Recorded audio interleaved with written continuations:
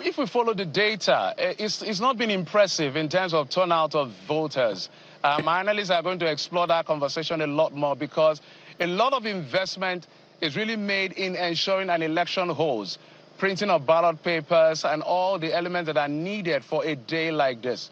Now, the last election, for instance, that took place in 2021 was one of the worst in terms of voter apathy in recent history. We've had around 20% or 22%, but last time from the records we have from the civil society organization, about 10% of the population, of the people who collected their voter cards, came out to vote. That simply means, in terms of simple analysis, for instance, if 1 million people collected their PVCs to come and vote, it means only 100,000 came out to vote in that election. In a state about 4 million, I'm just giving for the sake of numbers, but this time we have 2.8 collected PVCs, 2.7 million collected PVCs as against the 2.8 that are registered.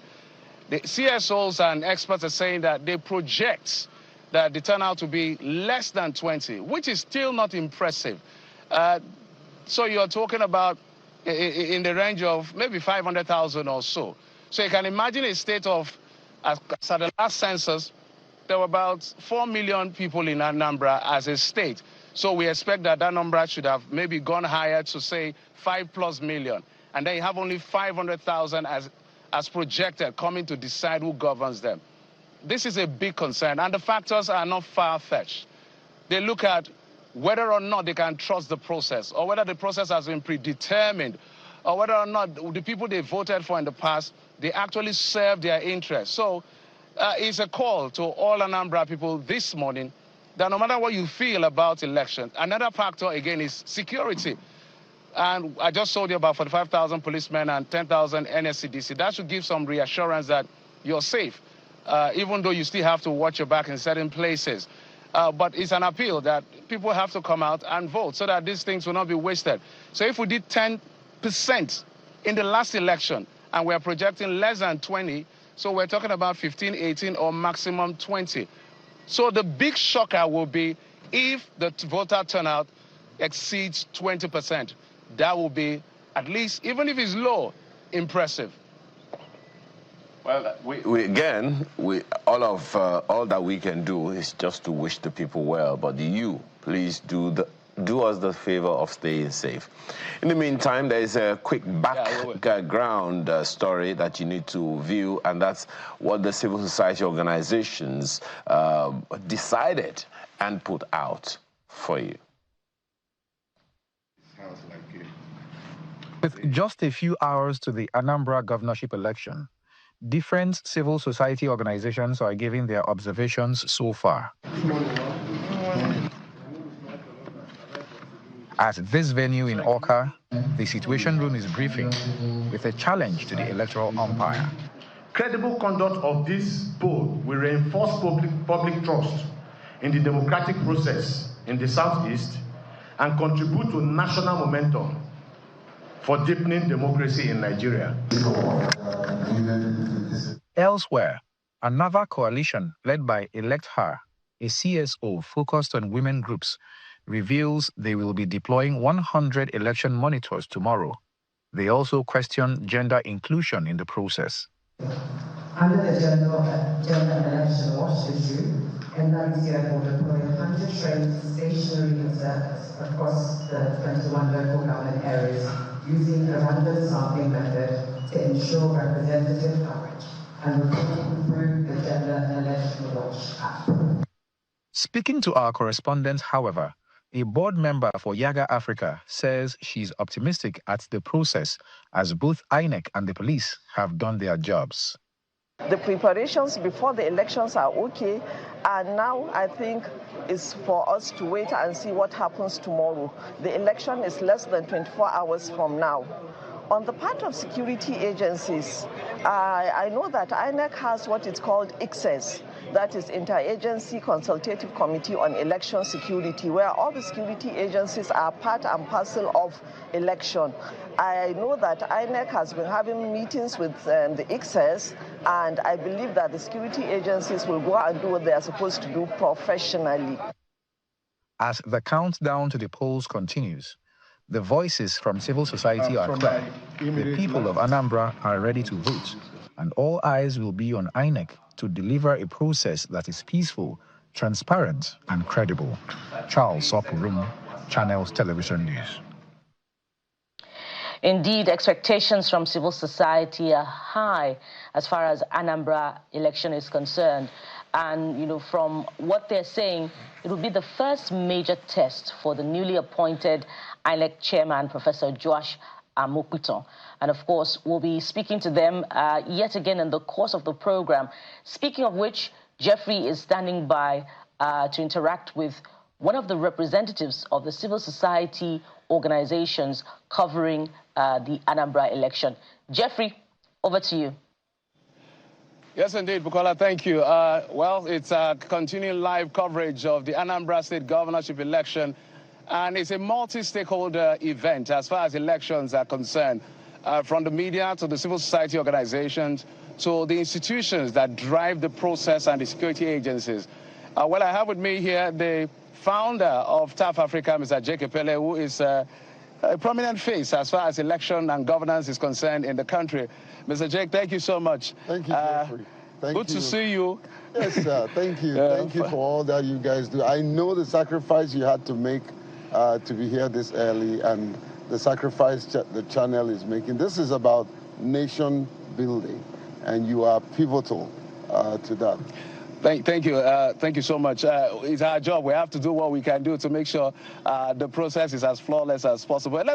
Let's begin with an assessment. You've been here, I guess, maybe 48 hours or so? No. I've been here. Well, my team arrived 2 weeks ago. I came in on Thursday, precisely. But I'm constantly in touch with all segments of this electoral process. Well, there are a few things we want to look at first.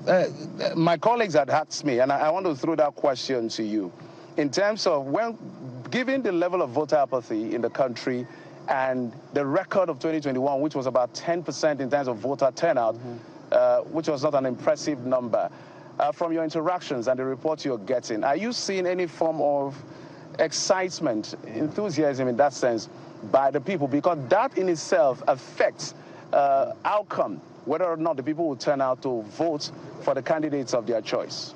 Well, Jeffrey, my concern has always been the trust deficit. And that trust deficit is almost like a burden of proof on INEC. It's making rounds that some people believe that, hey, why go out to vote? My vote will not count, And so there is a likelihood that if we see a significant increase from the 10% of last experience, it might not be much. I heard you when you were trying to that there's likely to be 20%, and that would be, and we can clap and celebrate that there's a reasonable increase. But I am not too certain, and don't misunderstand me. I'm not pessimistic. I'm very optimistic. My job in where I work is to make sure that there is a decrease in voter apathy. But from the look of things, the feeling is, let me stay in my house. I don't know what we are. Now, I'm not saying that to endorse that. I'm saying that Anambra people, you have a chance to elect the person that will lead you.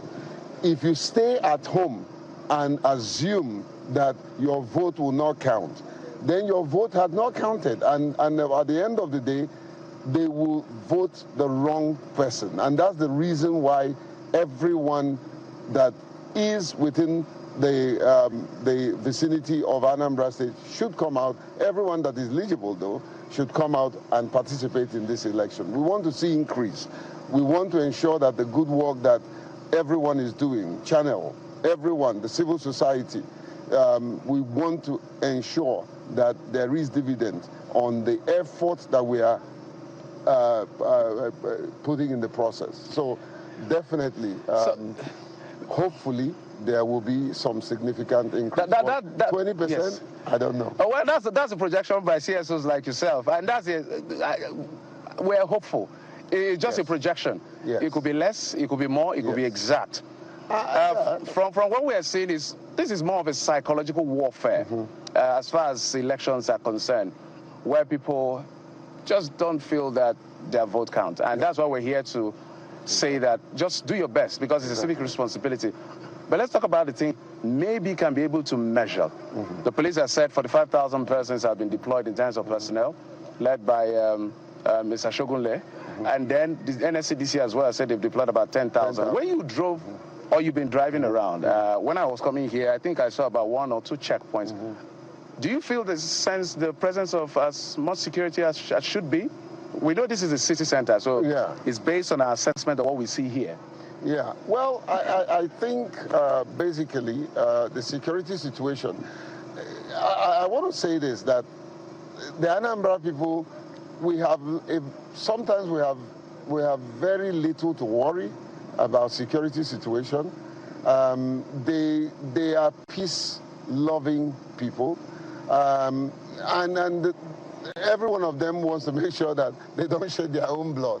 You know, they sort of like secure themselves, you know.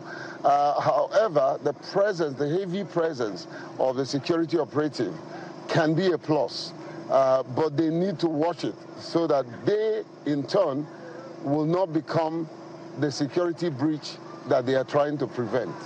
I had an interaction with the police, with EDIC. I had a town hall meeting, and I engaged them to assure us that they are not going to be partisan, because the security breaches starts when an opposition sees them trying to compromise the process, and then there will be skirmishes here and there. So there's a need for them to conduct themselves honorably. Many of them we have trained in a security election. They need to adhere strictly to the tenets, to the brief. I'm also concerned, Jeffrey, with Abuja influence. When they start getting calls from the headquarters, do this other political party called me, this is what is happening, it will create a distraction that they cannot manage. So we need to be very circumspect and ensure that we do the needful to ensure that lives and properties are secured. Because come what may, this election will end at the end of today, and the process of collation and what happens with who wins will start. So we need to be very, very, very conscious of the security situation so that we don't have any form of security breach. All right, if my cameraman can pan to our right, that should be your right, and our left. To just talking about security, just because we're here for an on-the-spot assessment. Some voters are trickling in. That's a polling unit already there. We can see security presence in certain parts of the well. We're expecting their own security. It is our own security. So we're seeing that people have started trickling in bits. So there's still more expectation as to people turning up as early as possible. But I just wanted to show, can show the polling booths and the officials of INEC. We've seen the very first. We understand there are 3 polling units here, 001, 002, and 003.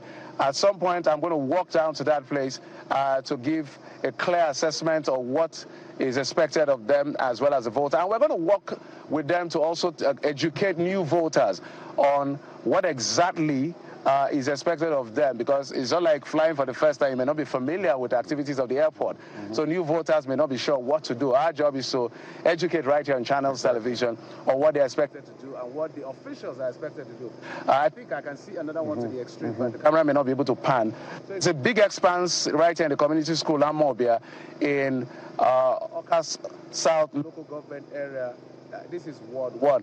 Coming back to you, I just need to establish all of that, because it leads to my next question, expectation. I know that CSOs have said neutrality is key when it comes to security agencies. Let's talk about INEC. How prepared have you seen INEC been for this particular election? It's an off-cycle election, so everything should have been in place. Well, Jeffrey, let's also give credit to the security operatives. Yes. When we got here, before 7, or at 7 on the dot, I turned and looked at the other way, and I saw the presence of the police, which is commendable, you know, because these polling units will not function except they are there. So it was a good thing that they arrived before we started seeing INEC arrival. And so that is a good development. But that's only one polling unit. We don't know what is happening elsewhere, hopefully. But then in terms of your question, INEC preparation, we've been working with INEC. There's an impressive development that I experienced personally.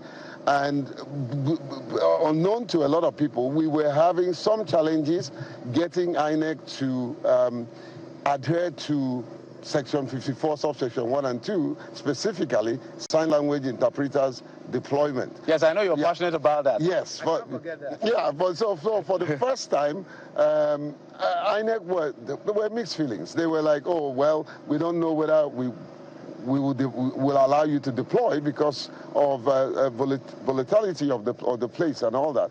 And thank God that I insisted, and Commissioner May was one person who is a lawyer. So I said, okay, let's do the interpretation of Section 54, subsection 1 and 2, specifically 2, and just oppose it to their regulation. And then the feeler was like, oh, look, the regulation, INEC regulation is what we're working with. I said, no, where the law is superior to your regulation. So in terms of their preparedness, we walked through and our checklist to ensure that INEC 1 will deploy on time. Because sometimes people say, oh, well, TAF is focused on inclusivity. If we don't have a credible election, if we don't have a credible process, if the election will not start on time, there will be no inclusivity. And that's why, personally, I take interest in overall assessment of the entire election. So INEC, number 1, logistics, their deployment. You see, at about 7 o'clock, we saw them driving in. Yeah. So if they miss the logistic arrangement, that will be disastrous. So in terms of the administration of the election, we've seen them do a lot of training. My organization and several organizations supported to make sure that the staff and ad hoc staff are well trained to meet the expectations of this election. And so, and then of course you start talking about the integrity of the drivers of this election, the REC. If the REC does not manage the election well, he or she will wreck the election. I like the rhyme. Yeah, they will I like the rhyme. Yes. So I took on Queen Elizabeth Ago, who is the REC. And I got her on the spot to say, look, tell us that you're going to be neutral. Tell us that you're not going to get a call from either the State House or campaign headquarters. Mr. Pele, my apologies. I think our camera is panning. We just wanted to establish that at least in Ward 1, where we have 3 polling units, I understand 3 polling units, but I can see just 2 polling units already deployed about an hour before voting starts. So that's a good thing. That's a good development yes. Because early deployment is critical to early voting, and that speaks to the efficiency of the system. As we say, this is just at this particular location, and nature is very kind to us. A lot of vitamin D from nature to us. For you. Yes, not for you, yes, for you, yes.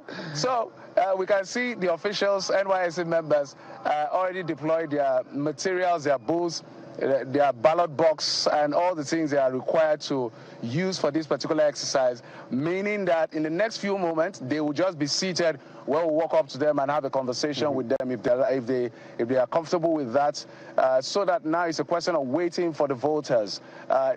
This place is quite populated from my understanding. So before we go on the break, Mr. Pele, let's talk about what the CSO assessment will be in terms of what you consider let's talk about South Africa and the CSOs now. What would be success for you? Well, we have a number of pillars that we are using to assess in general terms this election. Number one, like I said, is opening, the early deployment. Early deployment is important because it will douse tension.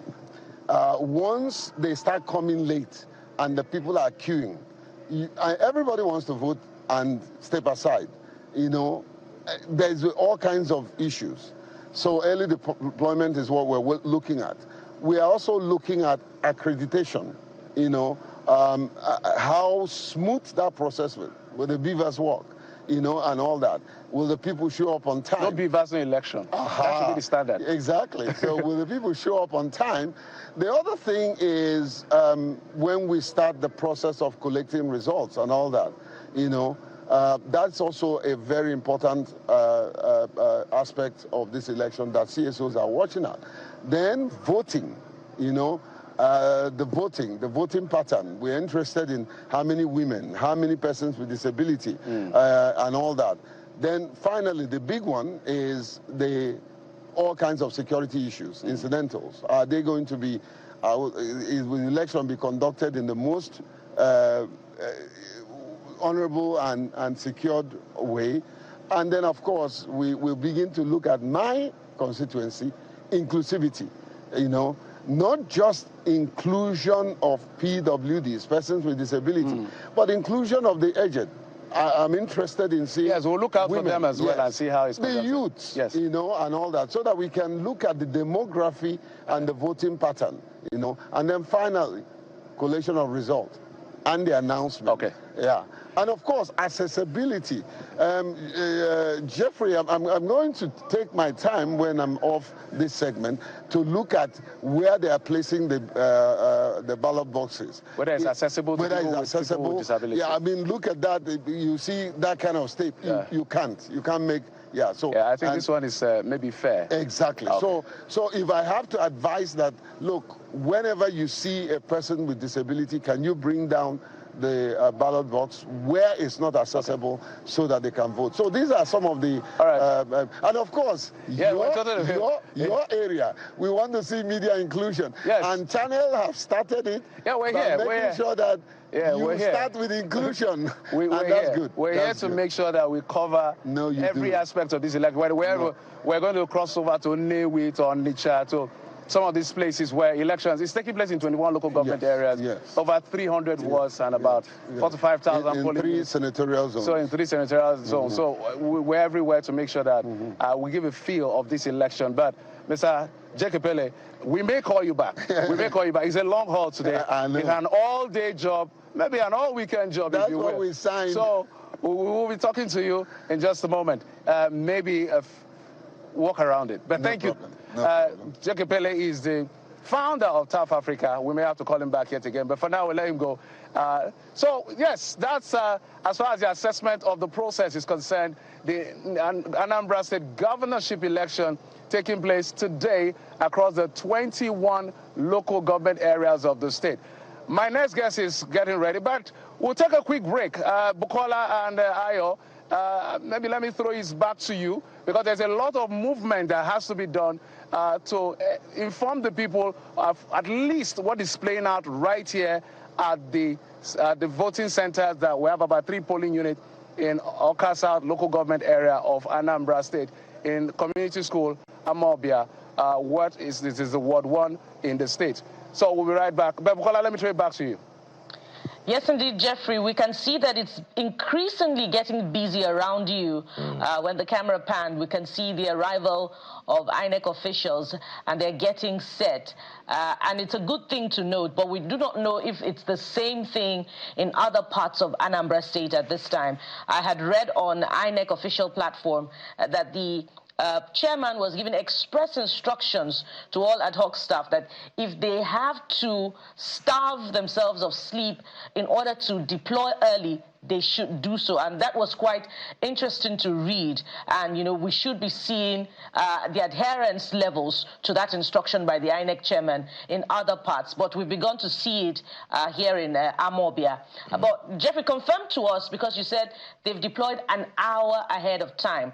But we understand that traditionally voting is supposed to start at 8 a.m. Is voting to start at 8:30 or 8 a.m.? Jeffrey? Yeah, voting, I think, is meant to start by 8:30.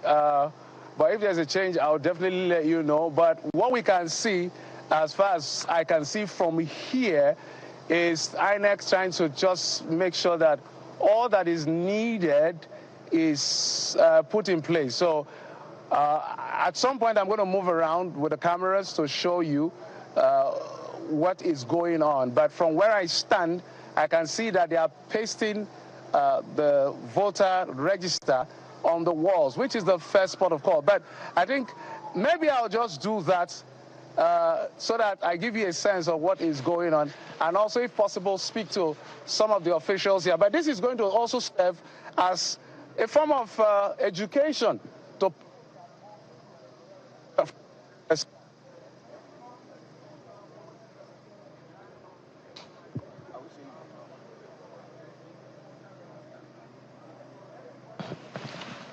All right.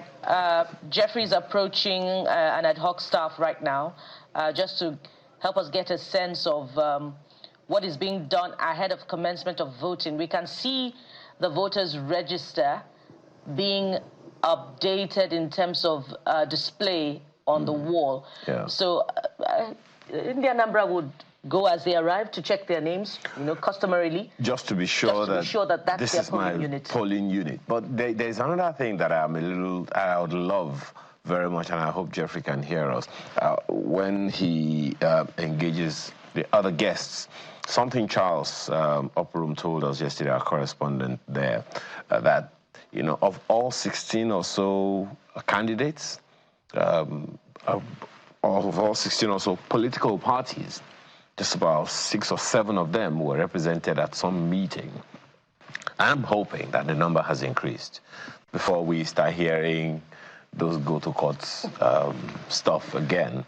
That's one thing that's a little worrying, because I don't know if we have, as a people, really drilled down on the processes of our elections and the responsibilities of each person. I'm also a tiny bit concerned, and that issue Jeffrey raised with Mr. Pele, how much the people were mobilized or informed or given their necessary awareness to come out to vote. Because unless people feel that their votes will count and feel safe or are assured of safety, that coming out to vote, I'm secure, I'm safe, no problem whatsoever, there's going to be a little bit of petrification. That is perhaps why that report done by, you know, Channels Television also says that people went to do last-minute shopping for one reason. We don't know what's going to happen after this election. That's the way it sounds. Now, how much we have been able to assure the people, I guess that's one of the things. I'm looking forward to the way and manner in which, well, maybe hopefully Jeffrey will still be able to take us around the locality there, but we'll get to that, and when we do, we'll let you know. But the images you can see on your screen are quite telling of, you know, corpers, youth corps members being mobilized for election duties. Part of the things that you hear, that you just have to do it for the nation. And, you know, you were talking about the people being petrified and awareness levels. You know, just before we quickly hand over to Jeffrey, when we talk about the deployment of security operatives, I heard the police commissioner saying yesterday that there would be 3 policemen per polling unit. 45,000 have been deployed. You know, it goes again to support the point about the militarization of our election process. You know, some people who are not quite comfortable with that kind of atmosphere, with, you know, policemen carrying guns within every 5 meters that I have to walk. They may not be comfortable, and they just may decide, look, I'd rather stay at home and not be part of the process, because anything could happen. And indeed, we've seen it time and again, of sudden violence erupting in polling units, and that kind of event characterizing our electoral process. We must get to a point where people can just, take a break from work, and then go vote and then return to work. We heard about the elections in the United States of America. I didn't hear about any polling booth or polling unit or polling whatever. Everyone knew where to go to vote. Absolutely. But I'm confident that we're going to get there. Amen. But for now, this is where we are. And whether we like it or not, this is one of the things that causes our elections to be costly. But hey, we'll get there. And by the way, that issue that Jeffrey mentioned, that just before we go back to him, Jeff, you were talking, Jeffrey, about the fact that the resources that have been deployed, we should not allow them to go to waste. At the very least, INEC must have printed at the very least 2 million something ballot papers for the governorship elections across all of the areas. Now, the number of people that come out to vote is just the number that will use it. What it signifies, Jeff, then would be that we would have wasted a lot of resources if people don't come out to vote. I'm just wondering if that's part of the issues that you'll be taking up with your next guest in your next conversation, Jeff. You're spot on. The first thing I want to say is that we have only one country, and we have only one thing to do: the responsibility to build that country. No matter what we think about that country, is our responsibility. Divinity has a reason why it brought us here. And so no matter how flawed the system is, it's important that we don't lose faith in our own country. So sometimes when we see voter apathy, it's a sign of losing faith in the electoral process itself. That's why we do our best as multi-stakeholders to appeal. Even though it's difficult, because psychologically it's not easy to walk over. But the right person to actually answer some of those questions is right here with me. Samson Itodo is the Executive Director of IAGA Africa. Samson, good to see you here again. Thank you very much. Always available. I can see you're sweating, all right? Yeah. Yeah, nature is kind, so I'm already sweating. Okay, but my colleague asked a question. I always like to segue from the conversation I have with my colleagues, and that has to do with the resources that have been deployed as against what becomes a turnout of voters. But IAGA, for instance, has done his own analytics. Walk us through what you have seen and why this concern is still quite important. I think this concern is very important because if you look at this election, you have over 2 million registered voters. If INEC is preparing for this election, it budgets for every voter.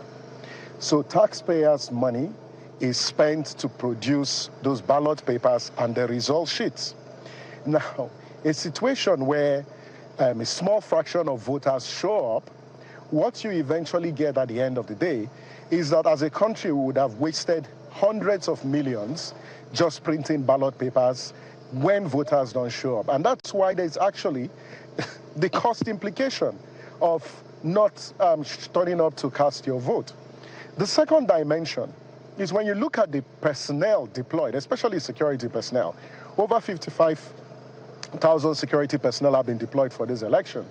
The security agencies have assured the people of Anambra that they will provide a secure environment to turn up to vote. So quite frankly, I don't see any excuse why people will not turn up to vote, save for maybe reasons attributed to perhaps either they have grievance with the quality of governance or the lack of trust in the electoral process. But INEC has demonstrated, as you can see in this polling unit, we have INEC officials arriving here at 7:07 a.m. I was in this particular polling unit 4 years ago. That's the community primary school. And I can tell you that as at 7:07 a.m. 4 years ago, polling officials had not arrived at this polling unit. And I'm seeing all the reports coming in, whether it's from Ihala, that is also facing with security problems. We see INEC officials arriving early at some of those polling units. Because one thing that is underpinning this election, Geoffrey, is the efficiency test. Because historically, from 2013 to 2017 to 2021, INEC has never recorded early commencement of voting in Anambra State, but we're looking forward to seeing them breaking the jinx. So we're keeping an eye on what will happen across the entire state. And in an hour or two, we will be in a good position to provide, a percentage of the number of polling units that have commenced accreditation and voting early. We are in the city center, so we're not familiar what's going on in the hinterland, especially the riverine areas. Yeah. But they are watching us, giving assurances to the effect that the federal government has assured that security is being deployed. We keep reeling out that number: 45,000 policemen, 10,000 NSCDC officials, maybe other ancillaries as well, to support the security formation, to make sure that voters are protected. In fact, as a matter of fact, for every polling unit, there's supposed to be two unarmed policemen stationed at a particular distance away from the polling booth, for where voters will cast their votes, so that everything is properly done and people are confident that nobody's going to harm them for whatever choice they make in terms of who they vote for. But it looks like the more we say these things, the more people are just getting a little bit more pessimistic. Why? Why the persistence? Well, because they haven't seen, any evidence to the contrary. Because you'd see situations where assurances have been made that you have this number of security officials. When you go to the field, sometimes you discover that these officials are not present in some of the polling units. In other cases, if you have a well-secured environment, how come you still have incidents of either violence or snatching of ballot boxes or even intimidation of voters, despite assurances provided by the security agencies? The good thing about this election is so far so good. We haven't recorded any incidents that actually undermines the security of this election. I said so far. The elections have just commenced. If I get, the opening, once polling stations open, we're deemed to say that elections have actually commenced, but accreditation and voting is yet to commence. But if you look at those hotspots, and most of them are largely in Anambra South, where you have Ihalas, the Enewis, and you also see places like Agwata. That is a battleground local government, senatorial district, because most of the candidates, at least for the major political parties, come from that particular state. However, in Anambra Central and Awka South and Idemili North, these two local governments are battleground local governments because Idemili has over 200,000 registered voters, and that local government has over 8% of registered voters, and then Awka South has about 7% of registered voters. So if a candidate secures majority of votes in Awka South and Idemili North and gets 1/3 of votes in 2/3 of local governments in the state, he is able to clinch victory. So when you look at it, you also need to look at the deployments of security in those locations. Our expectation in places like Ihala, where in 6 wards they have been modified or consolidated voting, that enough security will be deployed. I can see even from the reports that at least in Ihala and even in riverine areas, INEC officials are deploying materials to those polling stations. So let's give them the benefit of doubt and urge the Anambra people to show up, to cast your vote, because this is a festival of democracy. This is one of the opportunities that you have to have a say in the way your state is being governed.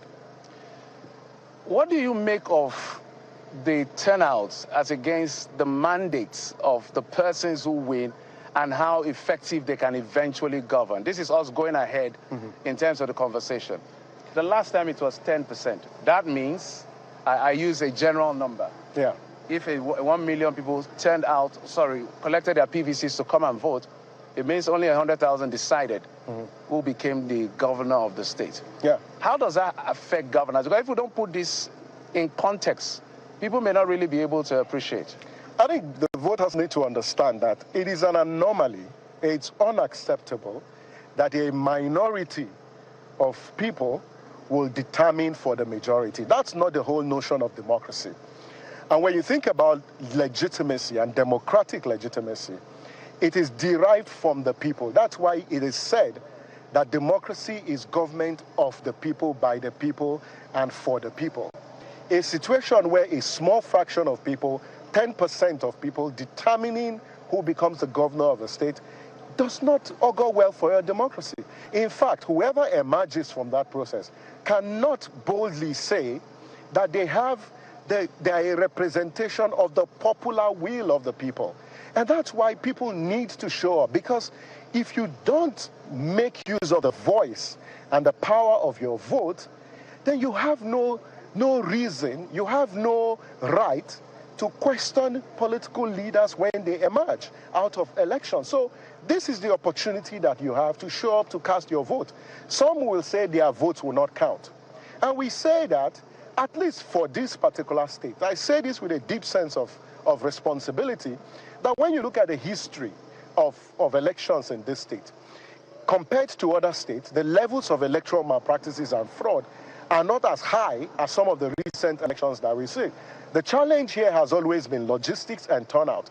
And so if the Electoral Commission has assured the voters that their votes will count, you also have a responsibility to show up at your polling unit and cast your vote and stay there at that polling unit so that the ballots are counted, the results are collated, so you see for yourself that yes, this entire process is transparent and also credible. And so please, we call on the people of Anambra, this is the opportunity that you have. If you don't vote, just know someone else is voting for you. And that someone else may be, someone else is voting for you, and that someone else might be making a wrong choice. Because in this election, every vote matters, every vote counts. It's almost, this is 7:53 a.m. Yeah, I'm sweating. The sun is beautiful. Samson is not sweating, by the way. I don't know why. Maybe because I'm wearing a jacket. I'll take off the jacket in just a moment. I think you should, because it's going to be a long day. Yes, I'll take off the jacket at some point. But just to look formal for TV, since we're used to it. Anyway, before I switch this over to Lagos and take a break, let's talk about whether or not the political parties themselves are doing enough to mobilize people. Because they have a role as well. Yep. Talk to us about that. I think if there's one aspect that political parties have failed, at least the most major political parties, is in this mobilization of voters. You know, if parties are serious about electoral competition, the voters are their major clients and their major targets. And so if voters are not showing up, I think the parties need to take full responsibility. It's either they are not communicating well to the voters, or they are not reaching the voters, or the voters don't even trust them, or maybe even the candidates that they are presenting to voters, perhaps the voters don't see any reason or any hope in any of those candidates. So I think parties need to do a better job of mobilizing their voters. I've seen instances where, you know, there are attempts either to entice voters to show up. That is unacceptable. Yeah. Parties need to clearly outline, you know, developmental programs that voters, you know, can subscribe to, and then come out based on their conviction that a party stands to represent their interests and not the interests of whether they are the oligarchs or the hegemons or the money bags and the political parties.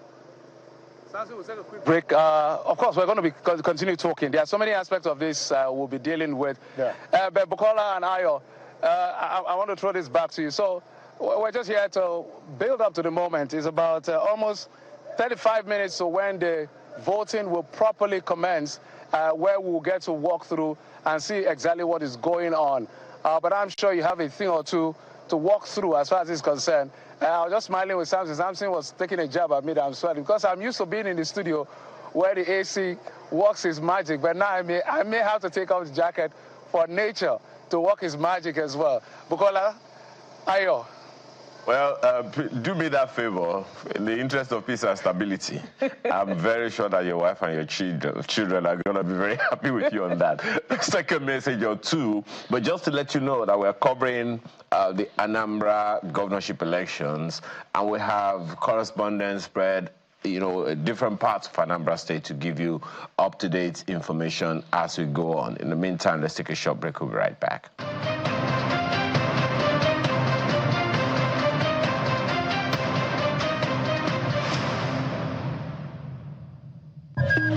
In the beating heart of Owerri, business never sleeps. From sunrise to sundown, the wheels keep turning. And behind the scenes, vision meets action. Governor Hope Uzodimma's leadership has turned manifestos into reality, transformations that feels like a miracle. But progress needs peace, and in Imo, it's not left to chance. From land to sky to river deep, guardians are watching, protecting dreams and opportunity. At Orashi's quiet shore, hydropower is rising, set to energize a growing economy. The change is visible. New roads emerge, industry hums, communities come alive. At the center, a digital revolution. 500,000 young minds trained each year to build the future. As Orashi rises, so does Imo and the hopes of a hard-working people. A new Imo is on the rise.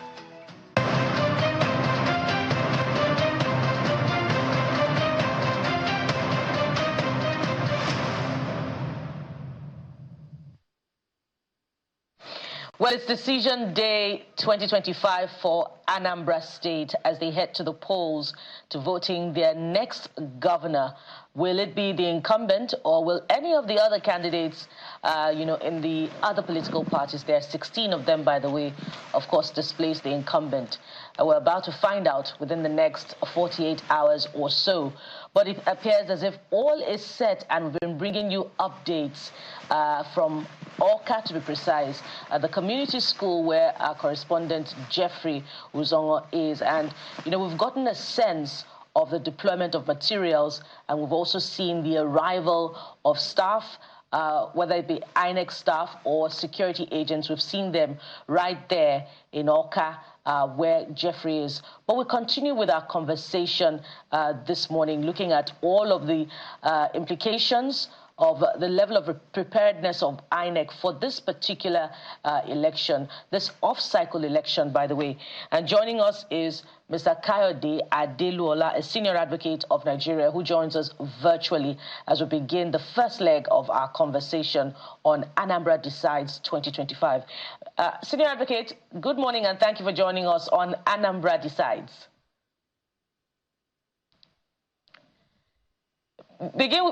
You may need to unmute your device so that we can hear you. Morning, thank you. Yes.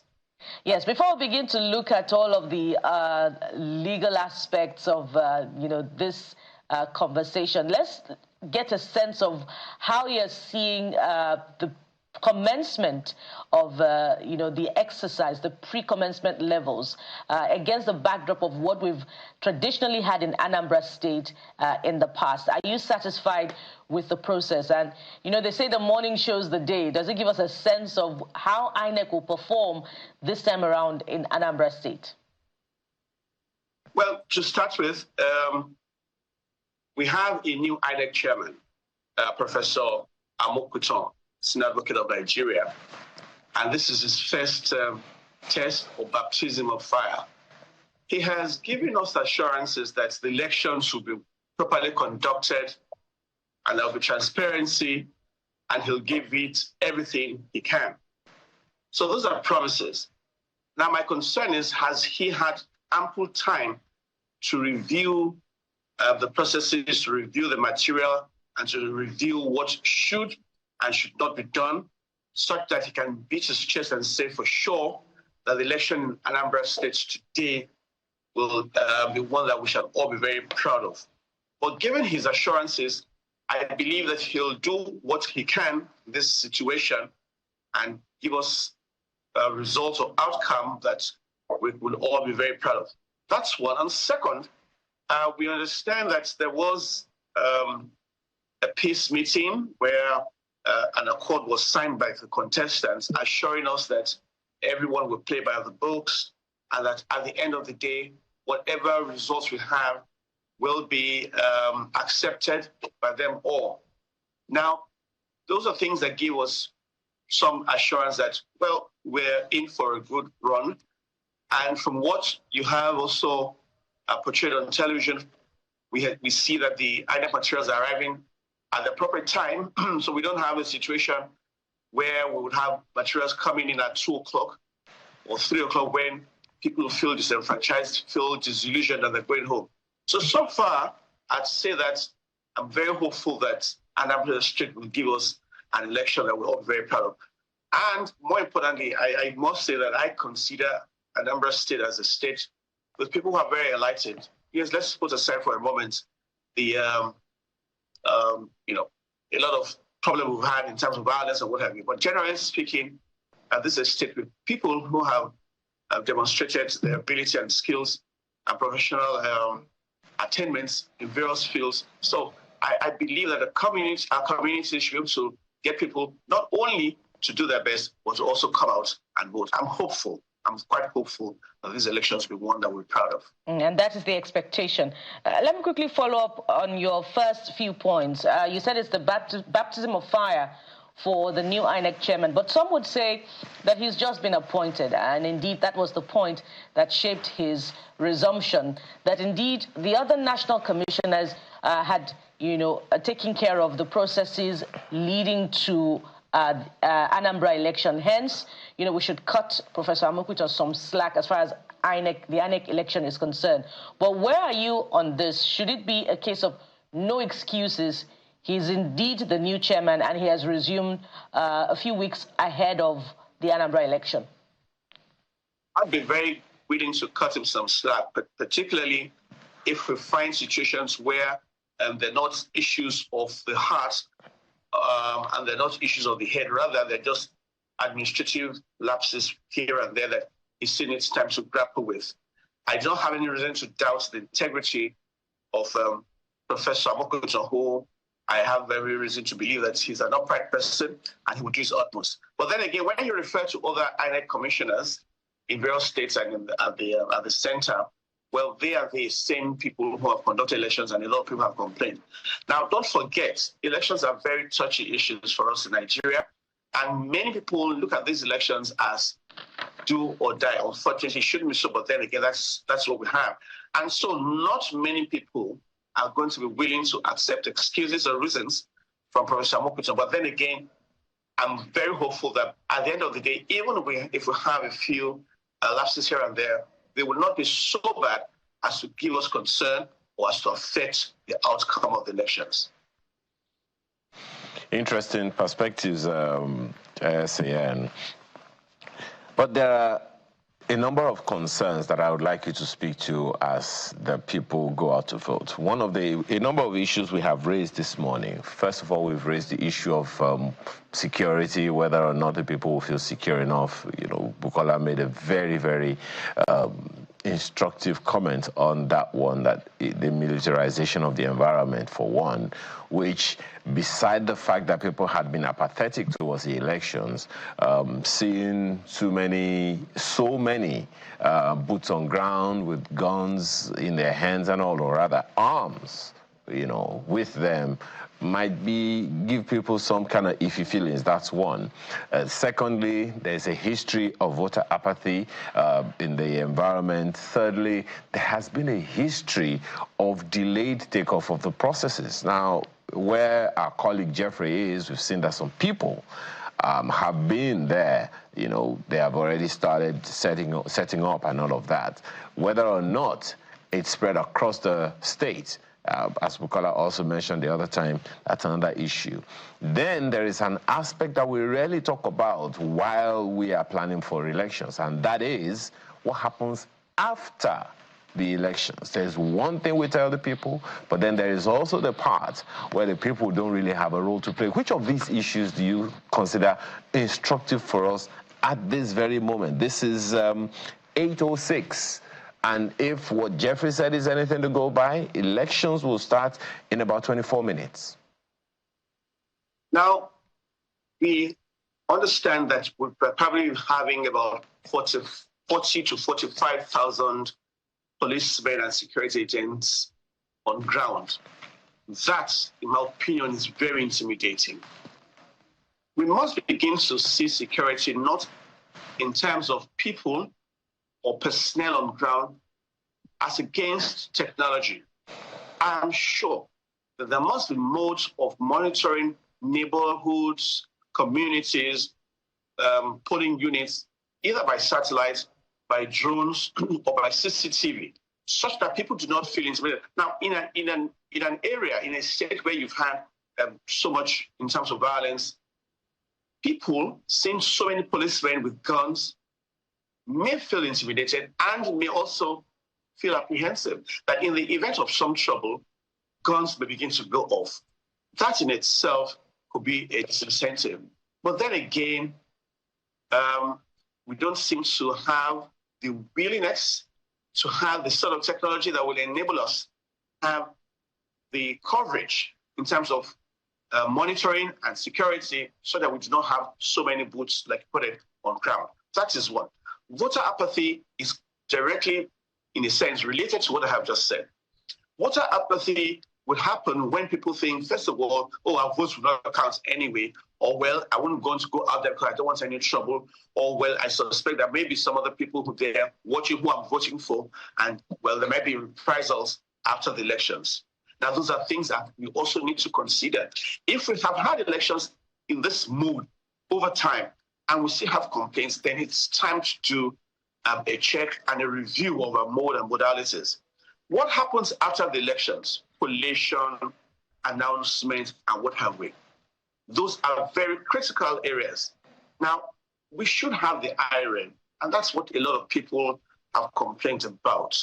If you have the EC8 forms filled and they are submitted, they should be scanned with clarity so that before they close the work today, well, before the end of today, we should all have an idea of what direction the results are going so that no one has the chance or the opportunity or the ability to manipulate the elections.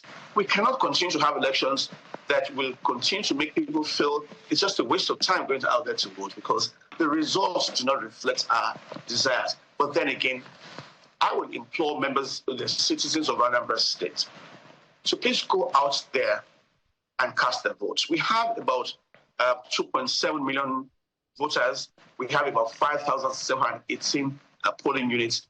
If everybody goes out there, it will become very difficult for miscreants to disenfranchise you, to make it difficult for you to approach your polling units and to vote. But then again, INEC has a responsibility. Political parties also have a responsibility because we've had a lot of people complain or suggested that there may be some vote buying. We must not allow that to happen. We're in the process, we're growing, but I think the growth has been quicker, swifter than we have seen. And you spoke about, there was something else that you mentioned. Yes, about after the elections. After the elections, if people see that the results represent or reflect the desires of the people, I do not think those who have lost should simply go to the tribunals just as a matter of course, only to try and give the judiciary a bad name. If you have lost fair and square, congratulate whoever has won and hope for the best for another time. Thank you. I'm looking forward to that day where the politicians in Nigeria, particularly at the governorship level, will congratulate heartily someone who they lost an election to. I'd like to ask you something, sir. In every election, there are blocks of responsibilities. The voters have their responsibility. INEC, the electoral umpire, has its own responsibilities. Political parties have their responsibilities. And INEC, as the coordinator, engages logistics, engages security agents, pretty much. So essentially, we're saying there are three major blocks to every election. Oh, civil society organizations have their responsibilities as well, but we can just docket them with the citizens, the voters. Now, in all of these, it would seem like INEC has done its bit so far. Political parties are doing their bit for a bit because the only other thing they have to do is send party agents to the voting units, voting points, everywhere that they are supposed to be. Now, the voters have their own responsibilities. At this time, the people that we can say have the most important responsibility are the voters.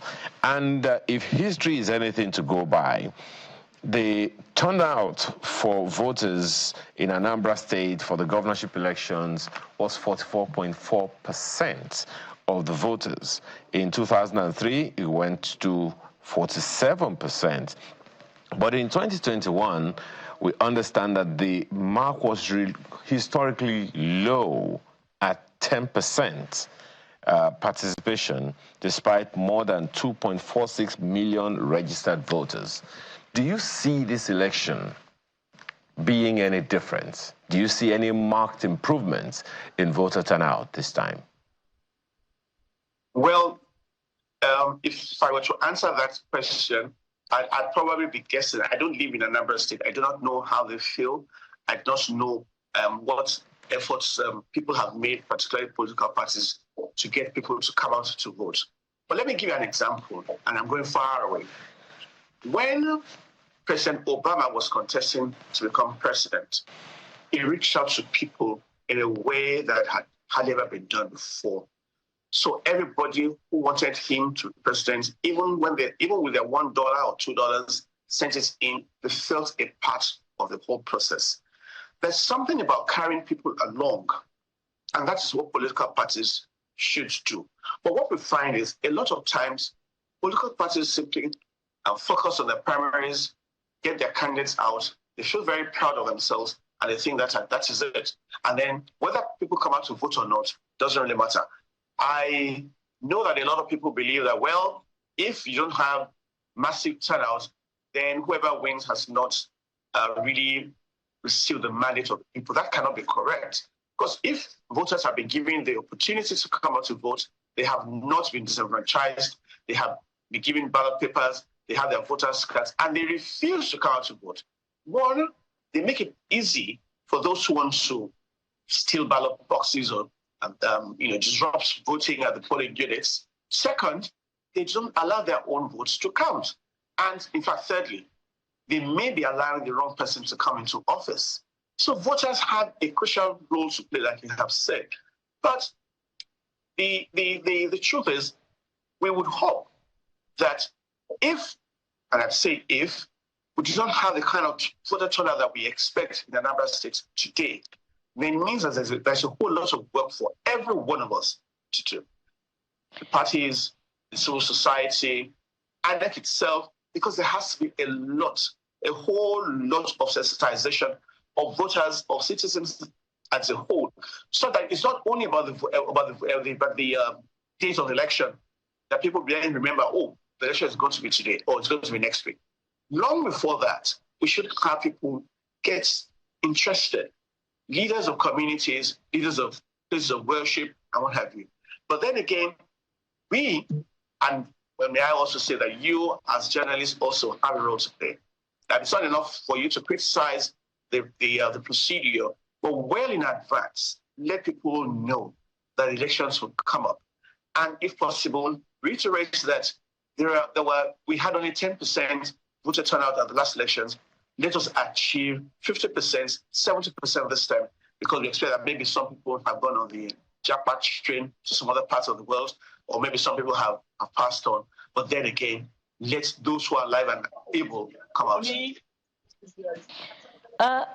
Before I go to where I'm headed next, I'd like to quickly follow up on some of the points that you have made, and it has to do with voter awareness. Indeed, elections are always a multi-stakeholder responsibility, from security to the umpire to the media practitioners. But let's look at the political parties. When you see the final results of any election, particularly in Nigeria, there is always that huge element of invalid votes. And that goes to the factor of awareness, voter awareness and education. Do you get a sense that political parties are fully aware of the implications of their responsibility in terms of voter education? And it's not just, political parties now, but also the electoral umpire itself. There's always a pushback when you ask them if indeed they have sufficiently deployed the funds allocated to voter education.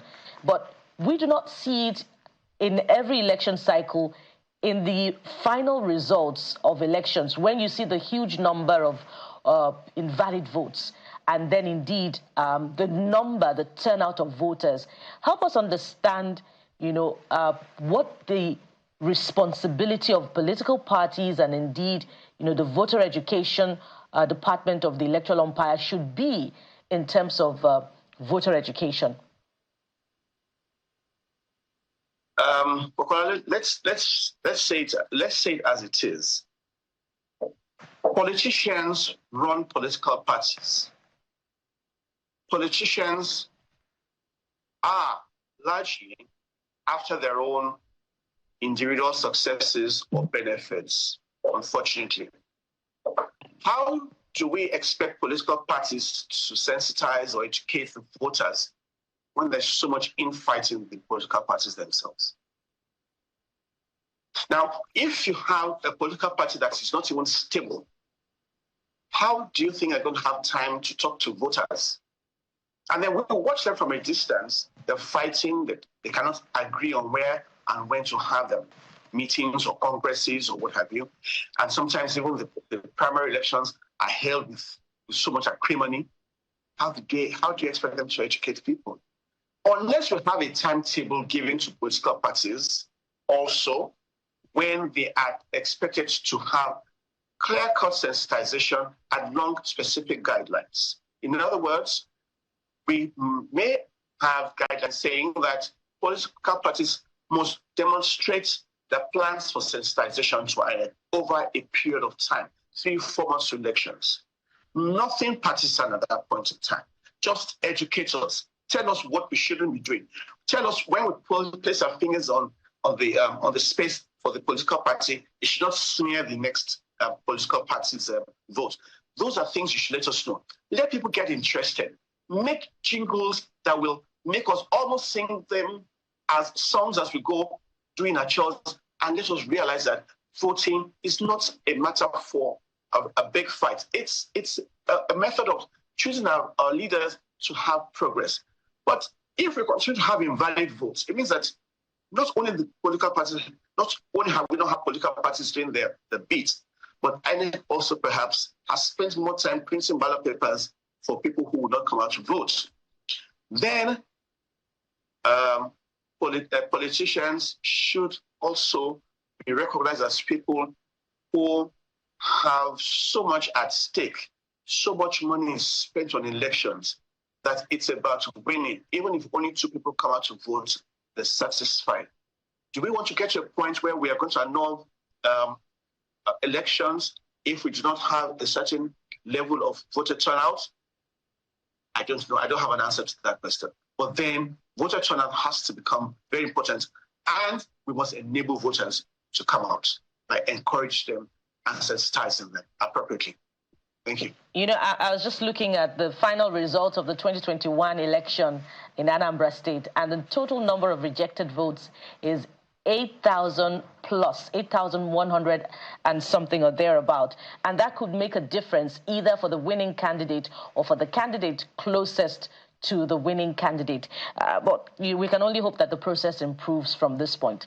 Now, earlier on, the executive director of Yaga Africa, Samson Itodu, was talking with our correspondent, and he was calling on Ndi Anambra to come out, vote, and indeed stand to defend their vote.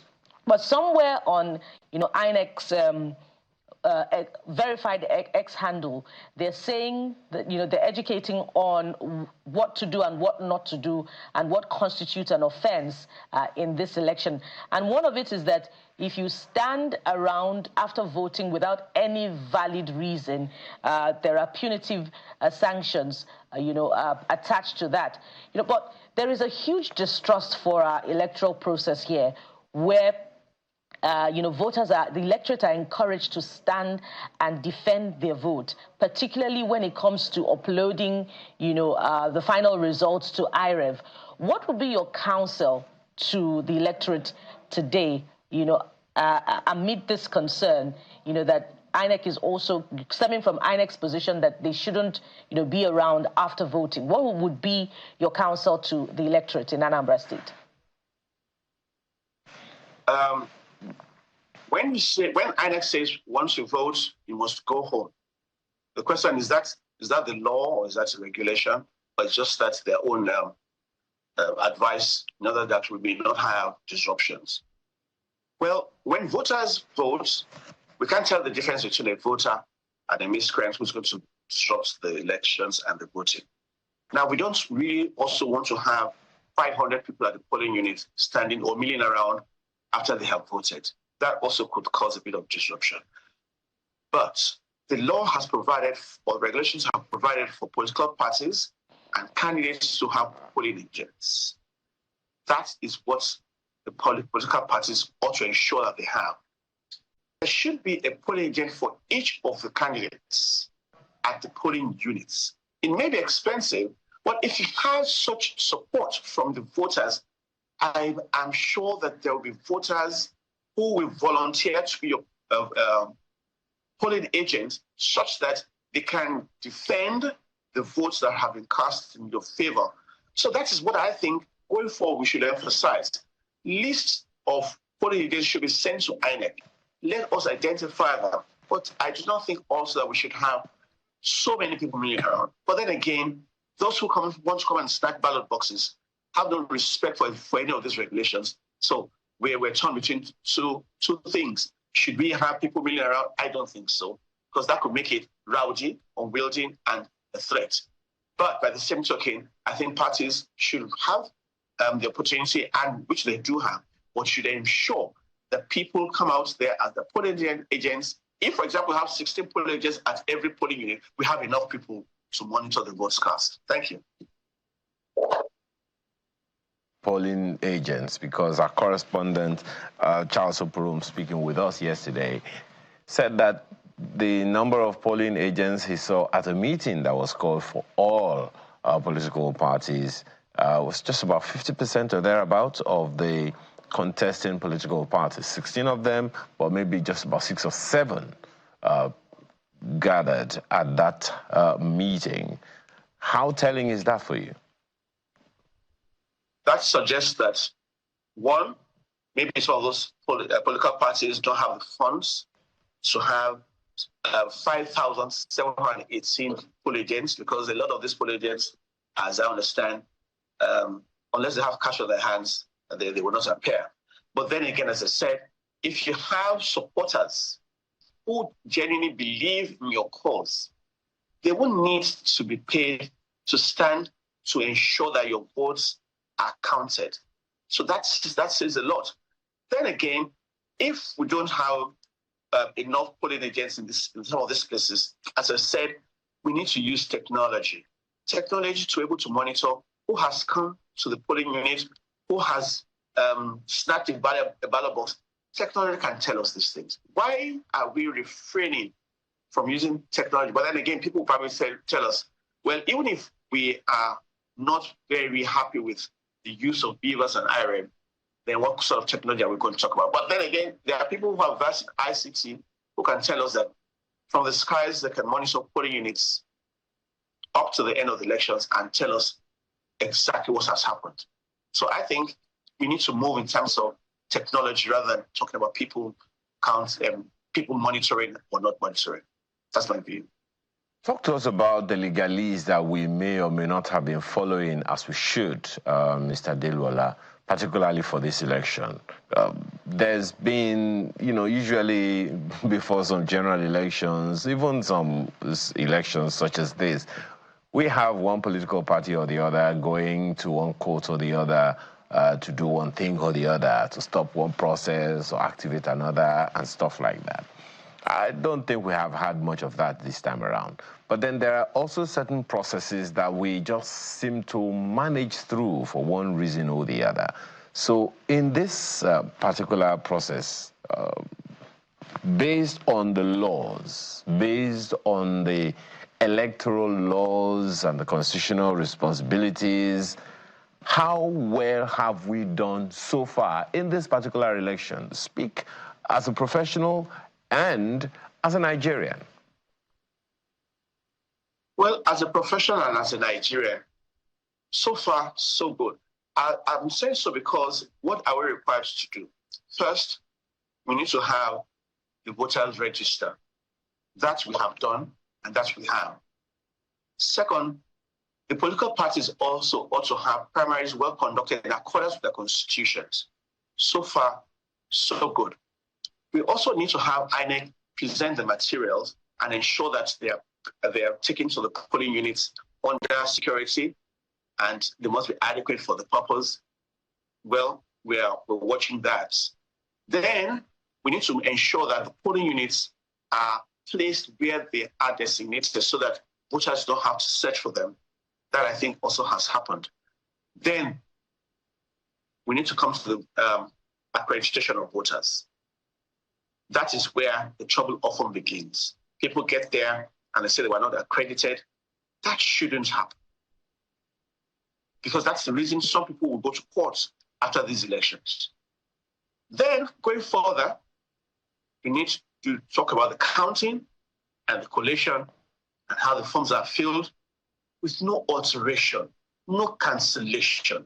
Anyone who's writing votes, 600 votes, 300 votes should be able to write parity. All right, Senior Advocate, would like you to hold your thought there. Looking forward to more of your, explainers on the legal implications of this election and how well we have done.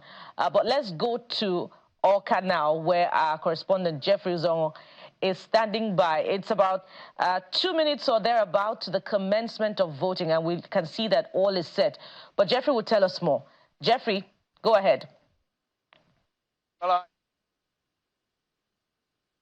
It's about maybe 1 or 2 minutes so when voting commences. But I want to walk you through what is already happening here and what is expected to happen when voting commences. So especially for those who haven't voted before, new voters, young persons, this is the first port of call. You come to this particular wall to ensure that this is the voter register, photocopied and pasted on the wall.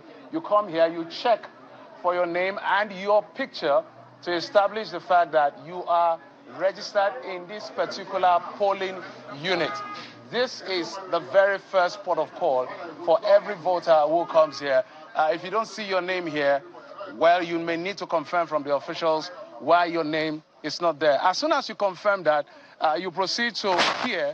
I don't know, the officials are already... Madam, how are you? Maybe you get seated too. Yes, so just follow us because they are still trying to put finishing touches because any moment from now the voting starts. So when you come here, this is where the beavers will be used for accreditation. If I can bother you, I don't know which of you I can bother for a moment, just to show. Yes, what is your PO? That's the polling officer. Yes. Channel TV. So as a matter of fact, when they come in, what is expected of them after they've established the fact that this is their polling unit? Jeffrey, move your hand up on the mic. You're covering the antenna, Jeffrey. Yes, move it up. Oh, sorry. After checking their name on the register there, they come directly to the APO1, who will actually verify them using the beavers. From there, they move to the APO2, who will check their name on the verified register being given to us from INEC. After that, they move to the PO to collect their ballot. Which is me. To collect their ballot paper. Then it's left for them to make their own decision and cast their votes. Okay, I'm going to come to you for a moment. So I needed him to explain the process so we get to understand. So when the ballot has been handed to you, this is an open secret. So you come to this polling booth. Behind the polling booth, you can see policemen stationed not too far away from there. 2 unarmed policemen will be stationed. You can see already the elderly already seated, which naturally they will be the first to vote. The elderly, people with disability. Good morning, madams. Yes, are you ready to vote? How long have you been here? Since 7 o'clock. Since 7 o'clock? Yes. So you're very excited? Yes, and I know that you make your... No, you are not going to tell me you will vote for. Let me see your PVCs. Let me see your PVCs. Not like just... okay, just to be sure you're ready. Yeah. Yes, fantastic, fantastic. Mommy, sit down, madam. Sit down, mom. Yes, mommy, sit down. So what will happen is that they will be the first port of call, or they will be prioritized as far as the voting process is concerned. They come behind this this box to come and cast their vote. Thumbprint in the right place. Thumbprinting itself is an important element in voting because that can invalidate your vote as well. Now, when you make your decision, this is the box where you will drop your ballot. And that's just about it. As soon as you drop your ballot, you can wait around to check exactly what is going on. But I'm going to come back to this particular polling unit. But something is happening on the other side. If the cameras can follow us as well. This is 003, polling unit 003, Ward 1, right here in Amobia, in Community School Amobia, in Oka South local government area. It appears at this particular polling unit, voting has already commenced. Just like we explained the first time, people are already checking their names to confirm. You can see the presence of security officials. Two of them are maintaining a certain distance. You can see the policemen are not armed, just to make sure that you feel safe. There's an NSCDC official. They have lined up. I can also see that INEC is doing its bit to make sure that the elderly are the first set of people on this particular line. So these two officers, before they get to the polling officer to get their ballot, will do all the verification process to ensure that this is the right polling unit for all of them. But you can see from what they have here, the beavers, before they start this election, they will display that nobody has been accredited yet for the sake of transparency. So the officials here will display that nobody has been accredited yet. Nothing has been entered here so that the people would not feel there's a foul play anywhere. So that is part of an obligation on the side of INEC to show transparency and credibility of the process, displaying this. Well, it's not on now. They know how to turn these beavers on. It's used for accreditation as well as snapping of the result from EC8A, which is the polling unit result that will be uploaded to IREV. IREV is an important part of the process. It's a viewing portal where wherever you are in the world, you can view this polling unit. What is this? What is it? So this is Ward 1, polling unit 001, right here at the community school in Amobia in Oka South local government area. One of the things they will also display as well, I'm trying to look, is this to show that no ballot has been put. You know, we've had incidents of pre-filled results and all of that. They will display this to show that nothing has actually happened. This is on the part of INEC. So this is actually how the process works. Follow through the process, making sure INEC is doing their work, the police is doing their work, and the voters are complying with the process. I'm personally looking out for persons with disability, looking out for the elderly, who I can see from here that they are priority given their age, so they don't have to stay under the sun. You can see, as young as I am, I was already sweating, so you can imagine the elderly having to deal with all of this. So that is exactly how the process will be. As we see from the other polling unit, 001, this is 002. Let's walk. I think I can see another polling unit just to establish all of this. Let's see if my camera can get to that point. So that is polling unit 003, right here in this community school in Amobia. So there are 3 polling units here. They say 010, okay. We'll confirm that detail, but I know the other one is 001, 002. I'll be able to confirm all of this. So, Bukola and Ayo, I needed to establish the fact that the process is about to kick off. The moment we've all been waiting for. We call it the festival of democracy.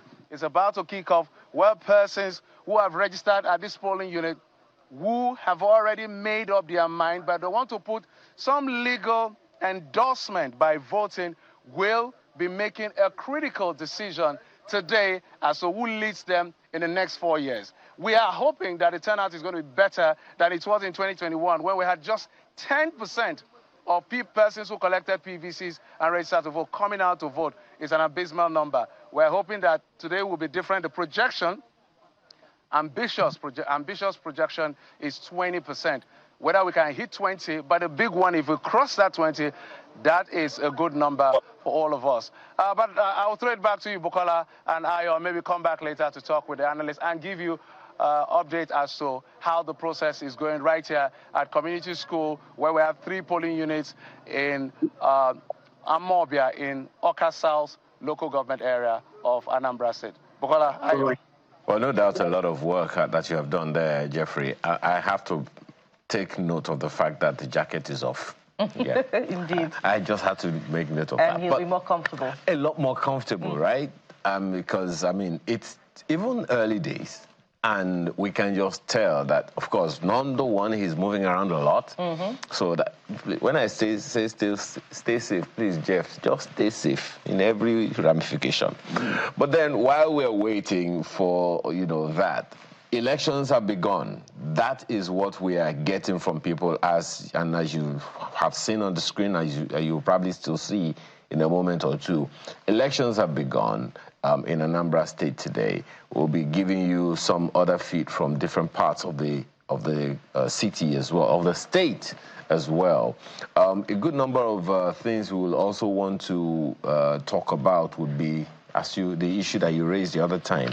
What's it like in other parts of Anambra State? We have our correspondent Charles Oporom on ground. We have our correspondent Itayo Kuteyi on ground as well, and 1 or 2 other persons. We have Joy Odinye. We have Joy Odinye also. And of course, we've been interacting with Jeffrey, who also has someone else on standby. So at the end of the day, we see that the people have begun to, you know, come in trickles, but we're expecting that this number would improve, you know, beyond this point, such that the conversation we've been having about, you know, low voter turnout would change this time around in this round of election in Anambra State, governorship election in Anambra State. I'm also looking at the positioning of the ballot box, Ayo. That has always been a subject of contention in other governorship elections in other states of the Federation, particularly because of either its proximity to the thumb printing area, you know, that's the stand, the voting stand, or either its, you know, lack of visibility where everyone can see. But I see that this is where it is, so it's not too far from, you know, the thumb printing area. And as soon as you thumb print, you drop your ballot paper into the ballot box. If there is no contention at this point, then it's a good thing, particularly for these polling units, such that there is transparency in the process. And hopefully, it is far removed from spurious, or if you like, dubious party agents who may want to influence the process. You know, we've seen this time and again in many governorship elections, where party agents try to influence the decision or the choice of the electorate as they thumbprint and they drop their ballot box. But we hope that that will not be the case in this particular election. So we'll be keeping our eyes, and if you're watching as well, you need to be keeping your eyes very closely on the positioning of the ballot box. But Aya, what do you think about this number? You know, in this particular, you know, ward, we've seen 3 polling units in this location where Jeffrey is. It's 8 a.m. already. This should, you know, begin to look like a number that we can use to assess the turnout of voters from the beginning. But we still have a few hours. But what are your thoughts? Well, it's just been 10 minutes of voting, so it's 8:40. It's just been 10 minutes of voting. But it'll be good to, and if what Jeff said the other time, that we have something in the region of 200,000 voters in this area, let's just see what comes out of it. But the issue you raised about the position of the ballot box goes back to what I asked the senior advocate of Nigeria, Sakade Adelola, who is speaking with. Thank you, sir, for still staying with us. You know, I was asking about the legalese the other time, and there is a prescription for how the ballot boxes should be positioned, how far or near it should be from public viewing and all of that. I don't know. It's part of what the question that I asked the other time about how well we've done in terms of that. I know that there are peculiarities for every polling unit. But then, is it that the law didn't factor in certain peculiarities, Mr. Dillon? Well, generally speaking, there's a provision in the electoral law, I think section 122, which talks about secrecy in voting. And that is, it says also that the polling unit must be such that, the polling unit must be such that persons who are voting should not be accessible to by other persons who may wish to whisper to them what they should do or influence them. So in doing this, I think the polling officers should have been educated and advised on how polling material should be placed on the tables where they're going to be issued to the voters, and where the polling unit is going to be, for want of a better word, where they will be casting their votes should be, such that when I'm going to cast my vote, whoever is in that vicinity cannot tell whether I have placed my thumb way down the sheet to give you the impression of who I'm voting for, or high up on the sheet of paper to also give you the impression of who I'm voting for. But then again, I think the locations of some of these polling units also makes it difficult. For example, in the schools we have, they could give the voting material on the corridor of the schools and allow people to go inside the classrooms to cast their votes. That way, they're sure that there's nobody else with them. That is important because we need to have voters casting their votes and assured that they're doing so without any interference or inducement by anybody. Well, it's an interesting angle to it there. Well, you know, we did say that we have correspondents spread all across Anambra State. Well, Charles Oporoma, our correspondent, is also on standby now. Well, Charles, you've given us one report yesterday. That's where I'd like you to start from. If there's been an improvement in the numbers, particularly of the party agents that you told us yesterday, about 50% of them, you said, were available in that meeting. I hope that number has improved, and then you can give us a brief of how far so far today. All right, good morning, Ayo. So right now I'm standing in front of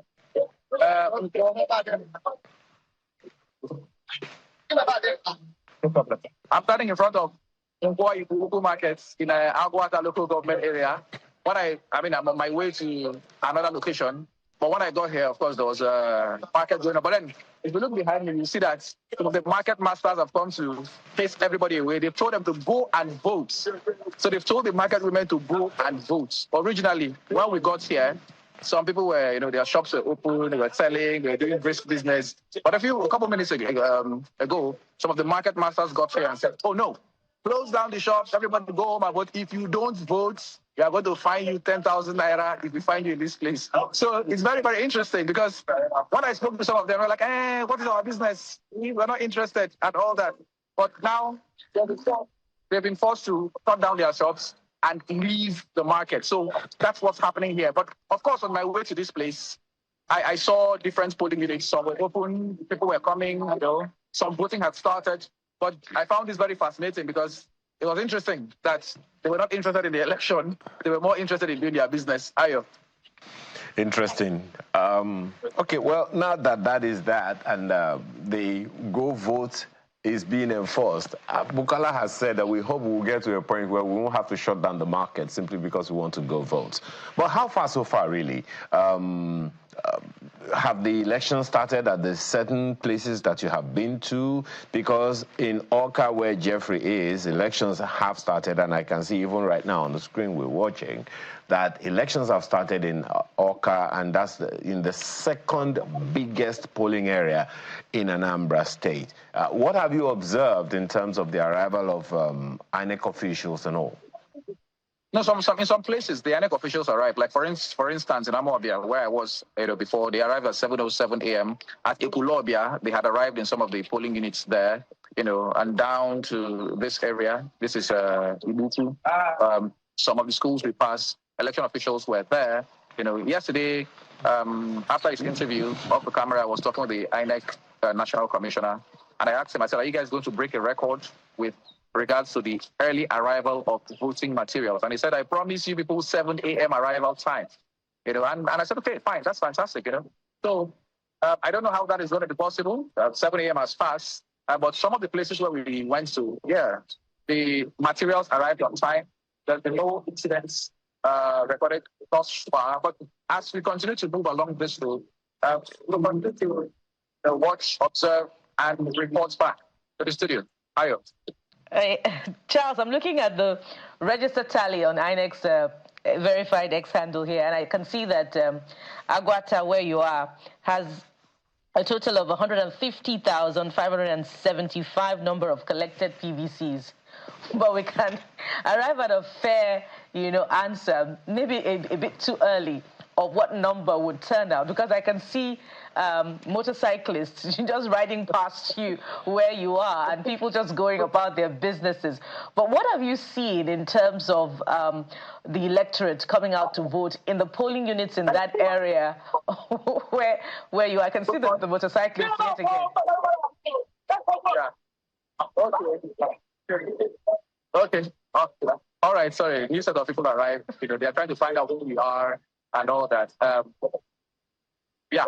Okay, so far so good. Just like you pointed out, they are more focused on their business.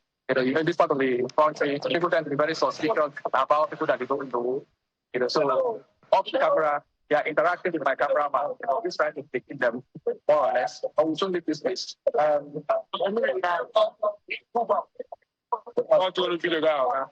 Sorry, we'll have to go now. We'll have to go.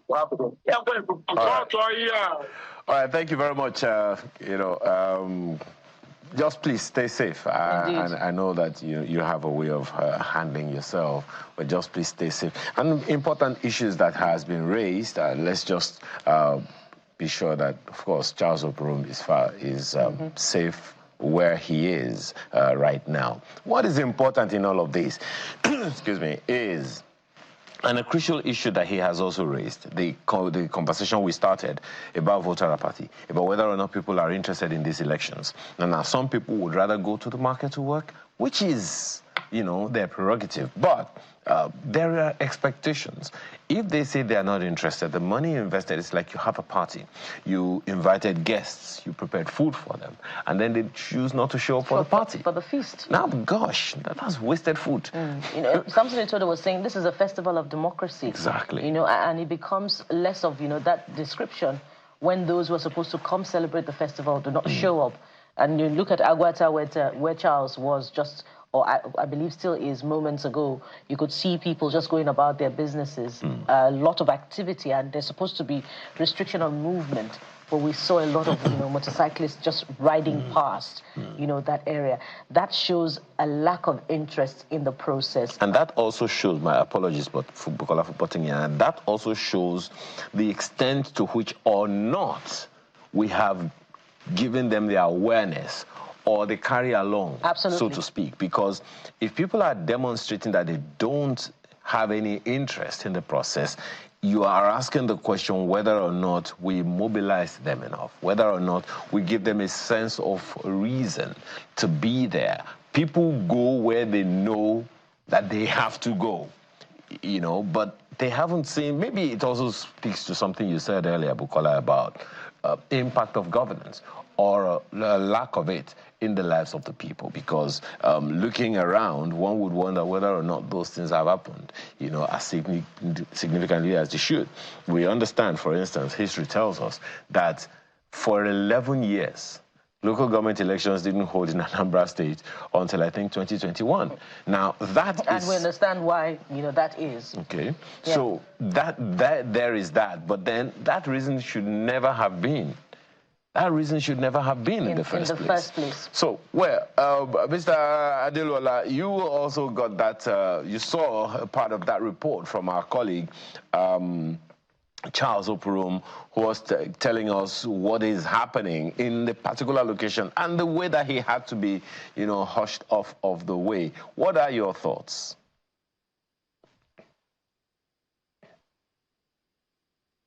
They showed us in a nice little way what is likely to be happening there. They had to get off camera.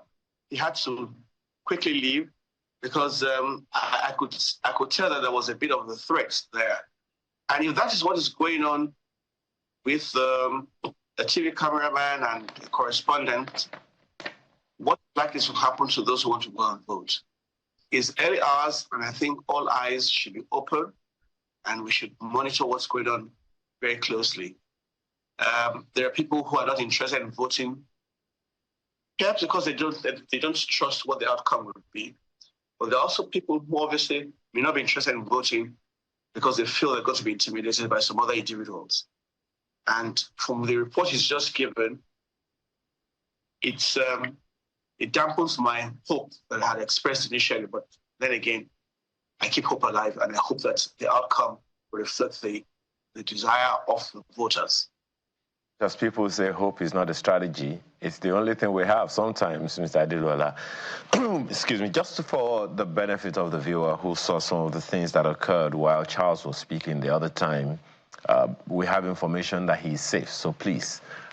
He is very, very safe. It was the market coordinators who just wanted to ascertain who he was and that he doesn't have any political agenda and all of that. So yes, Charles Operum is safe. We'll still see him again. He's going to other localities, as he has told us, and he's going to bring us more information. Now, for you, Mr. Adeluola, just before Bukola comes on, it is still smelling of disinterest on the part of the people. I'd like you to speak to that as well. The fact that people, Anambrarians, the Anambra, let me use that term, told Charles they are not interested. They had to be forced to close their shops to go and vote. It raises the question Bukola mentioned earlier about whether or not the people have a sense of ownership in the governance process. Well, if people have been told to go to shut their shops, close their shops, and go and vote, the question is, have they actually gone home to sleep, or they have gone to vote? Some people, because they're not so really interested, may not even know where they have their PVCs. Some other people are just determined not to vote. Then it comes back to what we had said earlier. There's a need for sensitization going forward. And we have between now and 2027 for another grand elections to take place. We need to do a lot about that. People should not say they're not interested, unless, of course, they have been given reasons not to be interested. Reasons such as the outcome never reflects what we have voted. Reasons such as people will come and intimidate us. So there's a lot of work for everyone. Those of us who are educated and enlightened, journalists and television stations, INEC, political parties and politicians as a whole.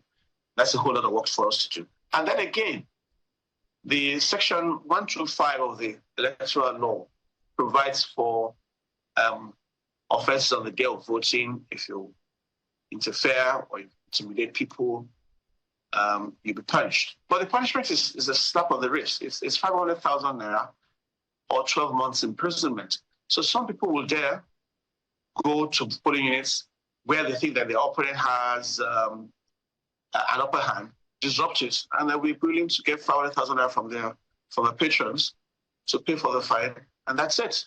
So we need to look at these things more seriously too. And so earlier on, you were, giving us an explainer on the legal implications of the different processes that form part of the conduct of this election. I'd like you to return to that, specifically with, a provision of clarity on which areas would be, an integrity test for the electoral umpire. Let us go straight to the point. The major test would be the use of the business. People want to be accredited. They want to vote. If people get to the polling units and they cannot be accredited for any reason whatsoever, and they go home without casting their votes, that casts a major slur. And that is what we have found in some elections in the past. That shouldn't happen. And people should be able to access the IRM. If there has been any problem with the technology or with the use of the equipment, we ought to have resolved that before now. And that's why I was saying that I don't know how much of that Professor Amukwega was able to analyze or investigate or inspect so that he can give us an assurance that these equipment in only one state will function. We ought to have them so that at the end of the day, as I said, everyone who presents himself to vote will be accredited, and everyone who has cast his vote will be sure that the votes cast and the results as printed on the EC forms will be scanned onto IRA, and anyone, wherever they may be able to tell what has happened. But for the apathy, which we also spoke about, that's not a matter of law, it's a matter of civic responsibility, and all those who ought to vote today should simply be encouraged to go out there to vote. And as much as possible, we should ensure that those who want to disrupt voting or the process are not allowed to do so. That, again, is where the agencies, the security agencies come in. The police must ensure that at every polling unit and around the booths, people are not allowed to disrupt the process. But I come back to the same thing I had said again. We need the use of technology that cannot be disrupted by anybody for monitoring this whole process and ensuring that we can have an account and a report of how well the voting has gone. And there's more to unpack from that point that you have made about Form EC8A.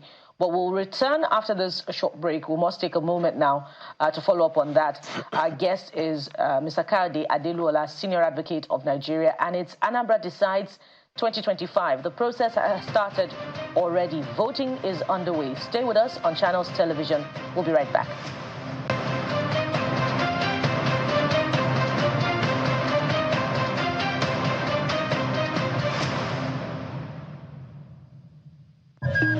In the beating heart of Owerri, business never sleeps. From sunrise to sundown, the wheels keep turning. And behind the scenes, vision meets action. Governor Hope Uzodimma's leadership has turned manifestos into reality, transformations that feels like a miracle. But progress needs peace, and in Imo, it's not left to chance. From land to sky to river deep, Guardians are watching, protecting dreams and opportunity. At Orashi's quiet shore, hydropower is rising, set to energize a growing economy. The change is visible. New roads emerge, industry hums, communities come alive. At the center, a digital revolution. 500,000 young minds trained each year to build the future. As Orashi rises, so does Imo and the hopes of a hard-working people. A new Imo is on the rise.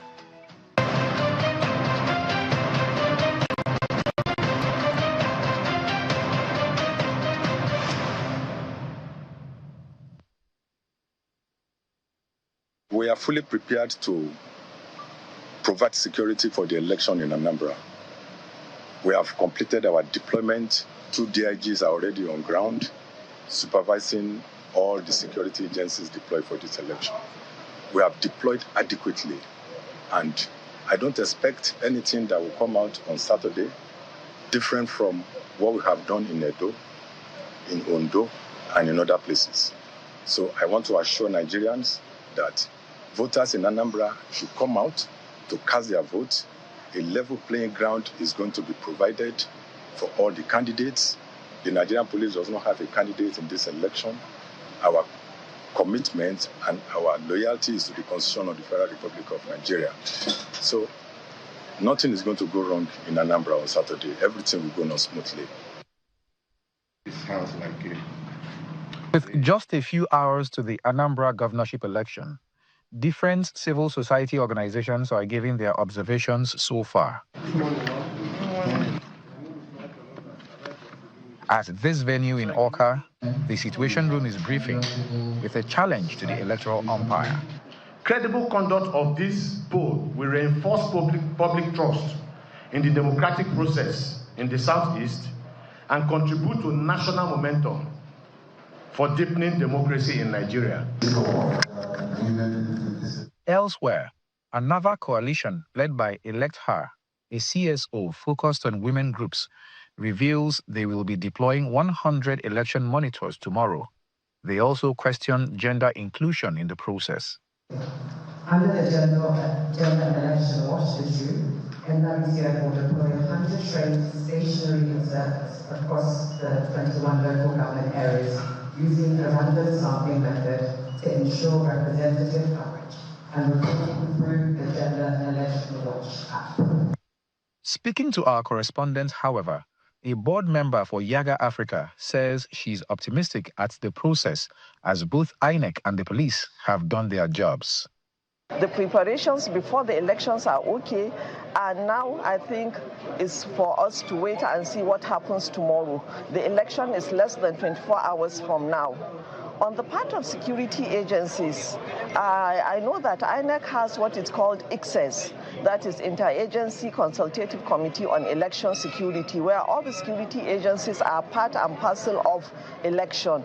I know that INEC has been having meetings with the ICSES, and I believe that the security agencies will go and do what they are supposed to do professionally. As the countdown to the polls continues, the voices from civil society are clear.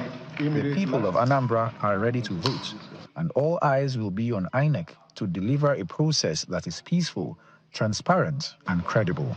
Charles Sopurum, Channels Television News.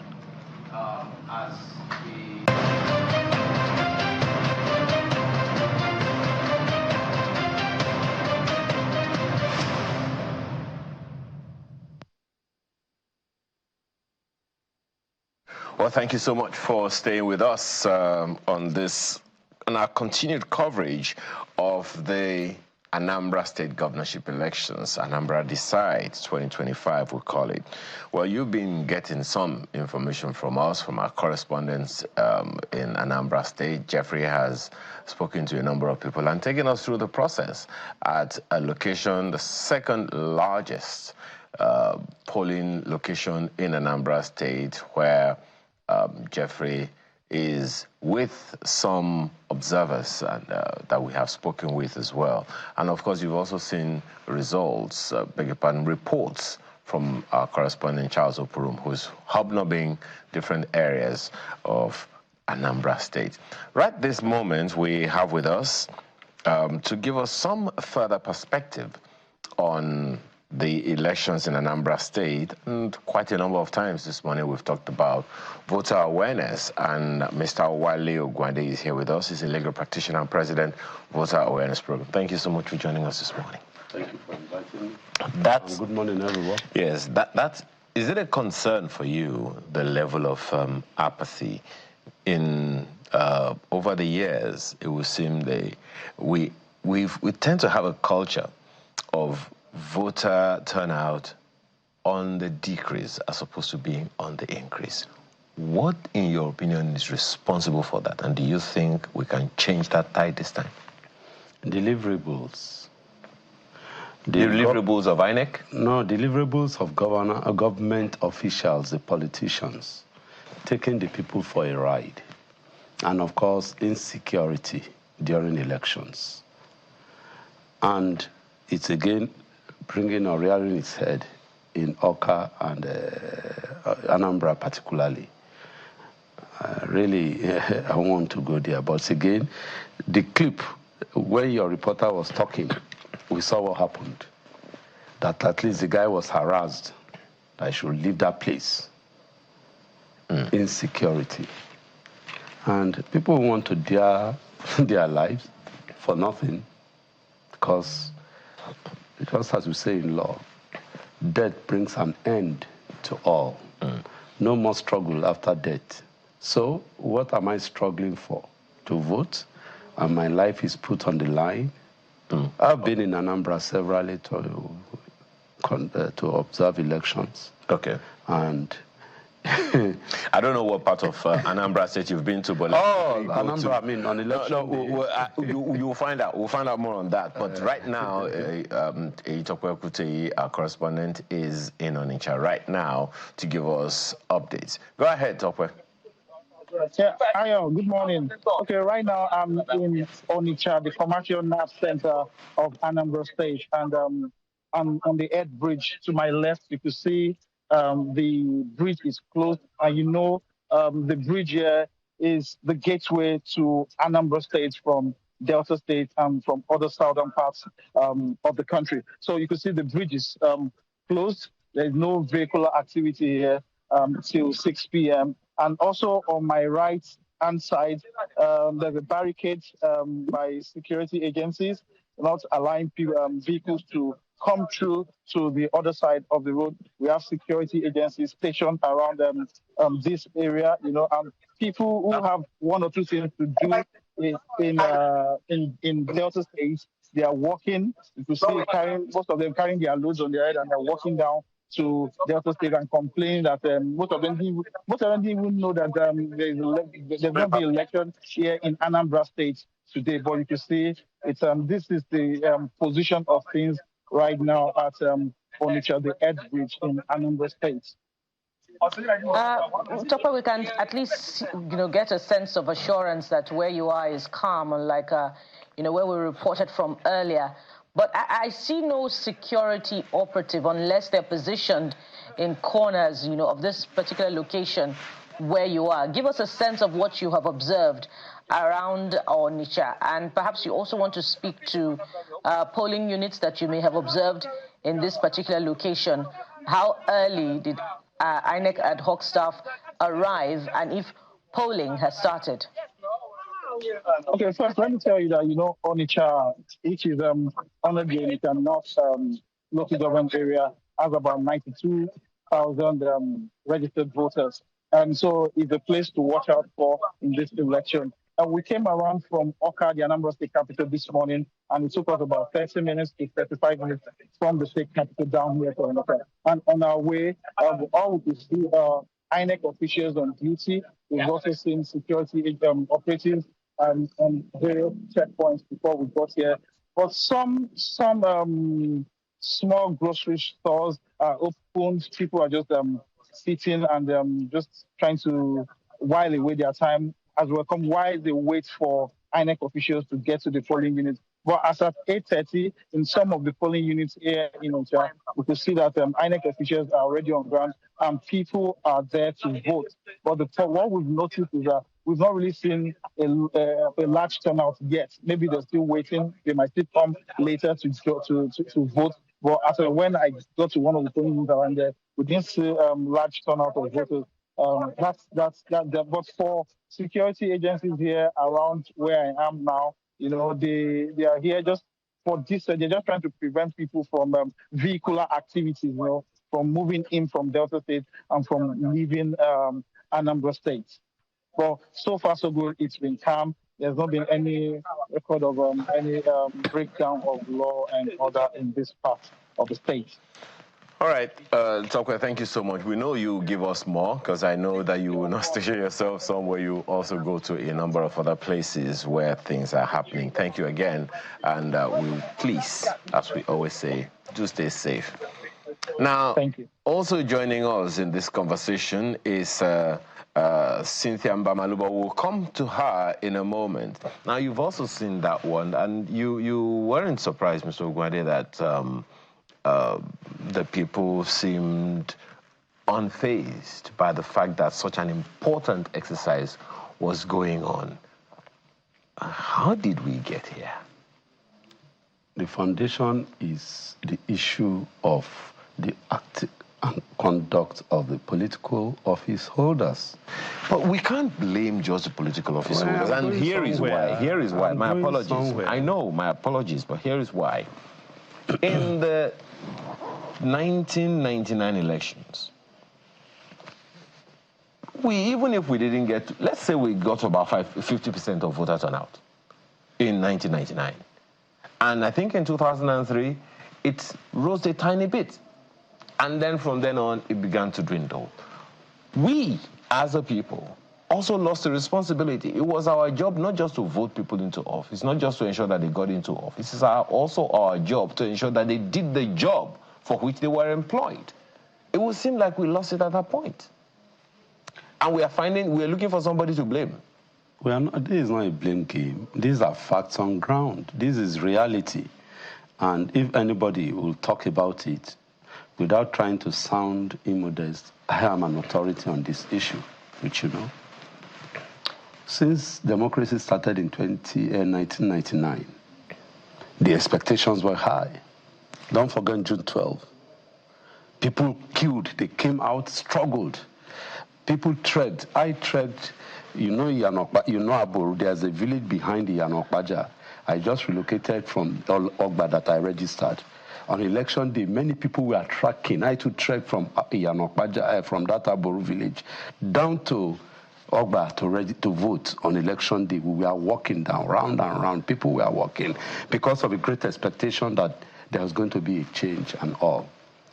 That came, and of course, everything, the hope was destroyed. Then came to 1999. People now said, yeah, let's give it a try. People came out, voted indeed, but the thing was filtered. No change in people's life, no development. Rather than that, what you begin to see was progress in the lives of the political office holders to the detriment of those who are ordinary people. I crisscross Nigeria on a regular basis, and I don't need to go too far. The Lagos-Abeokuta Expressway is a very good example, and I'm sure you know what I'm saying. It's a death trap. Well, imagine I'm a lawyer equally.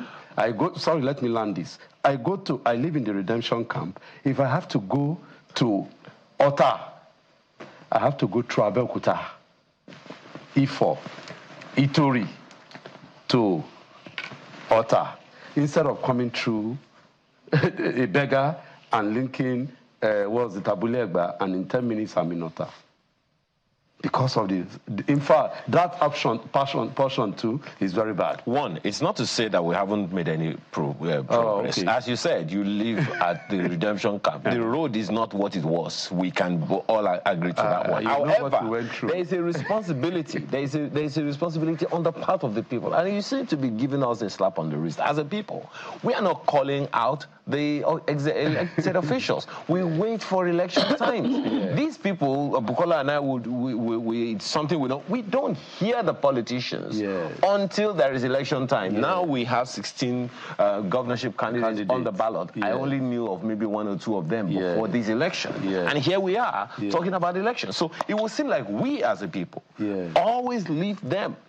Give them a job, give them, let them do the job. We give them space. We don't call them to action. We don't hold them accountable. And we complain that they're not doing the jobs for which they were employed. Thank God for social media. People are called out. On a daily basis, you see the state of affairs in Nigeria on a daily basis. And these people in authority have media teams that tells them, this is what is happening. That is one. No doubt here, they all go through with the choppers now. So they don't go on the roads. When they are sick, they don't stay in our local hospitals or dispensary. They fly themselves outside Nigeria. When they are in an event, they get covered. They don't buy fuel. They are disconnected with the people. So the people say, okay, since that's your own, we leave you. Run the show you want. And don't forget this issue of insecurity. Even in a peaceful environment, as peaceful as Osun State, when it's election time, you see that the place is a war zone. And the direction that the conversation is taking on is quite instructive. Because, I heard, again, Samson Itodo earlier on saying that if you do not come out to vote, then you have shirked your responsibility, to challenge elected authority when things are not going the way that you would rather have it go. But when you look at the constitutional requirement that is even provided for which you should challenge elected authority, what confidence do you have in that provision for it to be activated for the people to challenge elected authority when things don't go the way they ought to go? And we could, think about recall, the recall element in the Constitution. Some would say that has been politicized. I'd like you to speak to this because it is instructive. It is on this level, on the strength of this, that the people can stand and say, okay, this is effective, and as a result, I have a stake, then I should go out and vote. I'd like you to speak to that. Yes, for starters, democracy is about numbers. And when the number is not there to really effect that change, what do you do? The Bible tells me in Psalm 11:3, when the foundation is faulty, what can the voter do? So I'll put it that way. Well, there are 2.7 million registered. I'm going somewhere. That's a good again. number. The 2.7 million voters are faced with state of insecurity, seriously, in Anambra as we are talking. I guess 2 months ago, when did we have a conference in Enugu? I was there. I was telling my friends, let's go somewhere. Let's go to see some people in Nkala or something, local government. I want a local government near Enugu to get something done. I said, my brother, make me not go there. Because of the activities of UGM, as they normally call them there. And these are unknown gunmen. And we have heard the story. So, now coming back to Anambra with our question, the state of insecurity is there. But let's even come out. Let's look at the Constitution provision in Section 89. Can we say that there is insecurity in Anambra State? Sorry? Can we say that there is insecurity in Anambra State? It's all right. I said the clip, we had it now some few seconds ago. What happened? The man came out and said, hey, you're going to leave this place. That was not insecurity. That was a misunderstanding. A misunderstanding? Yes. It's all right then. Also instructive is, no, I mean, it's a fact. You know, also instructive is that, you know, the peace pact that's usually signed was signed on a Monday. Yes. Which historically was a, what do you call it? Sit-at-home day. Yes. In Anambra State. Yes. It's a crucial southeastern Nigeria state. Yes. So if with that, and minimal, if I dare say, because I don't recall, or unless Bukola, I'm getting it wrong somewhere, and there hasn't been any such report. I know how passionate, you know, Jeffrey is, my colleague in Anambra State right now, is about some of these governance issues. I haven't heard, you know, from him anything that smells of, okay, maybe people may not come out because of insecurity. So what is the basis? We can't really say without empirical evidence that there is such astounding, outstanding insecurity in Anambra State that could speak to some of these issues you're raising. Apart from Enugu, which is the capital of the southeast, apart from Enugu, the second most insecure state in the southeast is Anambra State on a regular basis. We hear this news. I have my people there. I'm supposed to join them. But for one reason or the other, I just said no. Well, maybe for one thing or the other, I said, let you guys handle the place. Why? Because of the state of insecurity. These reports I got. And again, it's too young in the day to begin to banter on that. When your correspondent begin to show up, maybe by 1 hour's time, before the poll closes, we will know maybe that is true or a fallacy. So, what is on ground is that people are not ready to lose their lives, all because of election. Are you guaranteed of your safety? And that is the foundation. And that's where the politicians come in, to ensure that there is peace and to ensure that the environment is cleaned up of all these challenges. Just to be clear, 55,000 security officials are in Anambra State. You think that that's not enough to guarantee any security for the voter? The number of security agents can be overwhelmed by the number of those who are naysayers and no-do-gooders. Let me give you an example. One of my clients who has a project in the southeast, when he was going, we held a meeting. How do we go? How do they carry out the project? He was given a federal government project. He got there. To God be the glory, wisdom prevailed after discussions and so on that they should not be involved, they should not involve security people so as to secure themselves. Can you beat that? And one of the security men said they use guerrilla tactics, and I don't want to go too far. Everybody knows guerrilla tactics in dealing with perceived opponents. So you say some 50,000 or 56,000 people are there. As I'm talking to you, they too have intelligence. From the snippet we see in the social media. All right. You know, although Agwata is mentioned in some election assessment reports about, you know, areas that are flashpoints, but whether or not that particular incident is, you know, insecurity related, we can't tell at this point in time. But it also speaks a lot to the attitude of the people towards election. It's election day, you know, and security operatives should be on ground, you know, to check any form of challenge to what a reporter should have been doing at that particular point in time. But we'll get details subsequently. We told you that Cynthia Mbamalu of Yaga Africa will join us shortly, but we've also had Mr. Kayode Adeluola, who has been with us, by the way, from the beginning of this particular segment. Senior Advocate, thank you for holding on. You were talking earlier on about some critical legal aspect of this election, which would be Form EC8A. And, you know, I promised to follow up on that, about the critical functionality of BVAS to Form EC8A.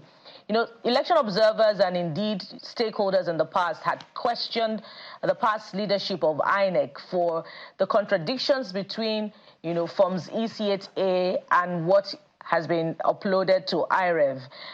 What are your expectations about what we should be seeing at this point in time, particularly as it relates to the conversation around the burden of proof to now be placed on INEC? Well, we're not yet at that point where the burden of proof is placed on INEC. But as we are right now, as I said, first of all, the BVAS must work. And everyone who presents himself for accreditation must be accredited, especially if they have with them their PVCs. But going further, we then have the collation. We have the counting first, we have the collation, and that is where the polling agents also, who are provided for the Section 41 and 43 of the Electoral Act, should become very, very relevant. They should stand there whilst the votes are being counted. They should record the votes in their own book and ensure that what is recorded in the forms are exactly what has been counted. After that, these results sheets are taken to the local government where the collation continues, and then the final results are uploaded to the IREV. Now, a lot of people are waiting to see what IREV will be, what role the IREV will be playing this time. We've had situations where we've been told, well, IREV is just part of the regulations, not part of the Electoral Act. Look, if it is part of the regulations and INEC has assured us that it will work, then we have no excuse whatsoever. We must ensure that what we have promised to people is not taken away from them, and so that we do not disappoint the voters. Otherwise, the voter apathy that we're talking about will become the norm rather than the exception. So we should have the BVAS, we should have the voting, we should have the counting, we should have the collation, we should have the recording, we should have the IREV, and ensure that at the end of the day, when the results are released and announced, we are satisfied. That's how far we go right now. All right, and we'll place our eagle eyes on that process, you know, to ensure accountability and ask questions where relevant. We must thank you very much, Mr. Kayode Adeluola, for your time on this particular segment. Mr. Kayode Adeluola is a senior advocate of Nigeria who has provided professional insight into the legal implications for this exercise, the Anambra governorship election 2025. Thank you for your time. Thank you very much for inviting me. And so from here, Jeffrey Ozongo, our correspondent, is standing by at Community Secondary School, Amobia, with Cynthia Mbamalu, I believe, to give us more perspectives on the conduct of this exercise. Over to you now, Jeffrey. Thank you, Bukola. This is actually a community primary school in Amobia in Oka South local government area. A quick update, looking at the 3 polling units we have here. Polling unit 001, 002, and 003, 0010, that's 010. We have registered to vote here 1,411 for 001. 002 has 1,454. And then PU 010, which is the one you have been seeing from the live, is about 457 registered voters, which is the least. But I did a tour walking around asking the officials how many people as at 9:15 had voted. They said it's less than 10, less than 100, I should say, which means that as at now, based on the data they gave to me, is way less than 10% of registered voters, especially in 001 and 002. But Cynthia Mbamalo, Program Director at Yaga Africa, and Larry Arogundede, Executive Director of International Press Center, they joined me. Gentlemen and ladies, now we've witnessed this for another 25 minutes. Yes. So it's basically to review what you've seen so far from the exercise. Cynthia, let me start with you. Well, I think first is to commend INEC, at least for this community and primary school. We had early arrival of personnel and materials. And, you know, for us, the test for a good process is the ability to deploy materials and personnel on time.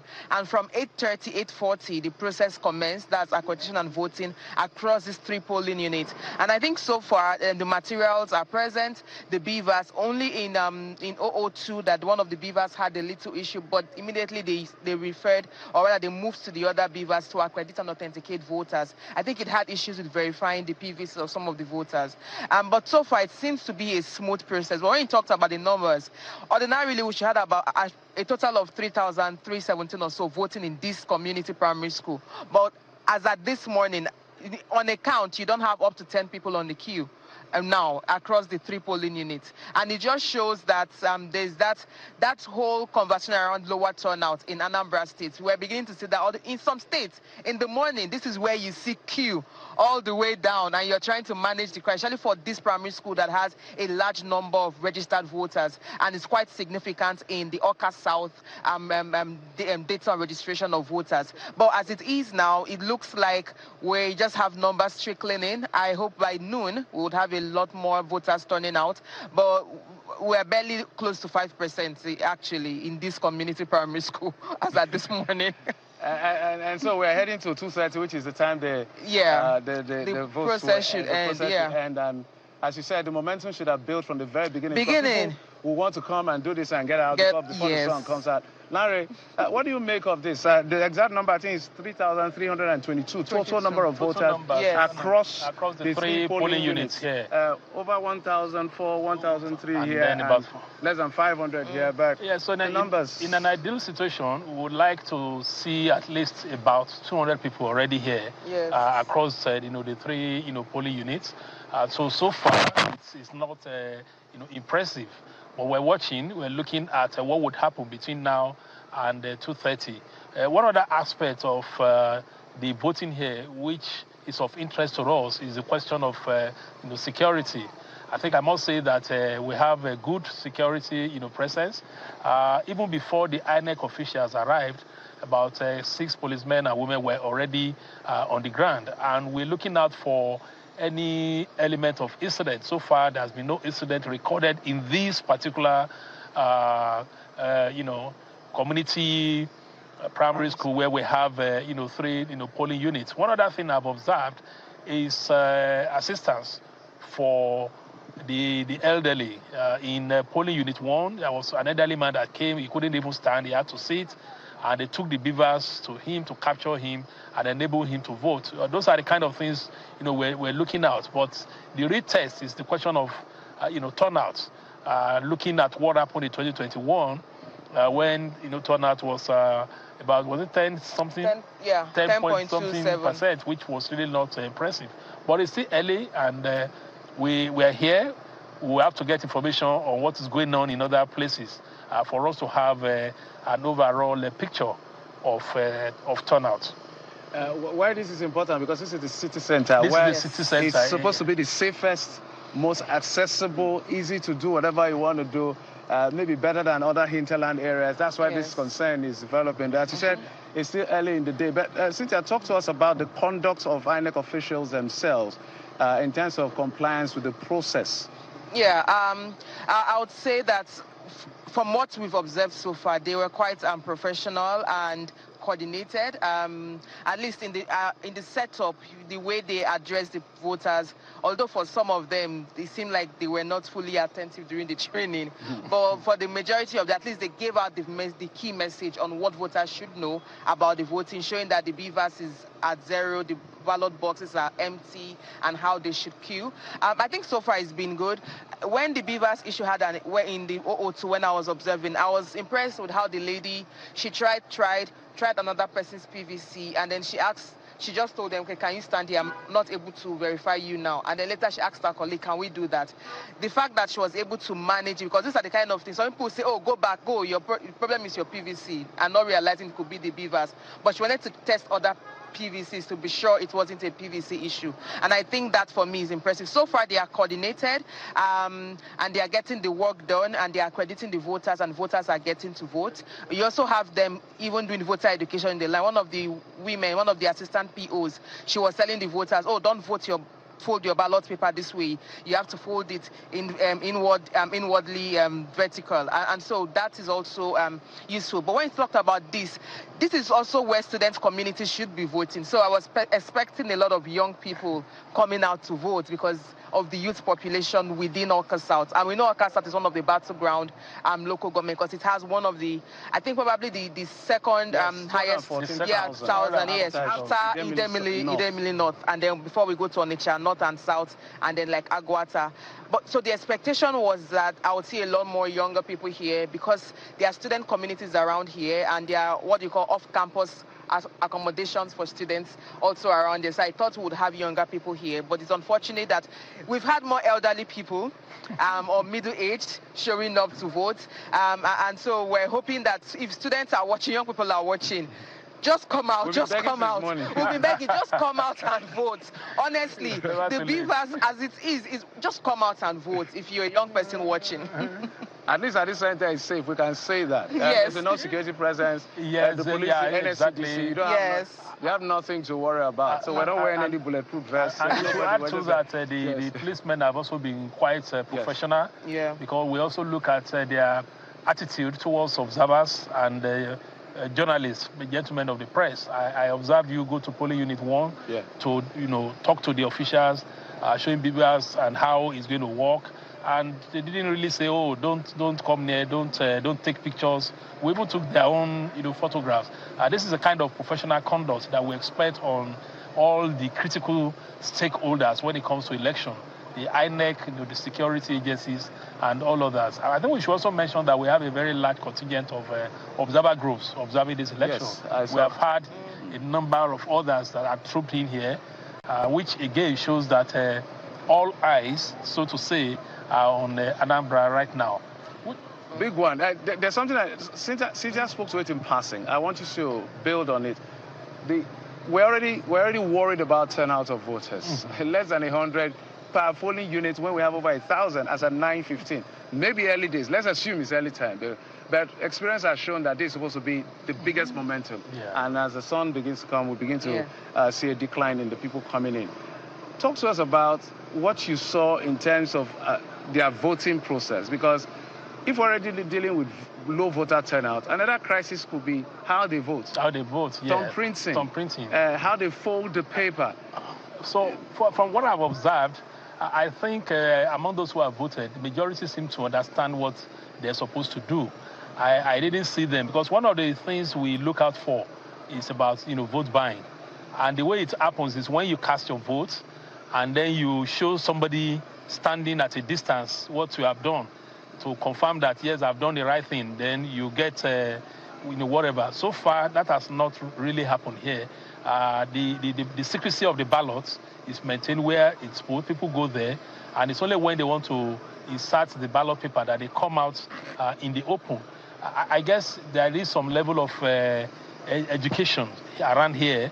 Maybe because it's a city center, maybe it's because it's a school environment, that people understand what they're doing. And for those, like Cynthia said, who perhaps didn't know what to do, we saw the officials trying to let them know that this is what you have to do, and this is how you have to fold it. I saw somebody who was really getting his votes jealously, and exactly as if it was something else, put it there, and that was it. Fantastic. So, Cynthia, you mentioned it, so I'll come back to you on it. Where we've seen elderly people, middle-aged people showing up way more than the younger people. I remember when INEC started the CVR drive. Yeah. One of the things we celebrated was the young people coming on board and all of that.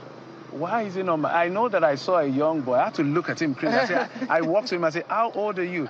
He said, "I'm 18." I said, "Okay." Okay. The guy, he looks younger, but you know, maybe it's his looks.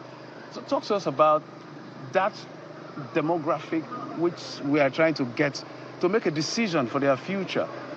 Today, a decision will be made that will affect 4 years of their lives. Yes, of governance in the states. Yes, and you know, interestingly, one of our partners, Electoral, they had done a survey on citizens' needs for Anambra, and 3 issues that came out: security, employment, and healthcare.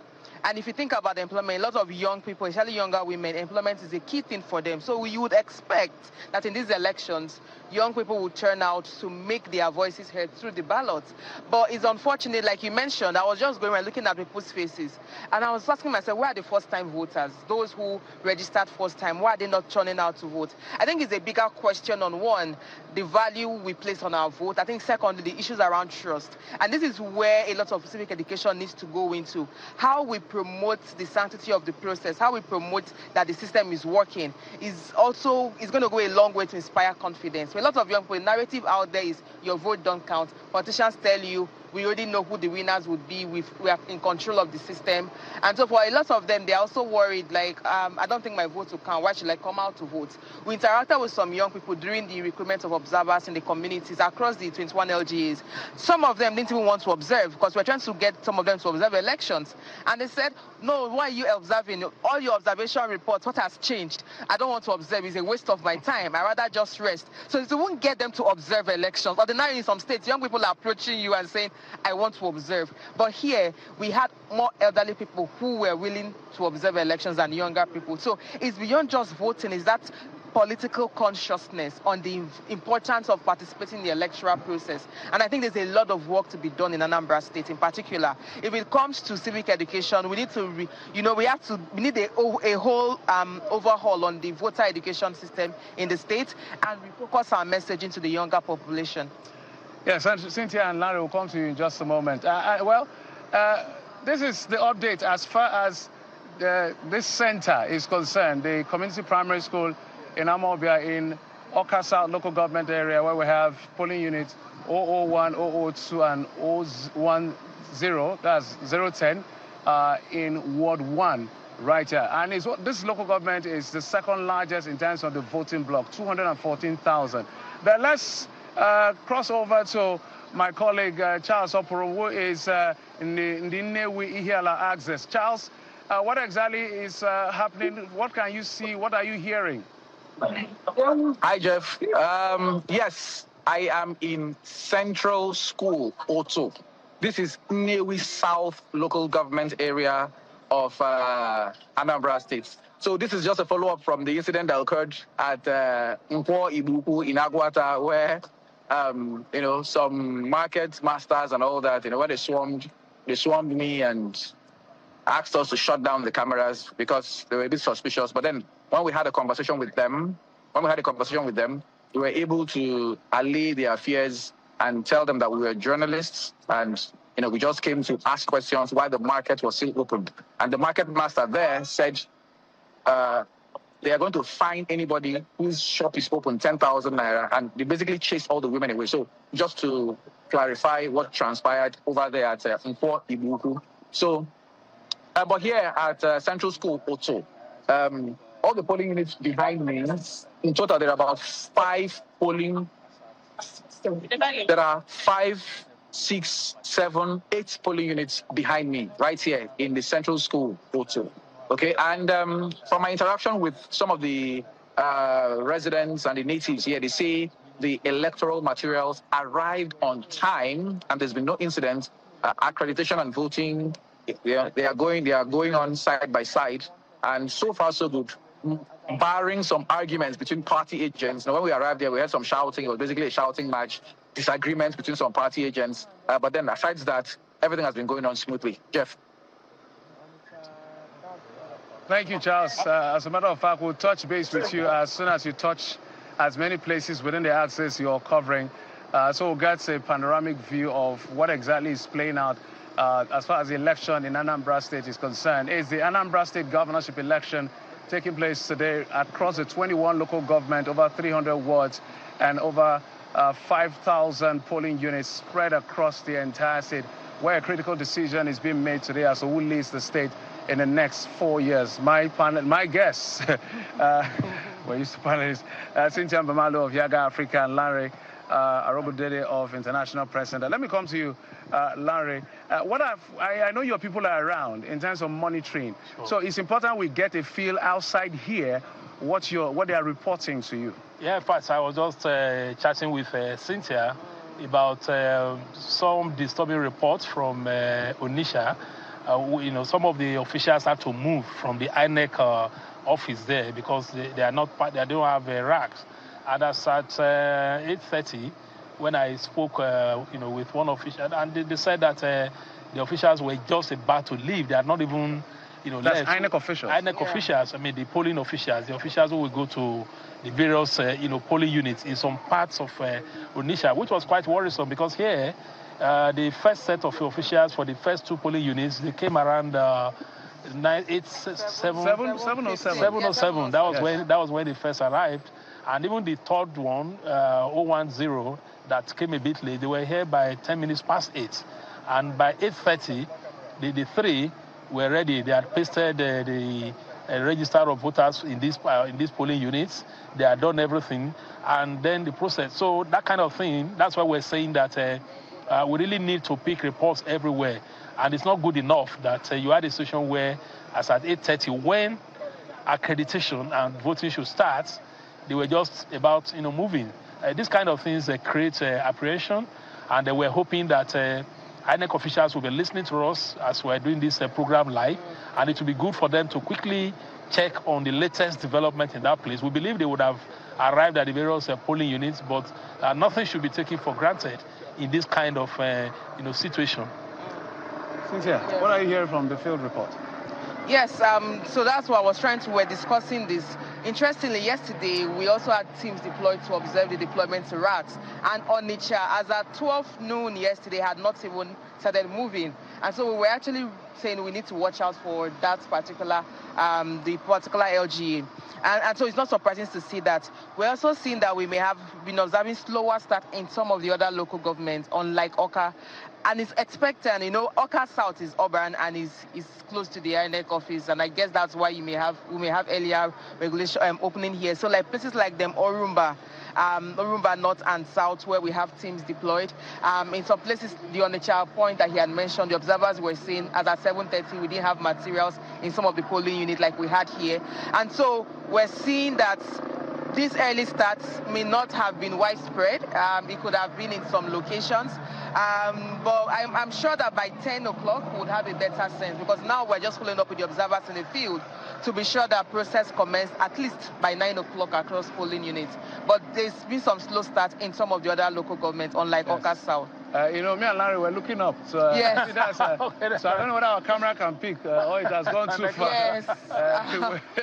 Where we can see helicopter, security helicopter, police helicopter flying around to make sure that they have a very wide view of happening. So this is just reassuring to the people that it's reassuring. Police are doing their bits. We wonder why can't they just maybe use drones, because helicopter can have sometimes a scary effect. Some people say, before I throw it back to the studio, let's talk about from what you've seen so far. Let me start with you, Cynthia. What are your possible projections? You've done this over and over again. So this scenario is already giving you an idea of how this may end. What is that idea? Well, the idea is obviously there's an anticipated turnout that will be low. From this, just observing here, which is an urban area, I think that one of the things we may see is lower turnout. I don't know if we'll get up to 20% turnout. I was hoping we'd move above the mark of 20%. We've been on 10% consistently, but I don't know if we'd move above 20%. The other for me is we most likely will have different stories across different locations based on how materials are deployed. And so while we're celebrating earlier commencement in some locations, there's a likelihood that we may not have these positive stories in some places. However, my projection is that it wouldn't be as worse as 2021, because 2021, by 10:30, barely 50% of polling units had commenced voting across the state. By 10, which is 2 hours after the official commencement time. And by 12 noon, about 28% of polling had not even started the process. And so what we're expecting is that this time around, we may have more than 50% of polling units that commenced the process as at 10:30 a.m.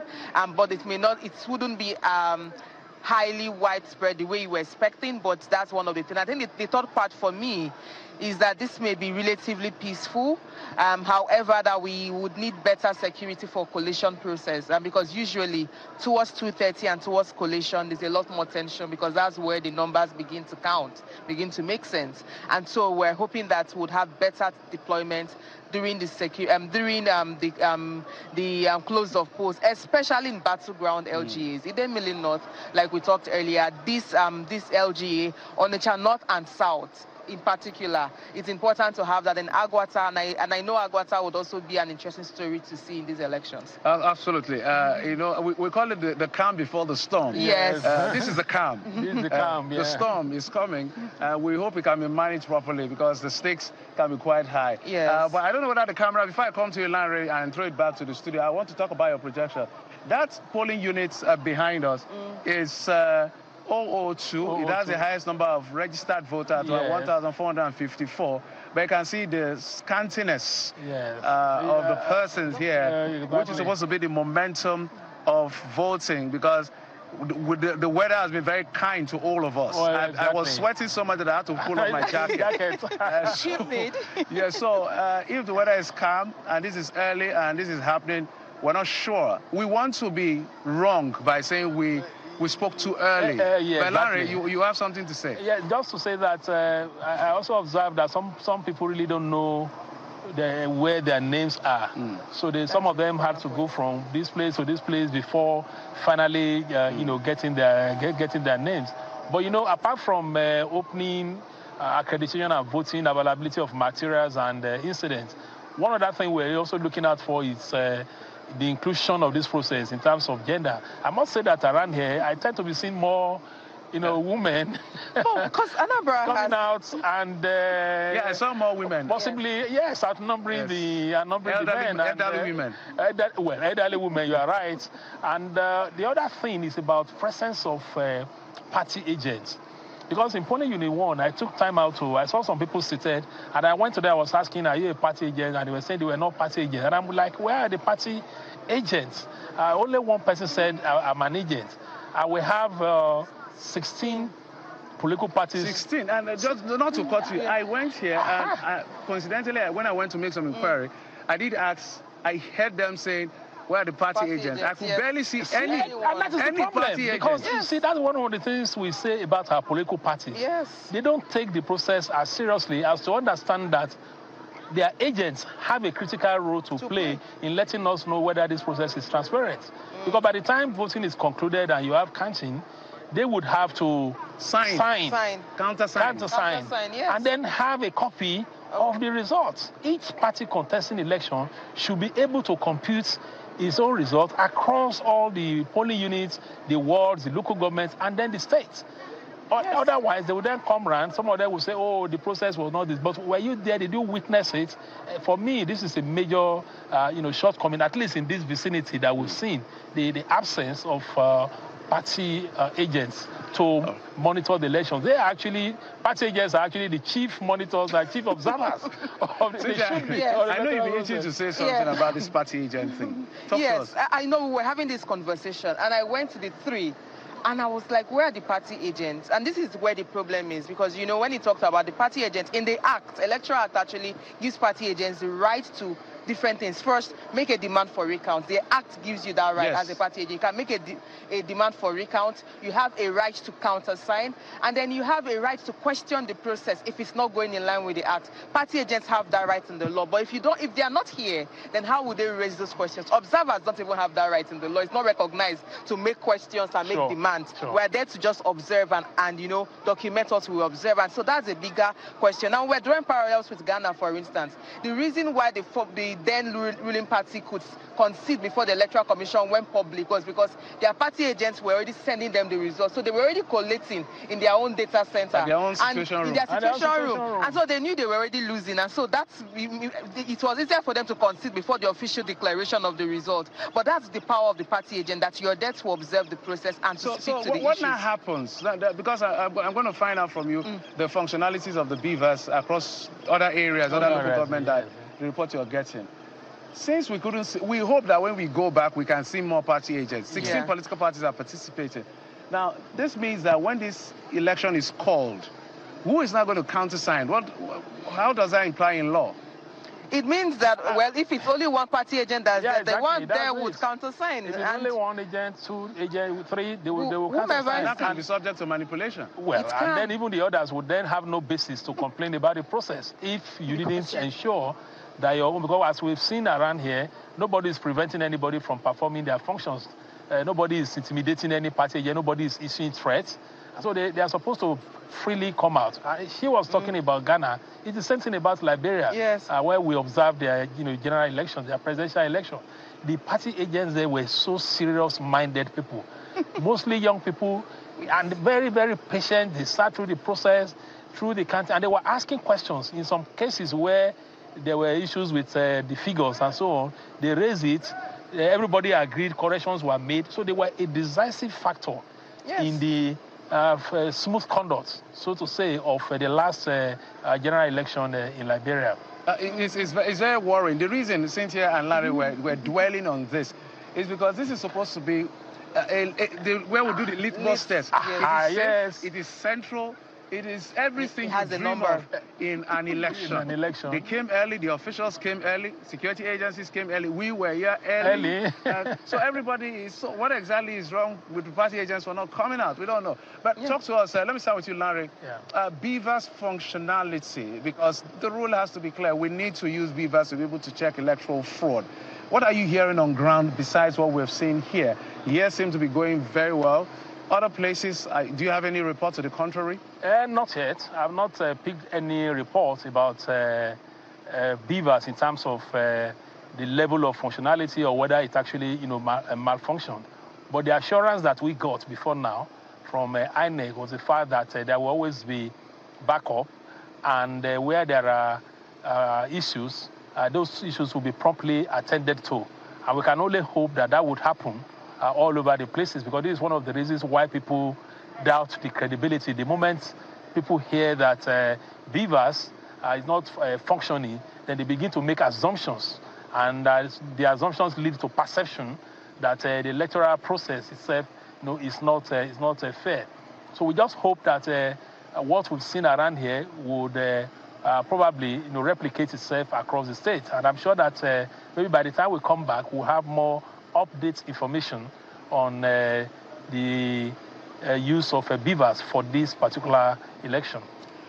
All right, Cynthia, before we throw it back to the studios, because I told Samson and the rest, we're working together. Talk to us about the report Yaga is getting as far as functionality of the beavers is concerned. So far, I see I'm actually on my WhatsApp trying to reach out. So far, we've not gotten any critical incident with respect to the beavers, and I'm seeing reports, at least from different local governments.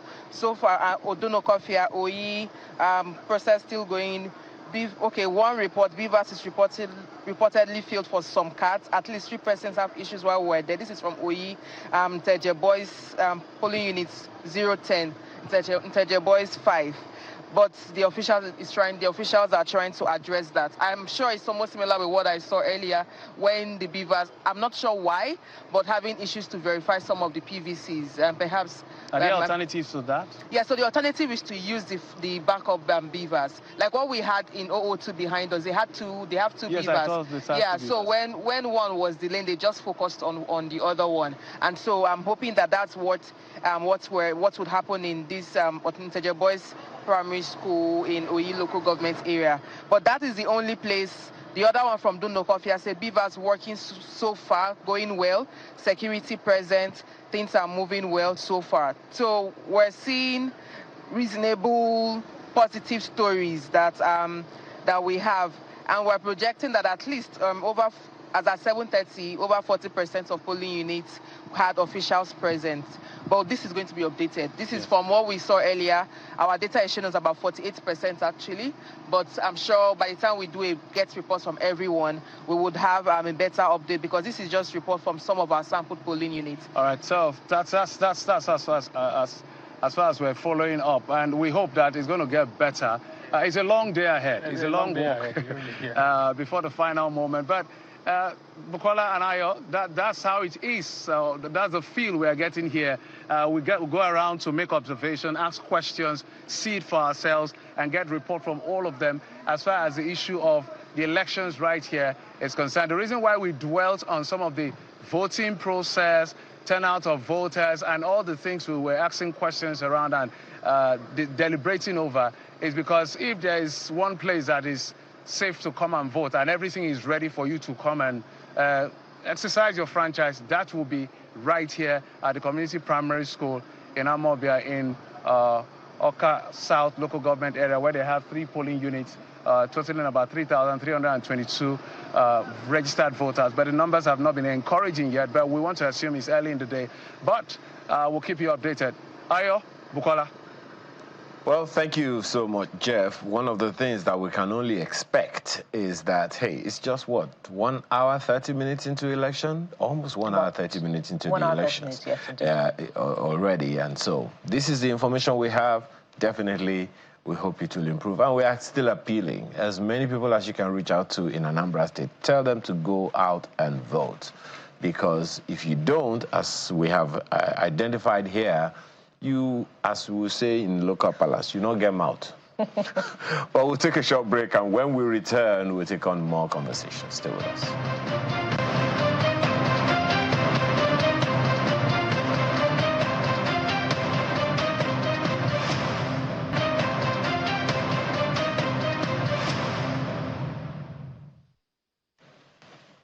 Welcome back to Channels Television Studios. It's our continuing coverage of Anambra Decides 2025. The people of Anambra State are voting to decide who their next governor is. And we've been with this process since 7 a.m.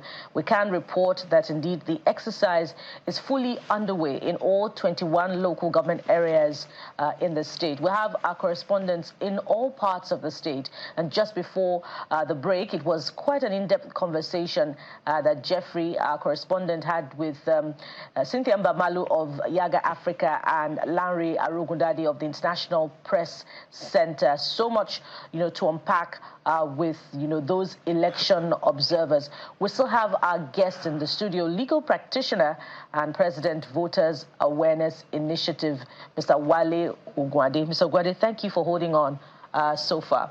Thank you. So much to glean from, Cynthia and Lanre. And, I could hear you, I could see you reacting to some of the things that Cynthia said. Quite revealing, by the way, the demography of those who are on the ground to vote. We've seen a lot more of elderly persons. She also, curiously spoke about how young people showed lack of interest in election observation, that in fact they had more elderly people showing interest in election observation in Anambra State. Talk to us about that in terms of voter education. Should we begin to introduce civic education in senior secondary level because of how important and critical the electoral process is to, our democracy? Well, when I started earlier, my early sentiments were on the issues of the politicians. When I was a kid, I wouldn't know about this generation now. They taught us civic education in school, primary school at that level. And really, that's where I grew my horn in the issue of activism and interest in influencing governance and so on. Oh, it's lacking. Not have it now. So the youths are not interested in all these things. What they are interested in making money. Making money and making money. When you make the money, the environment in which you want to spend it is not conducive. You want to make money. They run out of the country in local palace, as they call it. You go there, it's not as if you are picking money on the streets. You struggle. In fact, you work your ass off. So this disincentive is there because of the foundation, which I mentioned earlier on. And since that foundation, the civic education is even not encouraged by the politicians. I've been in this business for close to 20 or more than 20 years now. Not a single political party has a political, civic voter education department in all the political parties, not one of them. You've confirmed that? Am I not working in that sector? Hold that thought. We'll follow up on that. Let's quickly head to Anambra, Onitsha, yet again, where our correspondent, Tokwe Kute, is standing by to bring us up to speed. Hello again, Tokwe. Earlier on, you told us that things are going on smoothly. Perhaps you want to provide a lot more updates on the process, specifically to the functionality of the beavers and accreditation in the areas that you have monitored. Okay, right now I'm at Port Harcourt Road in Onitsha, where we have polling unit 010, and we have about 681 registered voters here. But I want to show you something. If my cameraman can just get those guys playing football behind me. Those are some of the visuals we have today on the election day. Some guys are just on the streets, you know. I think they are not interested in voting. They are playing football on just very close to the polling unit 010 here on Port Harcourt Road in Onitsha, the commercial nerve center of Anambra State. So I have someone here, he's a resident, and he's here to vote, but the election officials just arrived not quite long, and they're still prepping their materials. So let's just get a feel of what he has to say about what's happening here. Yeah, your name, sir? My name is Onyebuchi Ezenago. I reside at Port Harcourt Road, Onitsha South. So we could see that people are sitting here, and we could see the electoral officials here. So what's happening? Can you tell us? We have been here since 7 o'clock. We did not see the electoral officers. But they're just coming now, and we are preparing to vote. So I hope, by God's grace, everything will go well. Yeah. Okay, from what we have here, we have about 681 registered voters, but there's no large turnout here. Can you tell us why you have this? Well, some people feel reluctant. They just stay in their house, doing nothing. But if you are a good citizen, you're supposed to go and vote to get somebody who will rule you. Staying in your house doesn't show any good result. So you have to go out and vote, so that you can have a better person to rule the state. And that's what I have to say. So what are your expectations for today, INEC and security agencies? Everything is okay. I see these men, and military men are passing through. All of them are passing through. There is security. There's security. So as soon as they're ready, you're going to vote? Yes. Once I'm here since 7 o'clock. Once they are ready, I have to vote. I have some elders with me here. They are prepared to vote. So I don't see reason why these young boys should be playing ball. Some of them are above 20 years.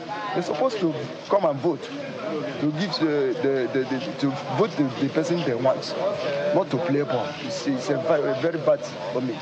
It's not good. Yeah, thank you very much. Yeah. So you could see behind me, I think accreditation is about to start. Can you move closer so you could see? So people could see what's happening here. So the accreditation is about to start. You could see them, they're on the queue, and in a few minutes' time, they'll start the accreditation and the voting. So back to your question earlier, you were talking about the beaver machine. Okay, I was at the polling unit shortly after I left the Ed Bridge some minutes ago. I was at the polling unit, and election officials are already there, and the beaver machine is working, and everywhere is calm. But for here, we're just trying to stay here and see when they start voting, so we can bring you up to speed with what is happening around here.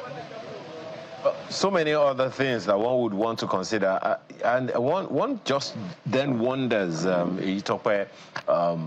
general ambience. There have been, or there were fears of insecurity. From all that you have seen so far, the spots that you have gotten to, any trace of any validation for any of such fears? Okay, let me just say something.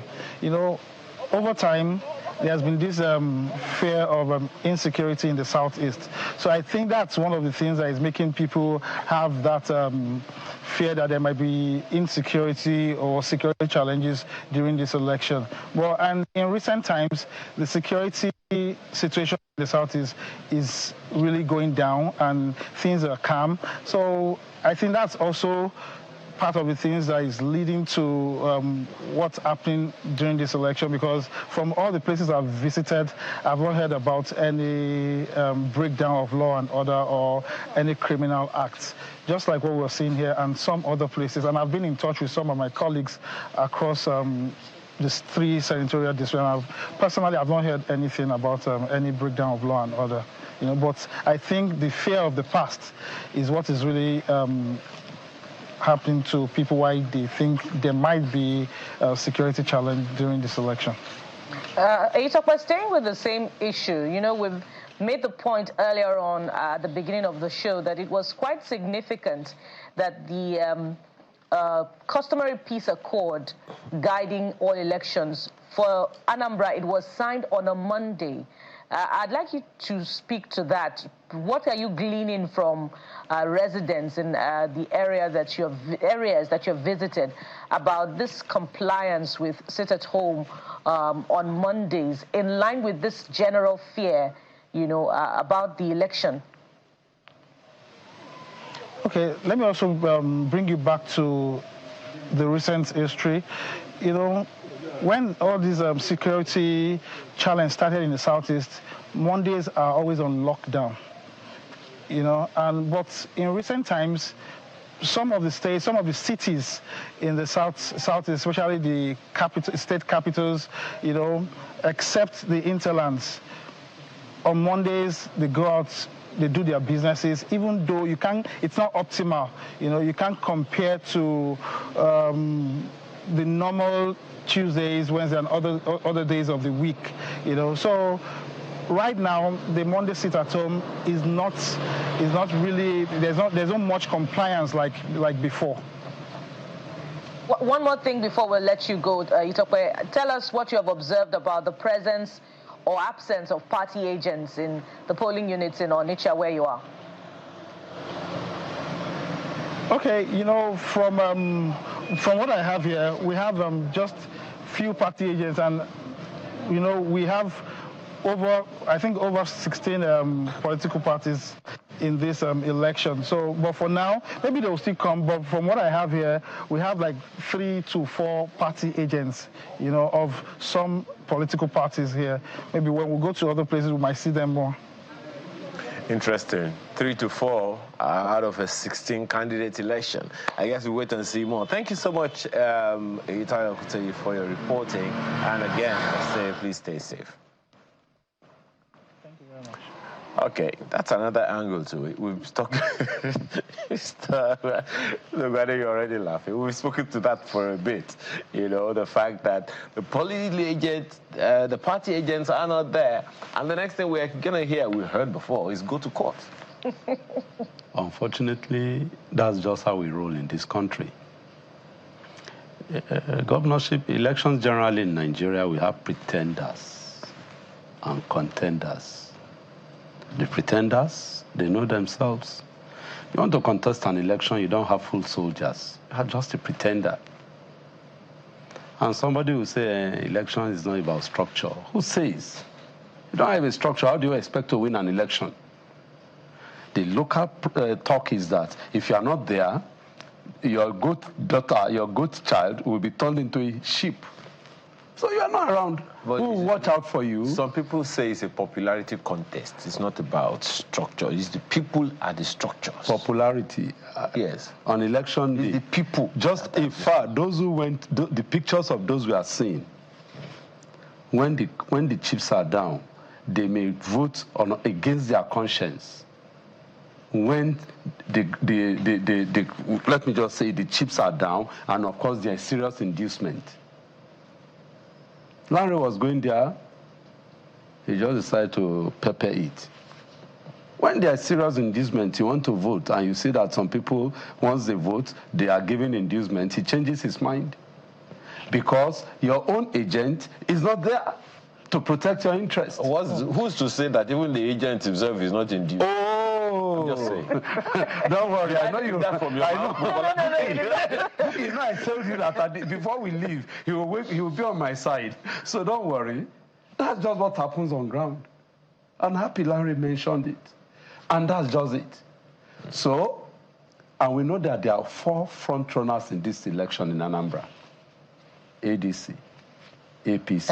Before we begin, it's election day. Before we begin to run foul of the law. No, there's no issue here. Mr. Adelola was saying earlier on that it just goes to show that their programs do not resonate with the people. If not, recruiting party agents should not be a problem. But what about the financial implication of recruitment of party agents for over 5,000 polling units? That's what I said. If you don't have a deep pocket, you can't run election in this country for now. And before we went on the break initially that we were talking, we were looking at the issue of logistics too, and how it resonates with elections. Are you serious about talking to the people? Then again, we mentioned the issue of election voter awareness department in various political parties. Ayo was about taking me up on that.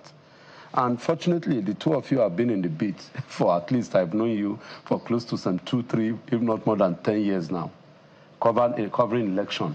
Which day has a political party, the big ones and even the minor ones, have called you that they are running a voter education program and that you should come and cover?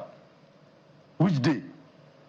I mean, if any, then again, I'll say it with all sense of emphasis. If Channels is not invited to that program, then definitely it's not a program. And there is no program. And it has never existed. And they have never done it. And I challenge the political leaders, all of them. They care less about voter education. They are not interested because to them, it's the principle of the few, the merrier.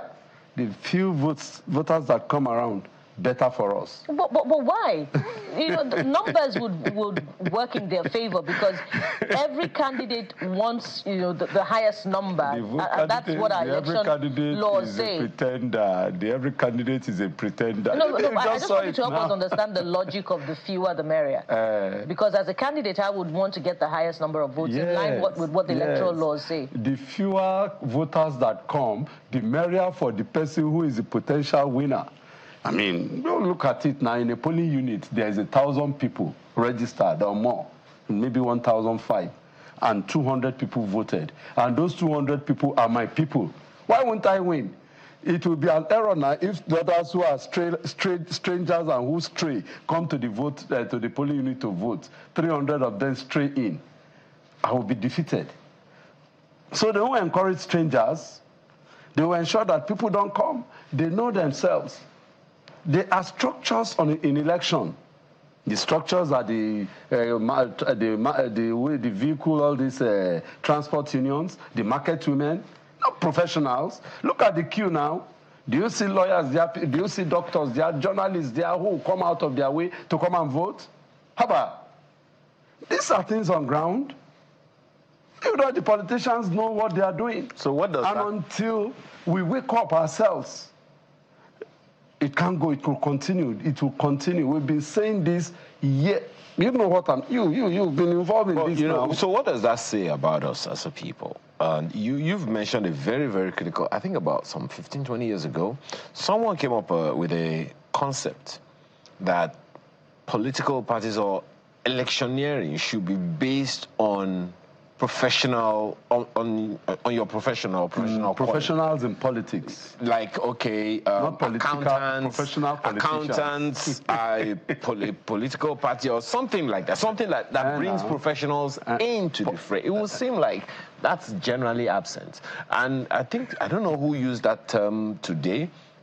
are saying that the least of us are governing the most of us, and that should be something. That should be something scary. That should be something concerning. So, how do we reverse that? Because I had assumed that with that Supreme Court ruling, that monies now go directly to the local government administrations, that would have people who are more responsible, interested in the local government elections in their areas. And they will not just be stooges of political parties. Ayo. You know, and I know, and many people who are watching know that politics in Nigeria is a dirty game. And I'll just hit one thing and you know what I mean. When Sanwo-Olu was coming out to contest against Ambody, one way or the other, they just bring something that said someone was a mad one amongst them, that he has been to Yaba before for psychiatric test and that he is not capable. That's politics for you. To show the dirtiness. You're a clean man, you try it. That you want to contest. But that's you why smell yourself. That's why I've not tried. But there's another thing that's on the screen right now. We've seen some red uniforms, which is customary during elections. These one want to catch money. There. Those who are vote buyers, and all of that. Perhaps it also speaks. First of all, how do you see this activity of this particular security agency affecting our electioneering? Obviously, is to curb the vote buying thing. But is it effective? It's effective to some extent. Again, now that I just want to sound out, I am involved in election. But in the last election, Mr. Ogwadi, the last off-cycle election, which was Ondo State, we had civil society saying on national television that all political parties were complicit in vote buying, and yet it didn't make any difference in the election. So what difference would this make? No, they are just there to want to show that they are on. Not that it will, well, they may pick one or two people, even though in fact a whole show was made of an agent that a whole lot of funds was recovered from him. After that, any news? Nothing. Of course, they were arrested by this same EFCC. Were they prosecuted? If they were prosecuted, was it in the news? Do we know, to serve as a deterrent for future activities? Yes, they are here. Yeah, let them do their job. They are a statutory body. They do it. If they do it well, okay. Maybe it will give some traction to the electoral process. Okay. Nobody can say they can't come out. I like the way they were coming in with their swag. Will the swag result in something strong? That's just the issue. Will you have result? Or results to say, notice me, we did there, we too, we know they for back, we too, we are on the ground. And of course, the camera picked them. The Algada sent them on an errand too. We'll say, yes, my boys are on ground. Is it being on ground alone or doing the work? You see, I've been involved in Nigerian activity. Most of the time, apart from you journalists, that particularly anchoring program, you to know what you go through to ensure that this thing comes up with your engineers, the noise you make to each other, background. Apart from that, sloppiness. People don't care about anything in this country. You die, that's all. You go on the street, you see dead bodies. You see accidents. Is it not the responsibility of some people? Are they not supposed to be working? If you're not able to get, if the kitchen is too hot for you, you get out. Okay, let me provoke a little something here, Mr. Ogwadi. Most of the time, criticisms go to the federal government. Yes. Rightly so. Go on. However, that's not to say that the state governments don't have a responsibility as well. Yes. And to a large extent, the things that affect people don't happen in the federal government. They happen at the state level. Or even the local. Especially now that the state governments are getting a lot more money. Some say up to like 200 or even 300% more in some cases than they were getting before.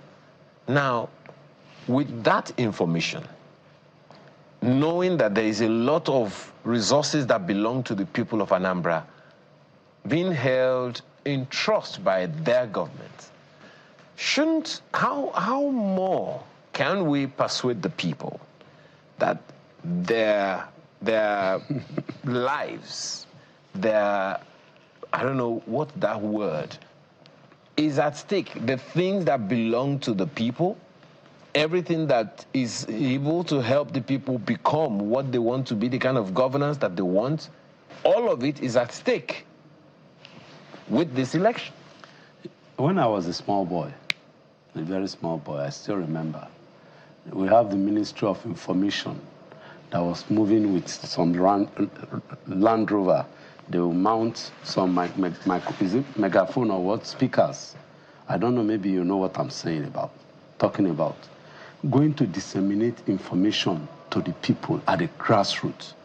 In the West here, we have what we call redivision. Every house has a radio that disseminate information, telling people what to do, how to go about it, and holding government accountable. Fortunately, unfortunately, along the line, the military era picked it up, and we're doing it. It was a military era.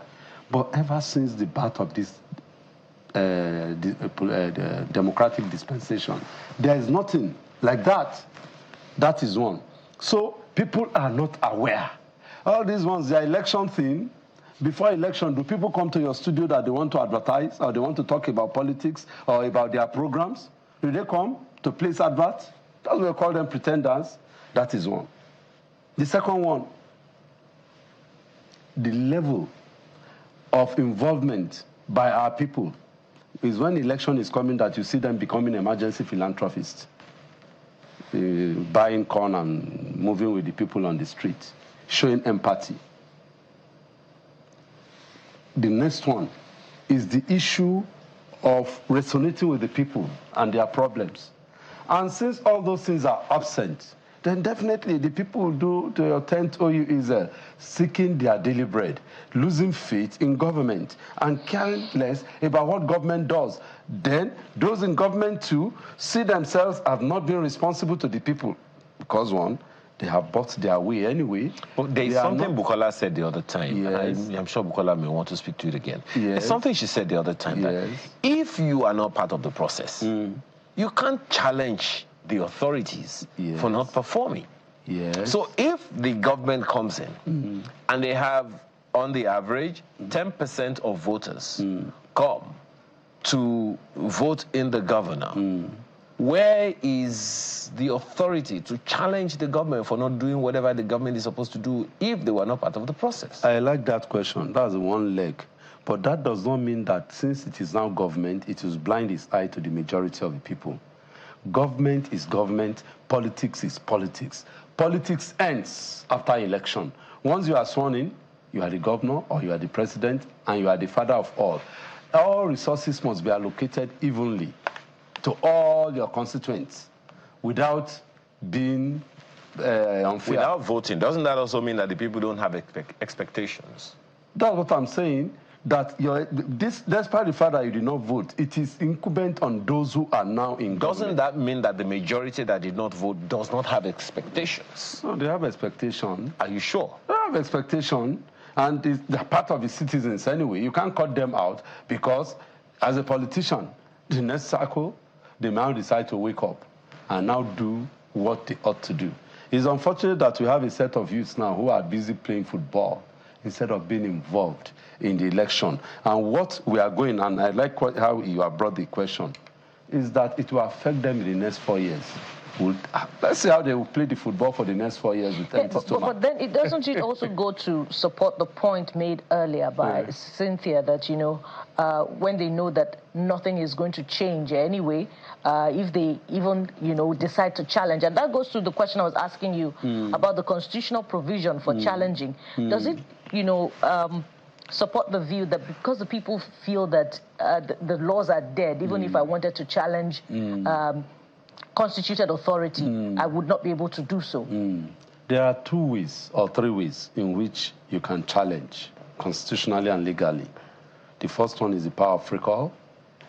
And don't forget, there is something I hope I'll forget, the constituency issue, constituency office of our representative, both at the state and on the national level, is not effective. And because it's not effective, people, rather than using the constituency office or the constituency time to ask for things for the community, they are busy individualizing it and taking tokens from those who they are supposed to be serious with. So that affects issues. Then let me now come back to the issue of the Constitution. It makes provisions for recall. and it makes provision for impeachment or even election. That's why I said 3 points. The election is what is happening today. A governor that has not done well, you have the opportunity today to come out en masse, either to re-elect him by voting him in or vote him out through electing someone else. That's one. Second is through an impeachment, through their members and the various constituency. Each one going to their meeting, their people who represent them that, look, make una do something about this man. We want him out. He's not doing the governor's work very well. Simple. The man knows that if he does not do your bidding, then definitely he too will face what's it called now, recall. But unfortunately, the recall process has not really worked in this country. And since the recall process has not really worked, and I don't see how it can be amended, because those that will amend it are members of the House of Assembly and the National Assembly. And since they are there, the principle of self-preservation is there. Nobody wants to get himself his neck cut. What about the option of changing an elected authority in the next election cycle? Does that work? Do people have the confidence that No, if we came out en masse, our votes will yes. So that's it now. That's what I would have enumerated earlier on. They know that people are not interested, or they will discourage people. One, the discouragement is not voicing or lauding the upcoming election. I mean, until maybe election observers started arriving in Oka some few days ago, that people say, oh, they're having election. And you heard what some of your correspondents said. Some people are not aware that there is an election taking place at all. Even if they see poster, they're careless, because their mind is not tuned towards it. This thing is about education and creating awareness. People like us are involved in this thing. This whole place is blank. I was asking myself, what's the atmosphere there? They said, Auga, there's nothing on ground, though. They are not even sure that the election will take place. I said, my brother, keep quiet. Well, it's sacrosanct that the election will take place on the 8th. Well, regarding that option, you know, in some states they would say that traditionally they don't elect a particular political party twice, and we've seen a departure from the norm where even in the election a party is returned, even though we can see that in the past 4 years prior to that time the party didn't particularly deliver on the dividends of democracy. Because it's an election time, we cannot be specific about the states now. But I'd like you to speak to something you touched on earlier on, Mr. Ogwadi, and that is the remarkable difference in political awareness in the North as against the South. Because some would say the South is educationally more advanced in comparison to the North. Why is that difference? Why isn't the enlightenment that is distinct with the South is not accompanied with mass participation in the electoral process? Because if today's election were for a northern state, the cues would be different from what we're seeing. Yes, that's it. You have already answered yourself. The North is more politically conscious, and the South seriously naive, careless. You see them on election day. I'm sure you know what I'm saying. On election day, like this one is even good. They play sets. Those of us who play football, we will queue instead of voting, we queue to play football. When you are finished with your own, leave the place for us, we'll play. And they are, in fact, I've come to conduct to monitor election.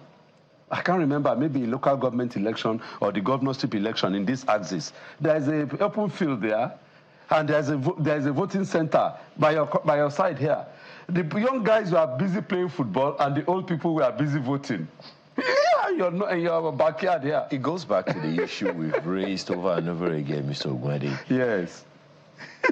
About awareness and political education. See, you are aware, post-Brexit, there were regrets by the young people. Yes. In fact, some people voted because they wanted to test the system. Yes. They voted the other way. Yes. Just as you said the other time, against their conscience, not because they were mobilized or anything. Yes. Just to check whether their vote will count. Unfortunately, their vote counted. That's unfortunate. And Brexit came up. And Brexit came up, and then the number of people now began to, I think young people now began to, say, no, this is not what we want. We didn't want it. But here it is again. There is no reversing it unless you have to have another referendum. So is there a way to, I don't know, it has to be a sustainable thing. Yes. Let the people know that there are consequences for every action and inaction. This question is touching. If anything at all, in fact, my wife will tell me, all this your effort, is it yielding any results? Why don't you just take a rest with this age of yours? Say, okay, but the thing in me has not given up. And I'm not giving up in Nigeria. I mean, voters' awareness have been in the trenches for more than 20 years. And we've participated in this type of a talk show for God knows how many times. We've observed the election for years. We've written our report to INEC on. I hope this Amukutan will maybe go look at the archives on our reports that we have written after election. Maybe they too now have a way, because we have proposed it, that the INEC must insist before any political party is given the slot to contest an election, they must have a strong voter education system, department. It's not there. And before that election takes place, that they allow them, they will see that they have gone through and educate and mobilize the people to increase the voter level. But that is not done. I hope Amukpitan will do that. Well, because if there is nothing like that, all these are efforts. How about your platform have tried, many other platforms have tried in educating people, but are the politicians who are the beneficiaries of this project, are they involved? And that's perhaps where the problem is. Should the politicians be the ones that benefit? Isn't it supposed to be the people? I don't score to against Tayo. We'll take on more conversations, because there are always all different shades of perspectives to this issue. And as we have said over and over again, our correspondents are in various parts of Anambra State, and the more we have more information, the more we give you the updates. But there is something consistent on the socials, and that is everywhere is quiet. The question is why? Talk about that when we return.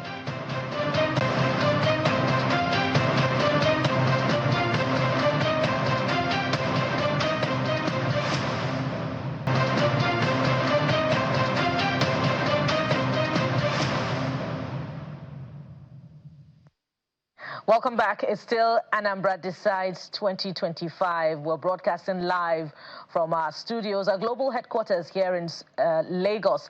We also have our correspondents in every part of Anambra, of course, who have been doing quite well to bring us up to speed with the voting process. We can tell you that voting is underway by nearly 2 hours now or more, and the process, according to reports, has been smooth in many parts of the state. Now we're beginning to get reports about vote buying in some parts of Anambra. We're hoping that that would not be the case, but it's not come through from Ihiala, I believe, where our correspondent Charles Oporum reported from not too long ago.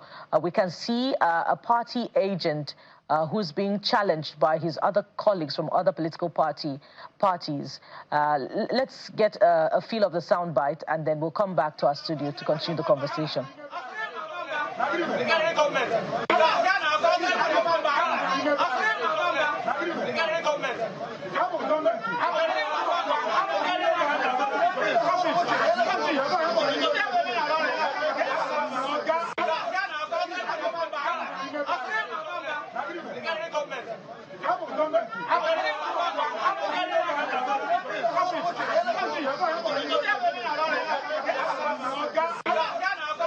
Well, my Igbo is not too good, so I will not be able to translate into it. But what we can tell you is that other party agents were challenging this particular party agent for voter inducement. Prior to that time, he had accompanied a woman to the polling unit and asked in Igbo, Egole, which is how much. And when he emerged from, that incident, he was challenged by his other colleagues. So that is what we can report to you at this point in time. And this came through from Ihiala. And, it brings us back to our earlier conversation about the positioning of the ballot box and the thumb printing area, the stand, where you thumbprint on your ballot paper before you drop it into the box. Mr. Ogwade, you have observed many elections prior to this time, and we've seen videos, of different polling units and the positioning of the ballot box and the voting area. How satisfactory has that been for you? Before you comment on that, there is a perspective from a voter right on the ground. Let's take that one quickly. We saw that party mercenaries actually collecting people's cards, giving them, the INEC will give them form to vote. And when they vote, they give it back to party mercenaries who will drop it in the ballot box. And they are buying and selling vote, actually negotiating. It's sad. And probably one party agent there who is very angry over the matter, he has been shouting on INEC personnel, why are you allowing this guy? Nobody should touch ballot box or ballot paper of a voter.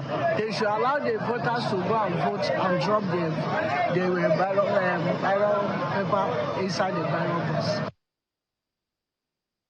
That's a confirmation. Yes, I would assume, Mr. Ogwade, that anyway. What you are a lawyer, so tell us what are the consequences and what are the penalties? For starters, I want just to bring in something hilarious.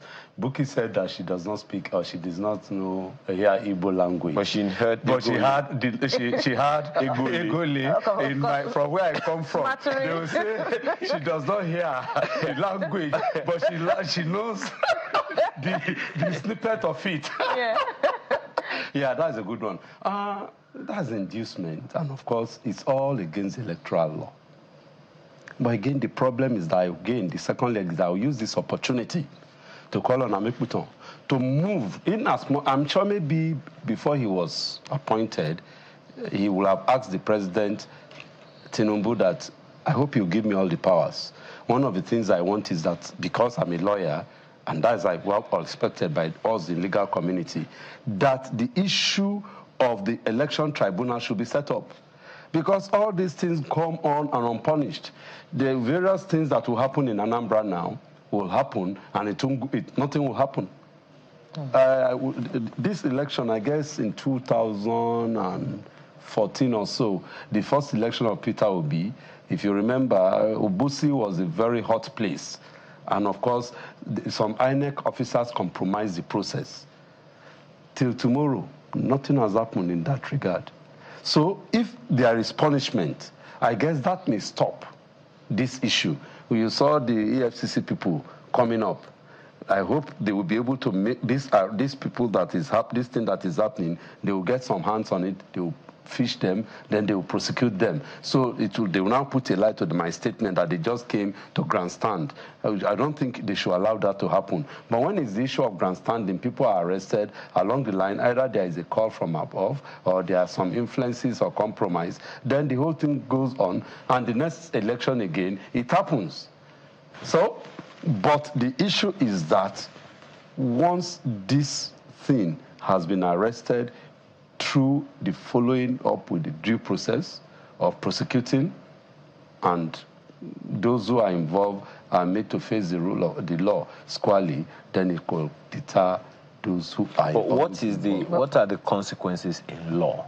The consequences is either 5 years, 7 years, depending. There are some 7 years for vote buying, 5 years for 7 years for vote buying, 5 years for inducement, and of course those who sell, yes, 7 years for those who are the one who are the vote sellers. But there are variations to this thing, because I heard Mr. Adiluola say earlier about 500,000 naira fine. Yes, there is an option of fine. Again, that's what 12 months, we don't want to promote. On the wrist. We don't want to promote that the issue of 500,000 naira fine, because that's the person who has come with a ton of money.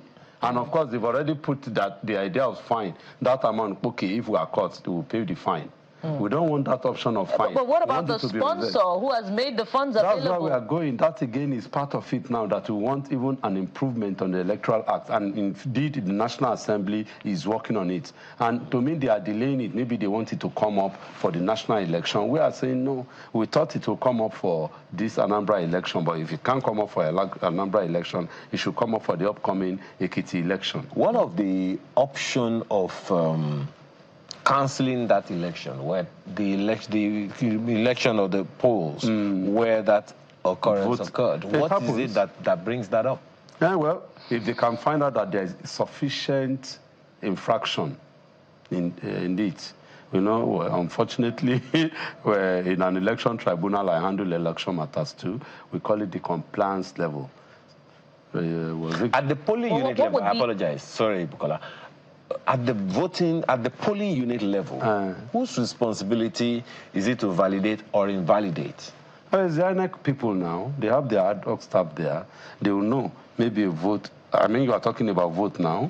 Yes, the vote, if it's validated, they will know. But unfortunately, they can't know because this thing is done behind. All they see is that somebody presents his voter's card. They look at it through the machine. They know that is the one. Then definitely they give him a voter's paper. But the observer you heard now saying, the observer was saying that, look, why are the INEC officials allowing this to happen? No. In other words, they could identify that this is a party official, not a voter. And the person is coming and going to cast votes for someone. No, I don't. If that's what has happened, then definitely there's something wrong there. There's the issue of compromise there. And we have seen severally that INEC officers to compromise haven't been induced. It has happened even in the last by-election that took place in Ikperu, some few kilometers from this place. Just last August, I guess 13 or so, election that took place for the by-election for the Federal House. So it is all over. But this one, in fact, the party agent has now, maybe he's the only party agent there. Because I know that if he has some counterparts, obviously those ones will raise dust, and that's what we said the other time. If you are not around, your goat will will born a chicken.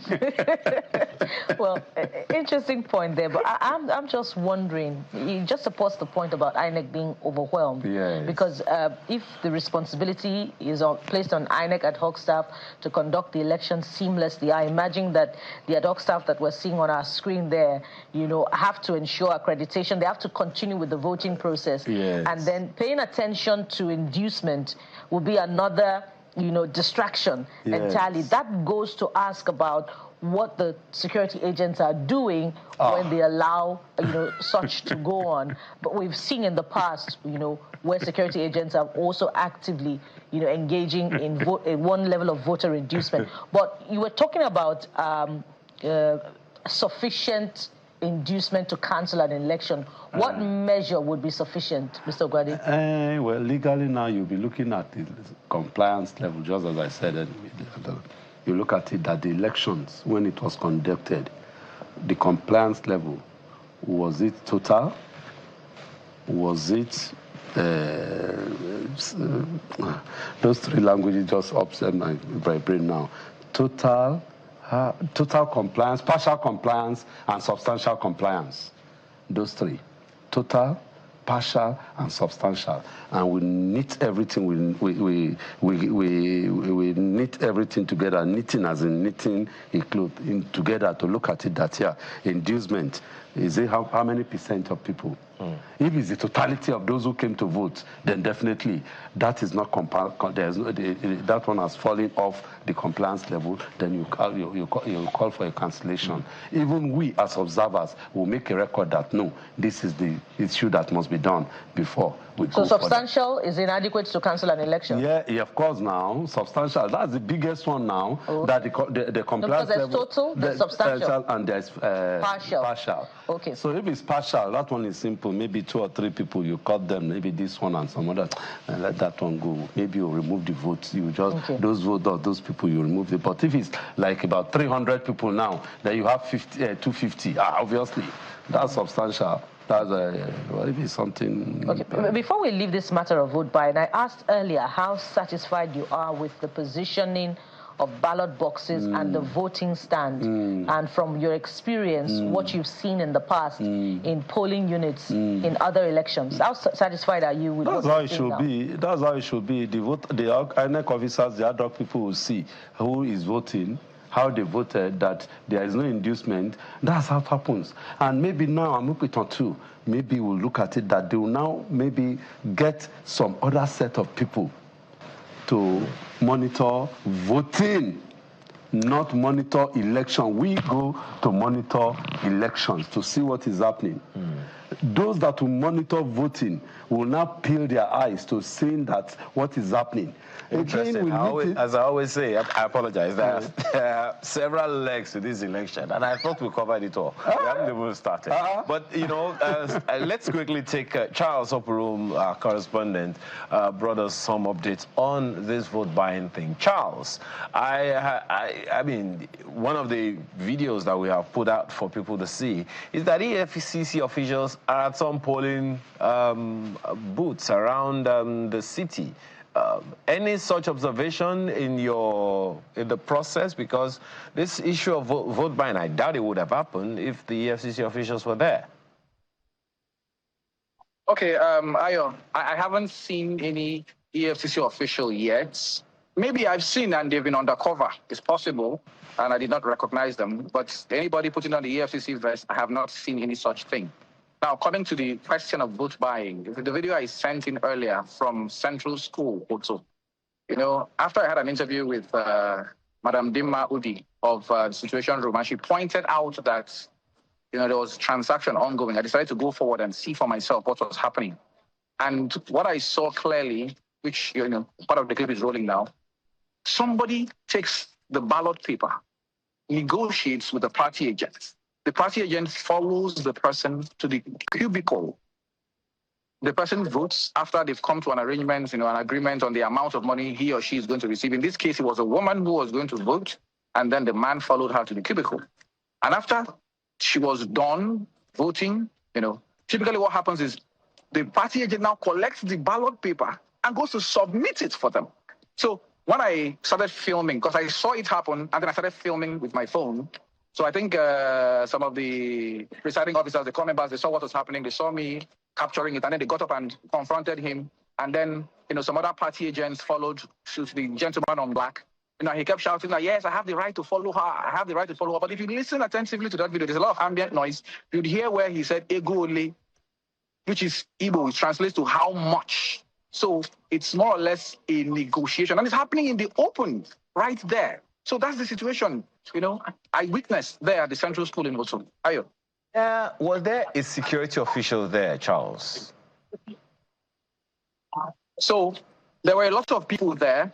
There was just one policeman seated far to the right, alone. He was looking so tired and dejected. He was just seated on his own. But I remember seeing another official putting on suits and carrying a walkie-talkie. So you can see he's putting on suits. The guy confronting the man on black, he seems he's another security official, but he was just having his walkie-talkie. So I can say there were just two security operatives in that area, in that big school, you know, one uniformed man and this man who's on suit for the whole place, you know, which, of course, the commissioner of police in charge of the election said that there's adequate security. They said they had over 50,000 personnel posted here.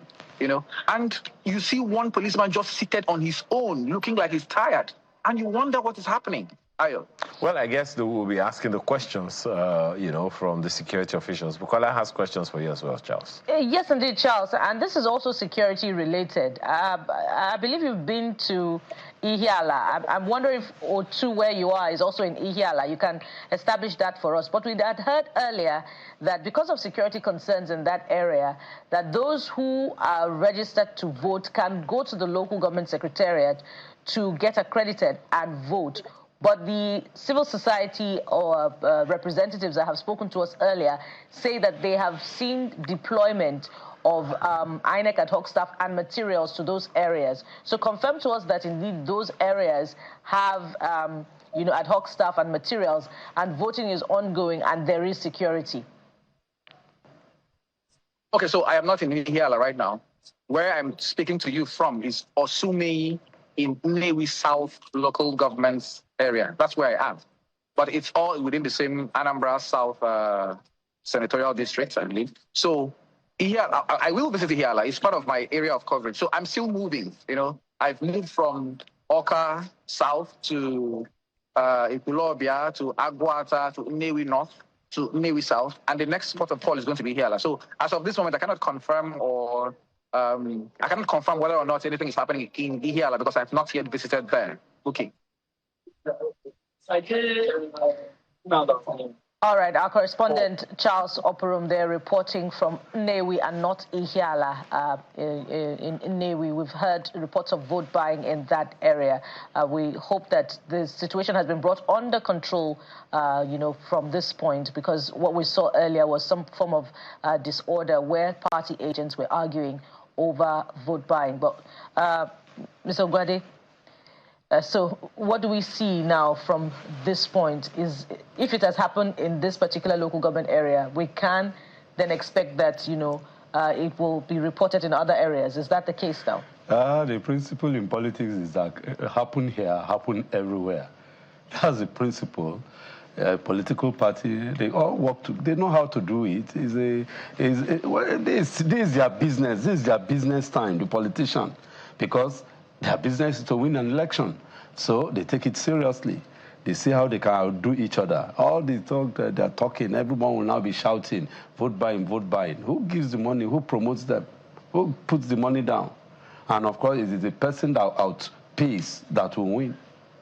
And the show of force that we saw earlier of the EFCC operative, because we asked Charles, and Charles said he hasn't seen any EFCC official.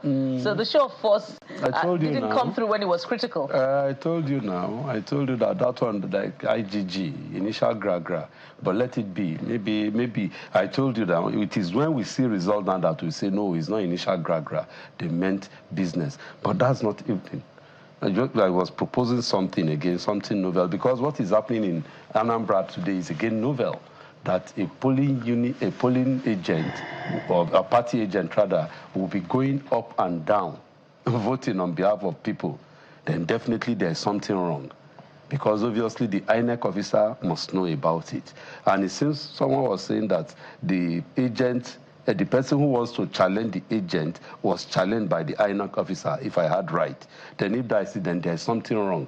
And I hope this one, Amokiton should pick that tape, look at it, look at those who are involved, so as to serve as a deterrent. How about the senior officials of INEC that are there? No, it goes up now. Professor Amokiton is a far distance away in Abuja. There is a national commissioner there. There's a wreck there, and if we go by what Mr. Epele said the other time, Bukola said, Mr. Epele was saying, if the wreck is not, you know, efficient, he will wreck the elections or something like that. And we don't want that to happen. The wreck will wreck the election if the chairman allows him, if he puts himself down, that wreck, where you bring your people, come to my office in Abuja, let us see what has happened. They bring the tape. Why did you allow this to happen? Before they go, they've been given brief now. I'm involved in this thing. No, you must ensure that everything goes on well. So if there's any lacuna, if there's any breach of protocol, then definitely it must be addressed seriously. And that's where the strength of the INEC chairman should come in. Because don't forget, this is his signature election. This is baptism of fire. There are some people who don't believe that. There are some people who believe that it is not his election because pretty much all of the logistics had been done. You are in charge of this program. Let's be fair, Mr. Ogwade. Okay. Before he came in, all the machinery for the Anambra election had been on it. That's not to say, that's not to vindicate him. Okay, then that's all. That's not to vindicate him that he doesn't have any responsibility, but to a large extent, a good number of things that ought to have been done for the Anambra elections had been done before he resumed. Yes. That's all. But then, when we say this is a litmus test for him, I'm wondering, how is that fair? It's fair because he ought to have known. It's equal. I'm not going to, you know, there's an election that has already been planned. I'm not going because it will smear my name. If not, As soon as he gets in, he rolls the shit up. Who are those that are involved in this election? Oh, yeah, all of them come. We sit down. I know one here. I used to be a palm wine drinker when I was in school. I was a member of a palm wine drinkers club. They normally sing this song. No keke must care. Because the chief is coming, we revere the chief of the Pawan Drinkers Club. And you'll be hearing us singing, the chief is coming, you know, he should be picking his leg one by one. Any stumble, anybody who tries to cause distress to the chief will have a problem with the provost, and they will beat the person blue and black. And of course, we all comply. So here you call the people that will conduct the election. I don't want nonsense. If you know you are not ready to give me a good election, step aside. We get people who will do it. There are people who will do things right in this country. We said it earlier on. All these inanities, we travel out of this country now, and we see things happen. Any infraction is quickly taken care of. Do you see, if you go outside this country, do you see dead people on the street? It goes to systems. Sorry? It goes to systems. That's what I'm saying. But Mr. Ogwade, does it help that, you know, it's part of our ethos during electioneering that when reports like this come through of vote buying, well, we are unable to mention the names of the political parties involved, you know, in vote buying? Shouldn't there be a culture, you know, superior culture of naming and shaming? And indeed, you know, post-election as well, an electoral offenders register, you know, such that, you know, we can spot out those parties and make up our minds whether or not, you know, they're worthy of our votes. Add your voice to our voice. That's what we are saying, naming and shaming. Creating a hall of shame. And of course, prosecuting them. And that's one of the things that I want to put as, what do we call it now? Agenda, is the agenda now to the INEC chairman now. If AY is trying to exonerate him that he's still a novice, he does not know. At least he has been following the electoral process. He too has been in the process. He knows what has happened. And having taken it off, by now he should have studied the books to say, yes, I want to put a stop to this nonsense. And it starts now, using the Anambra election as a test so that it won't happen in Ekiti. Neither will it happen in Ondo before the next general election. Because if not, they will continue to go in circles. Because I didn't know I had the power to exonerate anyone. And now that I know, I think I'll be using it. Use the power. But you know that you are your man. You are your own. You know, it's the things that we see in the media, Mr. Ogwade. Yeah. I really wish you can say everything, you know, because, I mean, some of my colleagues on the field now, the things they must be experiencing, the tummy-turning situations, things that are unthinkable, unimaginable. I would just wonder, is it that we don't know how to think, or we don't know how to think properly to ensure that the proper things are done for our people? So, again, when I talked about before, you know, Bukola's question came to you, it goes back to systems. It questions whether or not we trust our systems. If we have to expect, or rather, if we have to wait for the top guy to get the job done, it questions everything about whether or not we have an efficient system without some top guy breathing down the necks of people. It is the reason we have national commissioner. At least one national commissioner has been deployed to Anambra. It's the reason we have resident electoral commissioners in each state. It's the reason we have principal officers in INEC. So if we have to wait for Professor Amukwiton, then there is something seriously, dangerously wrong with the system. Impunity is that dangerous thing that is wrong with the system. Audacity, tribalism, religious sentiments, and all these vices, they still stare us in the face. Anyone who wants to take steps is guided by those things. Until you are a true nationalist who says, no, country comes first. If not, there won't be an Egole issue when you want to vote now. I want to vote. Egole, it means money. How much? Then you want to go and vote. And you are talking how much for something that is supposed to be patriotic. So you cannot, at that level, someone is talking Ogole because he has gotten information that up there, they have done a gole, if there's a word like that. So he too wants to take his own national chin-chin because somebody has taken his own or her own national cake. But if the top breathes down, no compromise. Just as I said earlier on, I don't know, but of course I've been in some processing where they want the strict principle and the strict protocol to be followed. They'll call all of us that are involved in the thing. We don't want any compromise. If you know you'll be involved in any compromise, you better just leave. Because if you get to know, you can be sure that we will not spare you. Then those who are Judas will do what? We'll back out. Then we'll have a good election. We'll have a good thing. It's the same thing.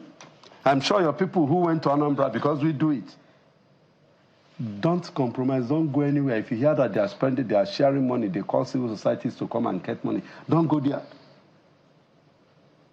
If you go there, they get you, you are off, and will even prosecute you ourselves. So when such things are done, then fear will come into the mind of those who want to compromise. Well, and things will be done right. Perhaps it comes from the head. And you know, it speaks to consequence management. And Ayo's question is quite instructive. Besides the fact that, you know, there's so many levels of delegation that we shouldn't even be calling the INEC chairman right now. We should be asking questions of national commissioners, resident electoral commissioners, registration area centers. What about the you know, the system of consequence management for bad behavior? Is it, you know, entrenched in the INEC system itself? And questions have been asked in the past about the number of INEC officials that have been, you know, punished for bad behavior in certain elections. That's another kettle of fish entirely that you might speak to later on. But we're talking about how this is the litmus test for the new INEC chairman. And besides, you know, voter inducement, what about what you have seen so far and, you know, the outcomes of our engagements with the civil society organizations on ground in terms of logistics, in terms of deployment of materials, functionality of the beavers? What can you say about INEC's performance so far? Fine, and that's where I'm going. Thank God for, thank you, God bless you for this question. God bless you. Amen. I'm a pastor, so Amen. I'm praying for you. Amen. Don't look at me as an aluta man. I'm a pastor. So, look at it now. I want to believe what I've said initially. Ampito has done that. Ampito has done that. That look, get the things done very well. I don't want to hear ke. Just as I said earlier on again, no keke must ke. So far, there is no keke that is carrying. I expect this. We want to believe that they are not substantial to vitiate the election. So if they are not substantial to vitiate the election, then we go on. We'll say we've had a good election. But if they continues, I hope that your guy that spoke as a correspondent, it won't happen in that place. Then it will be okay. But when you begin to hear it in all the 21 local governments, in 50% of electoral processes, then you know there's trouble. So what did you say? You use the technical language now, your question. The consequence for consequence violation. Then anybody who is gotten, you pick the person, you deal with him. Fortunately, the man is a lawyer. Then, don't forget, I've said it and I've continued to say, the buck stops at its table. Somebody should not wreck the election. It is his name that they will be calling. Nobody will call the name of wreck. It is a man that will be calling. So my name is at stake. My reputation is at stake. I have a name to protect. So anyone who commits any malfeasance is picked up and dealt with immediately. That will show that indeed, this man is serious. But if it comes a slap in the wrist, then definitely the impunity, the audacity, inanities will continue. To stop it is for him to put his feet down. So from the top, of course, he will be monitoring. I'm sure he's watching this program. I am sure. Because he will need some independent views like this, because some of his officers will be doing, Oga, everything there all right, sir. Don't worry, we are on ground here. We are managing the situation. We will now be telling them, they are discussing your matter on air. Look at, go and quickly go to a station. Maybe by now, maybe they will have a small television in a van. I have a van that I go around with to monitor all these things all over. Go and monitor it in the van and tell me, look at what are you telling me? You better wake up. Then they will now know what to do. Because even if anything at all, this news about the INEC ad hoc staff challenging your people for them to do the right thing is even an infraction. Okay. Now, there is a video. And you said something the other time from Bukola's question. Consequence management. Now, there is a video that has faces of people who, if we take it through the law and the process, they will be indicted, and the consequences of the law are going to play. From all that we have discussed so far, who should be taking the gauntlet? Who should pick up that video and say, let's challenge this one? Unfortunately, it is the police and the Office of the Attorney General that can prosecute. And that's why we are advocating, and that's why you two join your voice with us, that we should have an election tribunal commission. Then that commission will be the one, because this one is an exclusive project. In law, we call it sui generis. This is an exclusive project. The police may not even be able to handle this in terms of prosecution, because election matters are seriously technical matters. And maybe that's why there have not been any leeway before, apart from election tribunal.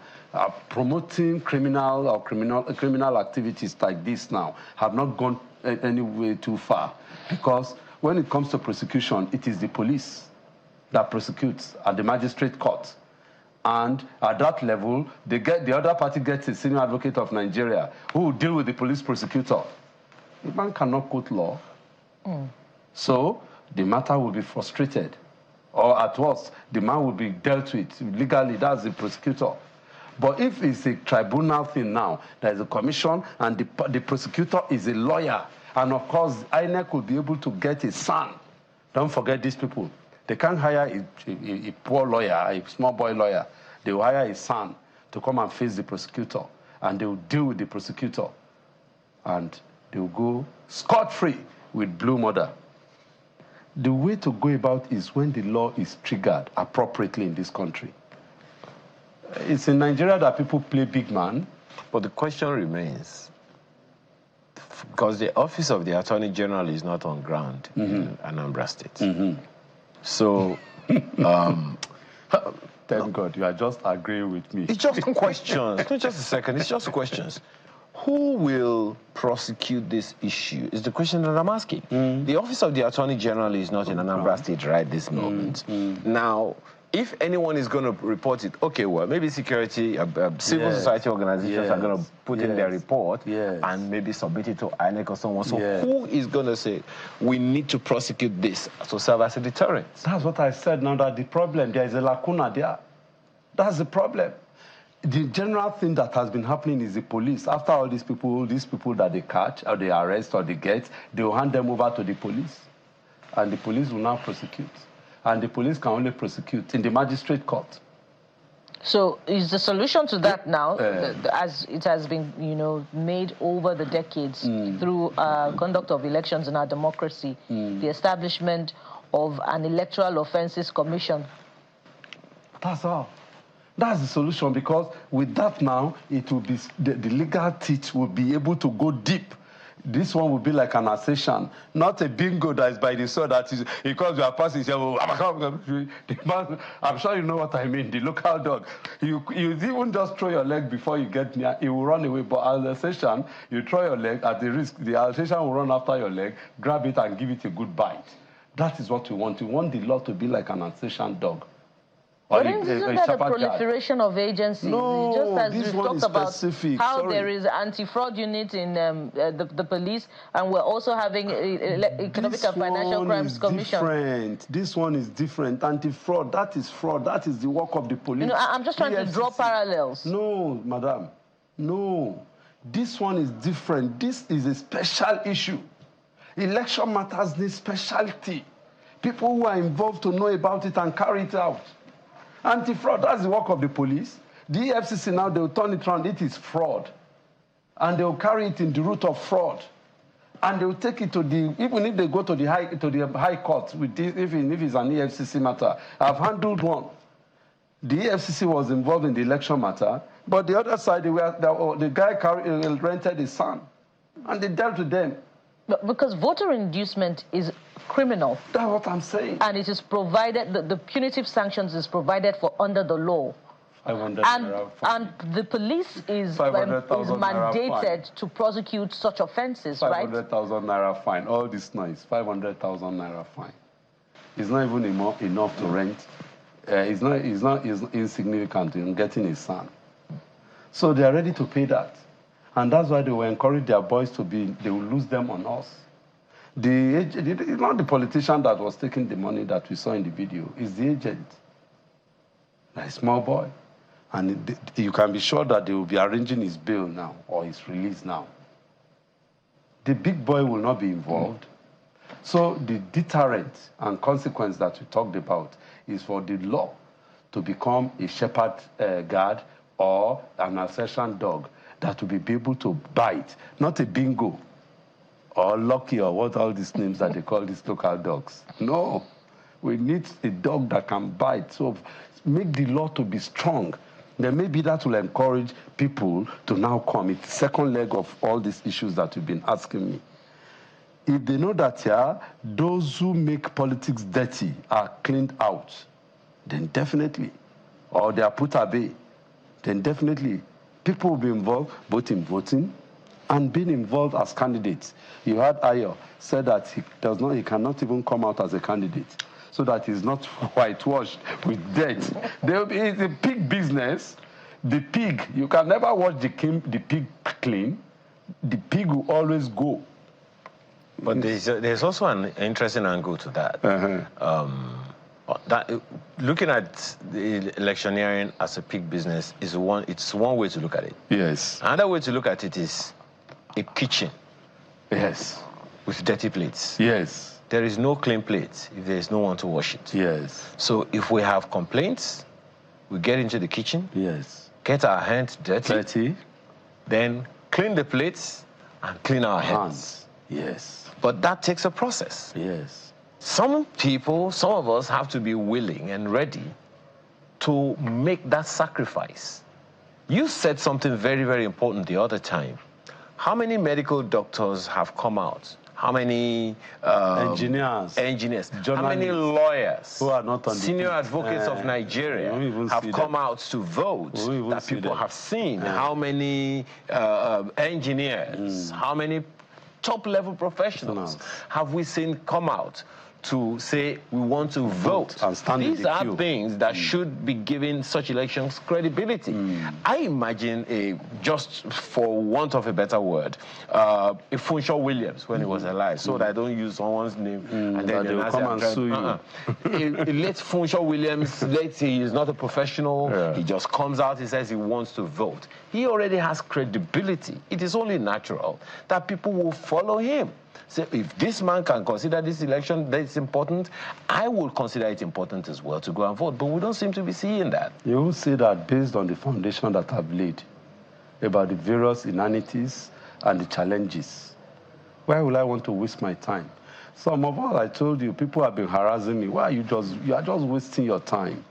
But isn't it in us that will continue harassing us? So there's no, it will change when some of the things that are put in place, maybe with what some other people will add to ensuring that indeed we clean the space. All of us are in the kitchen now. Our hands are dirty. We must wash our hands before we even wash the plates. It will come to equity, you must come with clean hands. Bless you, my lawyer. Again, amen. You know, at the start of the program, we were reflecting on some very critical component of the elections, and which is the deployment of resources. I raised that point, and he talked about, you know, how important it is for people to come out, because if you you know, deploying 2.8 million or 2.7 million registered voters to this election, that means that INEC would have printed 2.7 million ballot papers, but we haven't seen more than 10 you know, voters on each line in a particular polling unit. In each polling unit that we have, you know, monitored, so far in this election. I'll come back and conclude my point on this question. I understand that we now have our correspondent, Joy Odinye, who is standing by to bring us updates on from where she is. She'll tell us where she is. Hello, Joy. Please tell us where you are and bring us updates from there.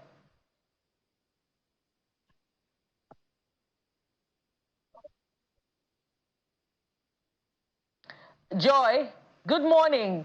Tell us where you are and bring us updates. Yeah, good morning, dear. Presently,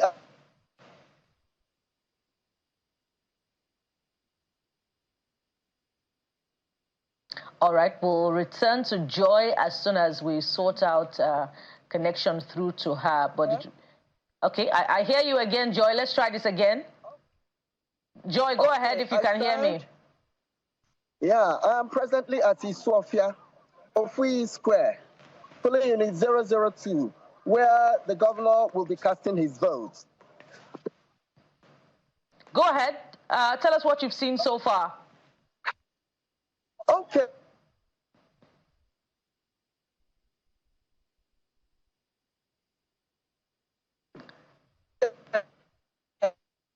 Oh, sorry. Enthusiasm of the people to really cast their votes. All right. If you see. All right. We'll get back to you, Joy, as soon as we sort out the connection. But let's go to another part of Anambra, where I believe a representative of the European Union is addressing the press. At the moment now, we have not witnessed any vices. Neither will we say that there are electoral delay so far. As a matter of fact, what we have seen, we're so encouraged about it so far because the people are coming out to be accredited. The election is ongoing. Looking at the voters' range, we have seen the youth, we have seen the elderly, we have seen the people with disability, we have seen the old people, coming out to cast their vote. So far, we've not seen any vices that will justify any record to say that the otherwise is taking place. For we, as international observers, the election is ongoing. Have we heard of any flashpoint from any local area? For now, we have not received any call either, but we have not seen, because we definitely need to report from what we have seen. We have not received any flashpoints from any quarter so far. We have not. And as I've said, accreditation is still ongoing. They just 11:25. Let's wait from 91 o'clock and see what will be the outcome. So what's your impression about the umpire, INEC itself? INEC have lived up to the expectations. BVAS is working according to the expectation of the electorate. Apart from one BVAS, we saw somewhere that just complained. And according to the young lady there, she said INEC immediately responded, and then they have to take immediate step by replacing the BVAS machine, and accreditation continues. With that alone, it has given us a very good impression. Thank you very much. You want to add something to it? Okay. I'm just observing. You're just observing? After the election, I will come with my comments. Okay. After election, we'll not make a statement. But we'll get to have your details so that we'll be having a press conference. Yeah, we're going to we have to be at not in INEC Center. We'll be having our press conference somewhere inside the city, one of the major hotels here. That will get to invite the Nigerian Union of Journalists, the print media, and the media houses, where we'll now have a comprehensive presentation of our observation. For now, accreditation is still, and we cannot just summarize on the affirmative, neither on the negative. But with our presentation, it has to be on the average, because we're still going from one polling unit. Thank you very much. Of representatives of the European Union Election Observation Mission there speaking to Channels Television in Anambra State. And from what we hear, they've given a neutral submission of what they've seen so far in the election. We'll be hearing a more comprehensive report of the European Union Election Observation Mission later on. Let's return to our correspondent now, Joy Odinye, who was reporting from Isofia earlier on. Joy, go ahead. I hope it's better. Hearing you will be better this time around. Give us updates from Isofia. All right. Thank you very much. Isofia is very calm, this time around. I am at polling unit 002 of Ofui Square, where the governor is expected to vote any moment from now. Here in this very polling unit, we have a lot of people. It's really crowded here. Men, women, even elderly ones are here to cast their vote. So many media representatives are here, so many groups, observer groups. Security is top-notch here, and people are quite hopeful that this election will continue to be peaceful until the very end. So everything is peaceful, everywhere is calm, everything is going smoothly. They've not encountered any glitch at all. People are voting peacefully, and everything is going on well here. And they have 933 registered voters here. Even though what we have on ground is not up to that, but we still expect that people will still come to this place and cast their vote. And in other surrounding areas, to this Sofia, voting has been going on well. We've not heard any incidents of any violence or, problem at all. In fact, every area is very calm. Yes. Interesting, Joy, that's the report. Very interesting and heartwarming as well. But there's this twist we're getting from certain parts of Anambra State of vote buying. Charles Operum, our colleague, gave that report earlier. Have you smelt anything like that near you? No, I have not encountered anything of that sort. But there was a report from one of the election observers, Faith Mwadishi, precisely, when I encountered her at Unity, a polling unit there at Unity, in fact, Daraba Square. She raised an important issue. She said she saw some people wearing uniforms that are not police uniforms, but they are, parading themselves as security operatives. But he could not decipher who they were and what they were actually up to. So I've prodded further to find out who sent them, the particular place where she encountered them, but she couldn't, clearly specify. But she was very sure of what she saw, that those people, because, before now, the Commissioner of Police for this election made it clear. Even the DRG in charge of operations for this election stated clearly that no security outfit except the federal forces should be seen within the voting areas. So for now, vigilante groups, these security authorities should not be seen and the polling units. With how raising this concern, I find it disturbing, and I said I will take one or two to find out if these men were also in other places. But as of here that I am, I have not seen any person that's wearing uniform that is not police, TSS, or federal forces. So that's a concern she raised, and I think it should be taken seriously. Here is peaceful. I've not encountered vote buying or anything of that sort. Joy, we have more questions for you, but we're going to have to anchor at this point and hope that the network will be better when we reconnect with you again. But as Aya would always say, we encourage you, for the benefit of all of us, to please stay safe. Our correspondent there, Joy Odinye, reporting from Isofia, where, according to her, everything is peaceful, and one of the candidates is expected to cast his ballot. And so we're still covering this, and we're about to follow up with more questions with you, Mr. Wale Ogunade, but we must let you go at this point. And thank you very much for your time on the program. Mr. Wale Ogunade is the President Voters Awareness Initiative. He's also a legal practitioner. Thank you for coming through on this one. To God be the glory. Yeah. Now, when we return, we're taking reports from here and there. The hope is that within the next few minutes or thereabout, the governor of Anambra State will be out to cast his vote, as well as any or all of the other 16 contenders in the election. Stay with us here at Channels Television.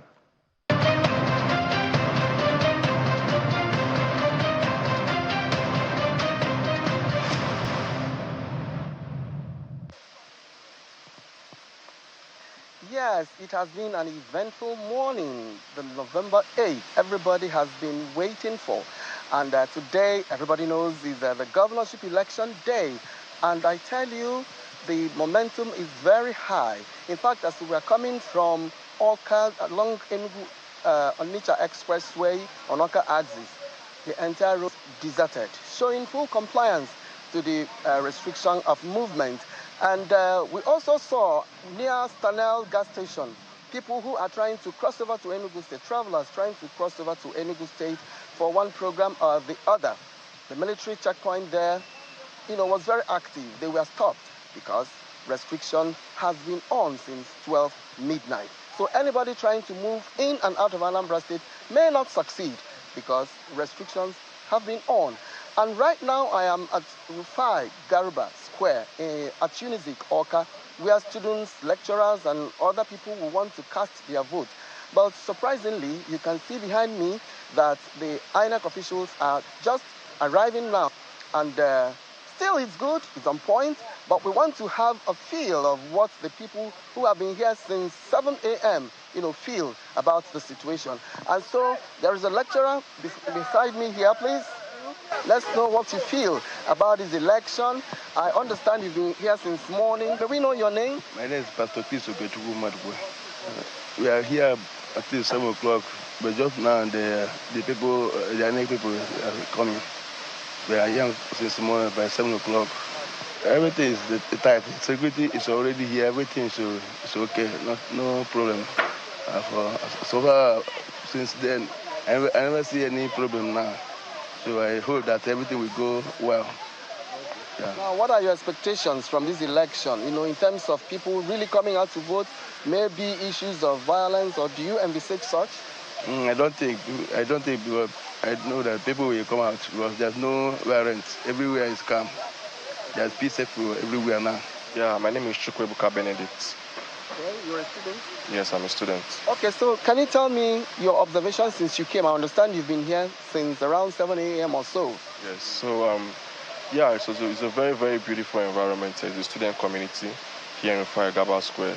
Students are ready to get the election started here with their PVCs to cast their votes. We're expecting a very, very peaceful process. As you can see, the INEC are just arriving. Yes, truth be told, the students' area is a very distant area from where they must have had their nice nap last night from the RAC Center. So they're arriving now, so they're setting up already. So yeah, it's going to be a peaceful election, and it's a student community, it's a peaceful community, so there shouldn't be any sort of security threat here.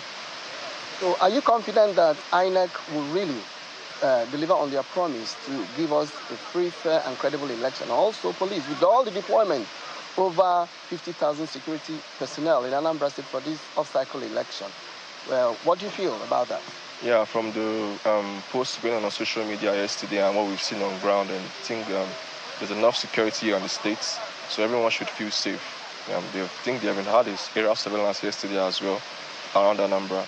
So I think we have more security personnel on ground, and everyone's going to come out and vote.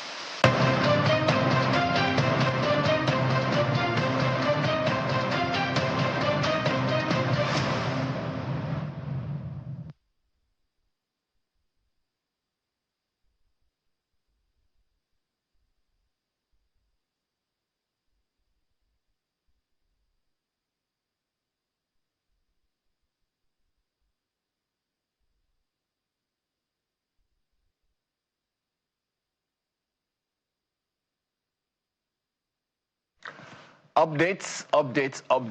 Anambra is deciding. One of the things that I have seen online about this election generally, is that the people themselves in Anambra State are against the vote buy. In fact, I see, I don't know if you have seen it as well, Bukola, one caption that keeps saying, if you sell your votes, you help someone buy a mansion. And when that person buys his mansion, you have sold your democracy. And, anyway, that is that. But then we have seen evidence of how that is playing out in some quarters. And we have also gotten reports from various colleagues of ours about how safe, how secure Anambra State is, how void of insecurity the elections have been so far. and how that the elections are going smoothly. We also heard that EU observers saying, look, let's give it until, say, 1 o'clock, see how this whole thing pans out. That's how far so far.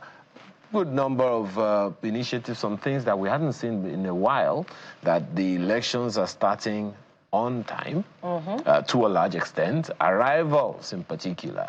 And you raised the concern about, is it something that's spread all over the place? It seems so. It seems so. Right? So where do we go from here? I think the outcome of this election is going to tell whether or not this has been a litmus test for the chairman of the new INEC chairman, as we have said so far. But this is where we are so far, Bukola.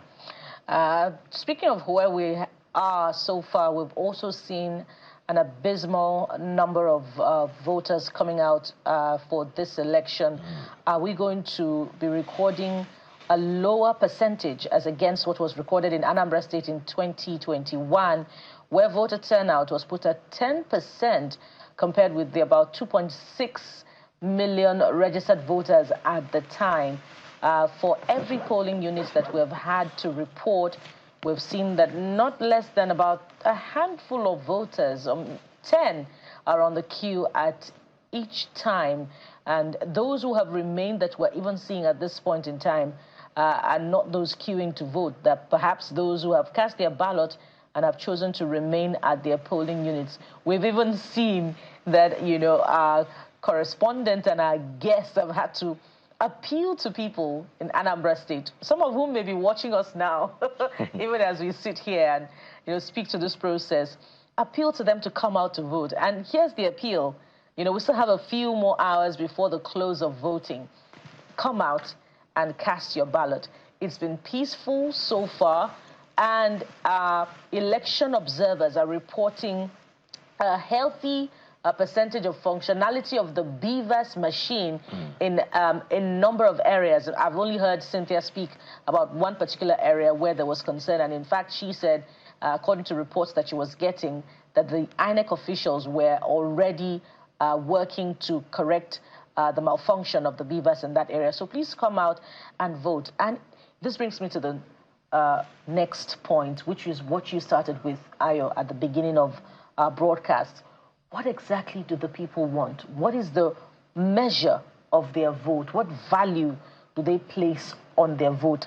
How are they connected to this process? What are their expectations from the next man that will be, or the next woman that will be in the saddle? It's part of our psyche in every electoral process when we already conclude, you know, that it's a male thing. So whichever woman will be taking up the next challenge, what do they want from them? Ayo. That's a question that I believe should have been asked, and which was the basis of my postulation to our colleague Jeffrey earlier. It's all about the people. Has the government of the day performed creditably enough? Your call. A good number, there are 200 million people in Nigeria, we say. There are about almost 100 million voters in Nigeria. We have less than 3 million in Anambra State.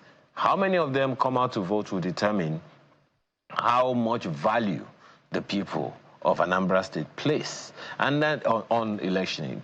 And if we are even to look at the metadata, we should be able to drill down not just to gender of how many males, how many females. We should be able to look at how many professionals, excuse me, because there's hardly any standardized profession that doesn't have protocols, that doesn't have creeds, that doesn't have certain values, that doesn't have what we call in journalism the ethics. There is hardly any profession that doesn't have that. And just imagine, Bukola, that medical doctors, engineers, journalists, lawyers, you name it, tech officials, tech experts, bankers, finance, operators and all, bring the ethics of their profession into active politics. Oh, our election will be heaven. What a significant... I'm telling you, it will be heavenly. Even if they are just 300,000 out of 3 million, believe me, the results will be different compared to what had hitherto, occurred. And if we heard what Mr. Ogwande said the other time, Mr. Ogwande's position is, if there are no consequences for bad behavior, the people who cannot stick or stand bad behavior are not just going to come out, because nobody wants their lives put in jeopardy or at risk in any way, manner, shape, or form. You go to any political, any social party right now, there is a likelihood that some people are going to be waiting around the corners, just waiting for you to come out so that they can usher you to your car, and then you can give something for the boys. Whether or not that is something that happens to everybody, I guess we'll wait to see. But those are some of the issues we raise. Now, with all that has happened in our electioneering, this is 2025. That's 26 years unbroken. It will be 27 years next year that we've had this unbroken democracy. The question we should be asking ourselves is, how far so far? Are we still struggling with the same issues we were struggling with in 1999? Or are our lives better for it now? If we have had the democracy and we are still having this kind of attitude towards our democracy, I wonder exactly what, But we're still going to be taking comments from our people. Indeed. And, while we concentrate so much on the presidential election, and, we look at the numbers, and there is a higher level of awareness, even though we also still talk about, a degree of voter apathy during the presidential election, there is more awareness and there is more demand for accountability from the center. But here's where the action is. And ahead of this time, we've, demanded accountability from the subnationals, particularly because of the increased allocation that we have seen from the federal to the states. So this is the test, as much as it is for the electoral umpire and the agencies who are deployed to manage this election. This is also a test for the people in terms of their understanding and their ownership of the process, to be part of this process and come out and vote and own it, particularly because they have more at stake, and they shouldn't just leave the process to the elected authority. I'm looking at the numbers from 2023 presidential election, and the number of voters who came out to decide on that process from Anambra was a healthy somewhere above 600,000, the entire votes cast. So if we saw anything less, it will also be quite telling about how the people feel about this election, how they own it. The action really is at the center this time around, and this is where you can make your voice heard and determine the distribution of resources to the different parts of Anambra State. But we have more updates coming through. Yes, and that update is coming from no less a person than one of the first few people that we spoke with earlier, Mr. Lanre Arugundade. Thanks for joining us again. Now, it would seem like this is not just a litmus test for INEC and for the people. The media itself, I dare say, is probably running its own tests as well, because on the one hand is our job to cover these events. On the other hand is the balance and fairness that's usually expected of us. Let's start from home.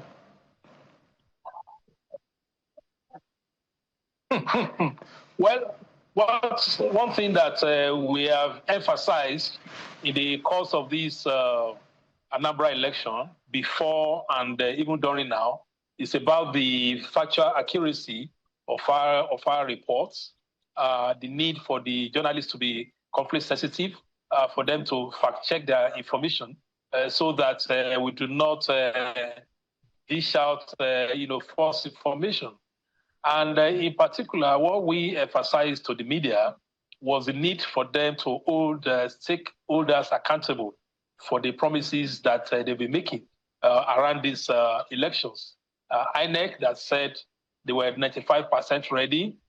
The police that said that they would deploy enough men and maintain law and order during the elections. And then the political parties too playing their own role in terms of voter education and mobilization. These are the critical areas for us as media. And to a large extent, I must also say that in this election too, we've deployed to the field what we call journalist observers. across the 21 local government areas who also have to help us observe issues around opening of voting, accreditation of voting, the security environment, the safety of people voting, and also the safety of journalists themselves. And these are the kind of reports that we are trying to gather, from the field. So election is a crucial test for the media because we don't want a situation where if anything goes wrong during the electoral process, in this case, this governorship election, anybody will blame it on the media. So we keep emphasizing the accuracy of our reports, cross-checking, and we'll be doing that. This morning in, I think, Iyala area, there was an incident that involved a policeman. They said he was overzealous. People on ground thought he had probably taken one or two too many who fired the tear gas. We were glad that he didn't fire live bullets. And we had an injury in the process. Initially, we thought it was an observer of an organization that was injured. But when that was verified, it was discovered that it was another observer, but that was injury. So this is the kind of role that we are playing. And I do agree with you that election is not just a test for the election management body, INEC, the police and security agencies. It's also a test for us as journalists, because we need to get our facts right. The first person to be tested now is you, having gone around all over the place. You started with us in the morning. Well, from your conversation with Jeffrey earlier, and you have been around quite a bit. So how much different have you observed things to be from the moment you spoke with Jeffrey and the rounds that you have made around Anambra today, around polling units today in Anambra State?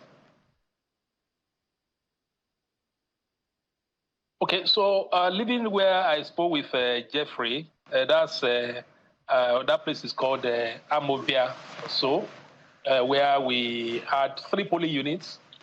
Coming down here to our situation room, I observed a few other polling units. Some of them really had very few people on the queue showing up to vote. Maybe because where we were happens to be a kind of a central area. It's a community primary school, and you had 3 polling units there. What that means, we saw Inauguration here. We had quite a few people. But the good thing is that the reports across Oka, maybe because it's the capital, is that voting started within the stipulated time, which is 8:30. But in Oka South, that was the case. But in other parts of the states, there were also elements of a delay in the commencement. Before I left that center, I noticed that because we're worried when we're discussing with Jeffrey about young people not coming out. Why is it that? Because we know the earlier set of people that came out to vote were older, people. But as at the time we're about to leave before 11, a number of young people had showed up. In polling unit 010, for example, I counted about 25 people on the queue, and about 10 of them were young people. So which meant that maybe they are realizing that this thing matters to them as young people as much as the others. So it's still a kind of combined and uneven situation in terms of what is happening in different places. In the next 1 hour or so, we're going to have a preliminary statement from the EUSDJ situation room. We're collecting our reports right now, and that will give us a better picture of the trend that we are observing. Okay. I just wanted to, follow up on this report of vote buying that we saw earlier on from Nnewi. You have your reporters across, other local governments. We're getting intelligence that it may be also happening in other areas. But what have you heard about, this voter inducement trend, and how well is the EFCC, whom we have seen, working to check it?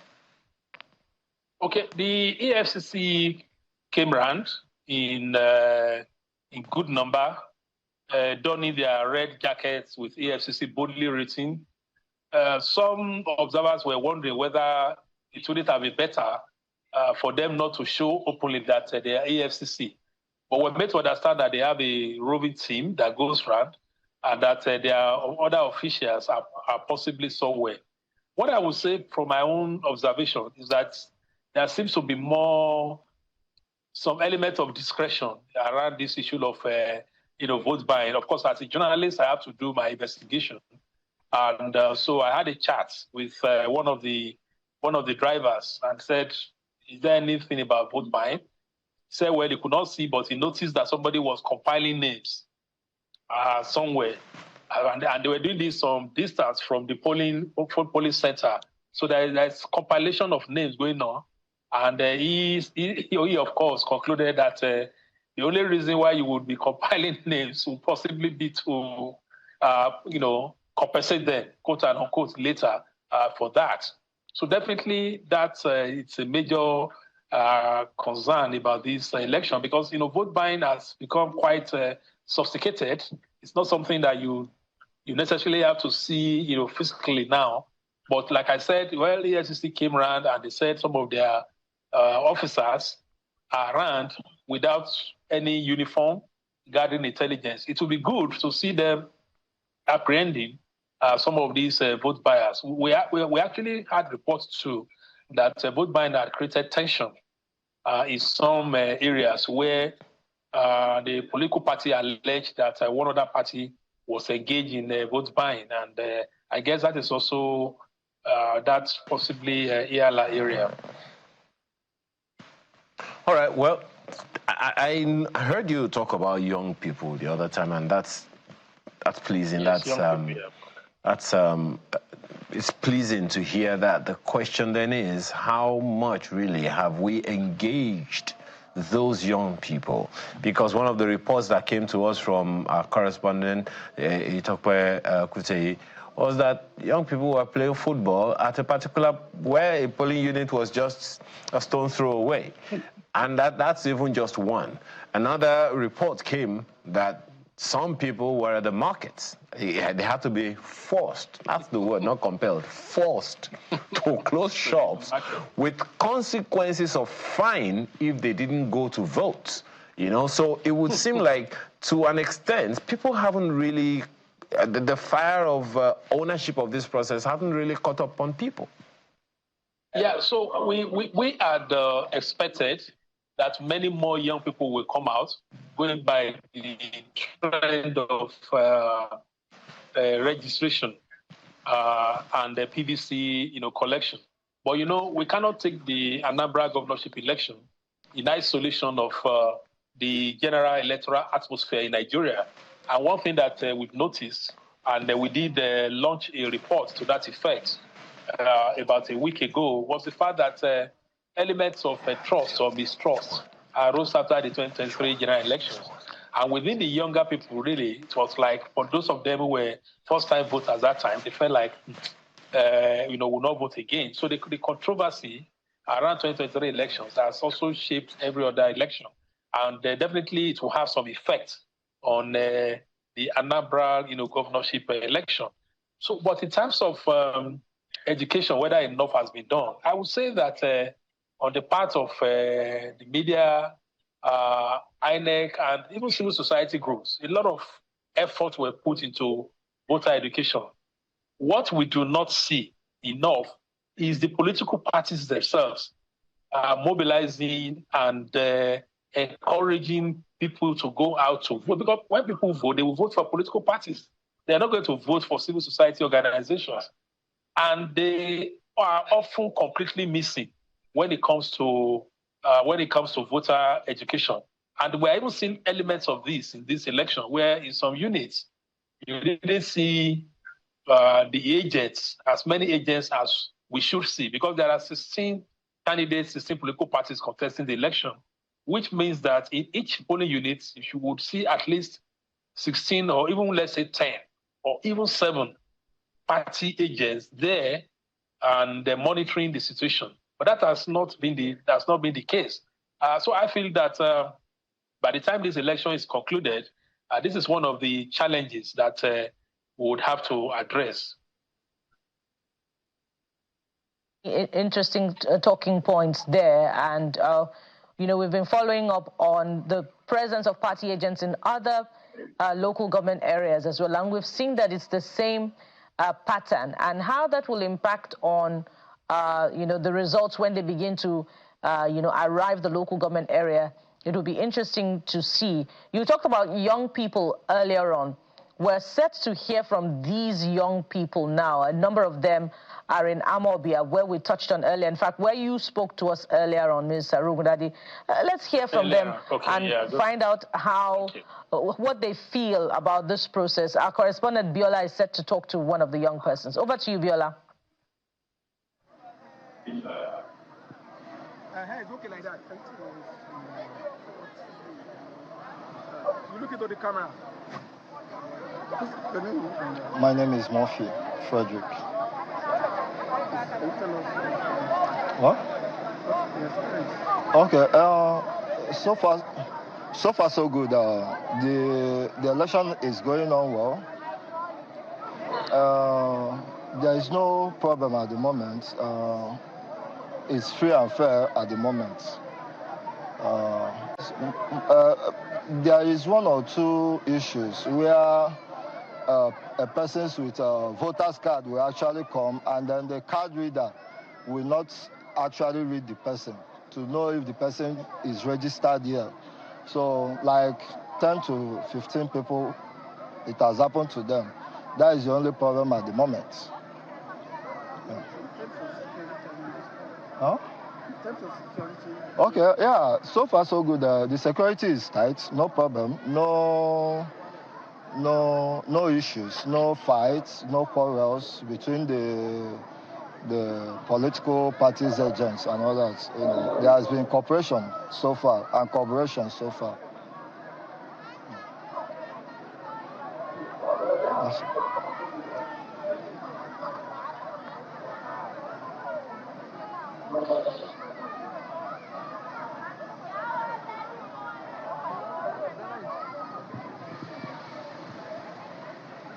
Biola, they say you should use the mic to ask questions. Wait for Biola to, get those young persons together. Let's come back to you, Mr. Arugundade. Mr. Arugundade is still with us, by the way, of the International Press Center. He's an election observer for this particular election, Anambra 2025. Mr. Arugundade, besides young persons, what we've also seen, and I feel strongly about this, that is significant, whether it's in Nnewi or is in Amobia, we've seen those two areas frequently. We've seen that a lot of women are actually on the queues. They dot the election landscape. How significant is that for you? Well, it's quite significant. I observed that, and I guess when I was talking to Jeffrey in the morning, we were making reference to that we seem to have more women coming out than men, and which I think shows some level of female political participation. In any case, when it comes to female political participation in general, Anambra is one of the leading states in Nigeria. I mean, this state also once had a female, governor, even though for a relatively short period of time. The unfortunate thing is that we don't see this level of enthusiasm at the level of campaigns and even voting being translated to women being elected into office. For example, it will be interesting to know whether these women are out there to vote for the female governorship, candidates as against the male. But in the context of gender, I think that from what we've seen, the women are trying to show the way, and maybe men are the ones that will do, catch up in this election. And it will be good when the election is conducted for us to see the data that will come from INEC in terms of gender participation in this election. Critical part of voter awareness. I could follow up with that and ask, if the women knew that, this is a power in their hands and how to deploy it. But hold on, you'll respond to that. Let's return to our correspondent, Biola, who is set yet again to interact with more voters from Amobia in Anambra State. Biola, over to you. Can you tell us what you have faced just about this election?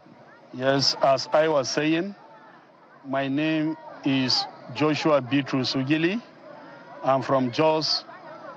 By special grace of God, I am representing the national INEC here in Anambra State as an observer in Oka South local government area. So far, so good. The election is going on very fine.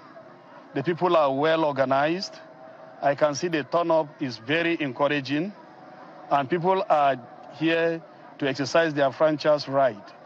And I can see the security personnel are doing up to expectations to see that the election recorded success.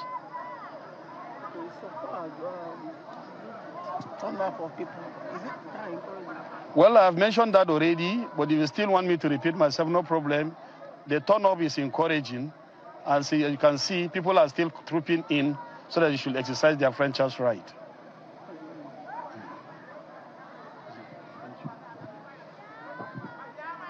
Election observer we hear, and well, and of course his comments have been his comments. I'm pretty sure that we're still going to be hearing from our correspondent Abiola.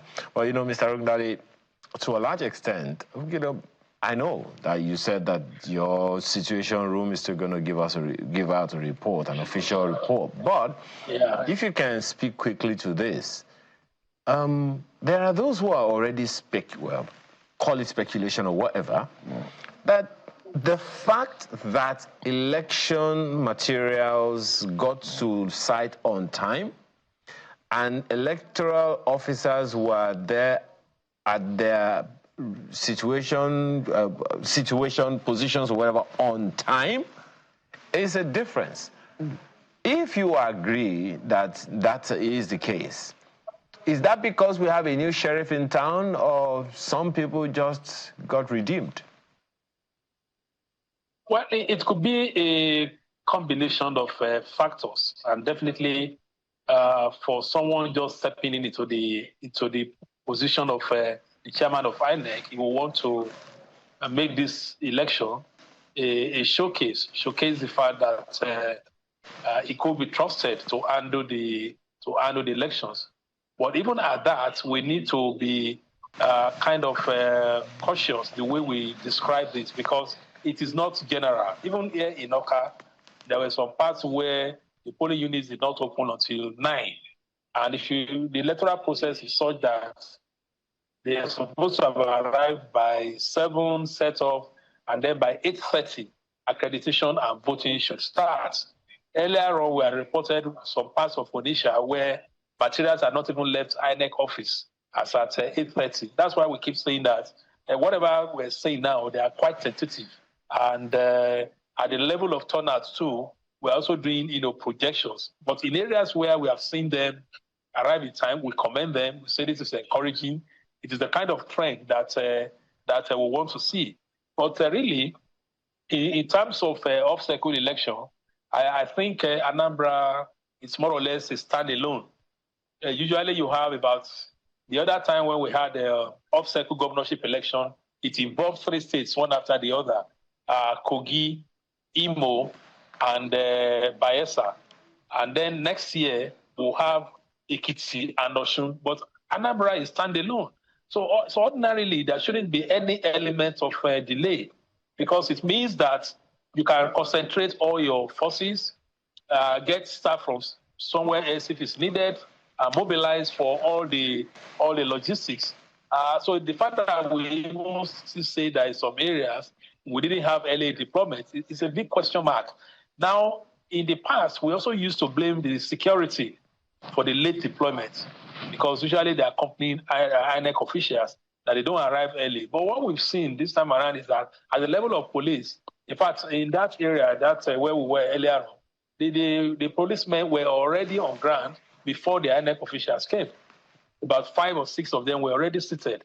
So which means that ultimately the buck will still have to stop on the table of INEC to explain why we still have this delay. This is a stand-alone election, and we expect, well, we can't have a perfect situation. It can't be 100%, but why can't we have, 70, 80% early deployment? And so if we do not have 60%, as you have said, if we do not have 70%, and if in some areas there are concerns about late deployment, as you have said, in some areas, polling didn't start until 9 a.m.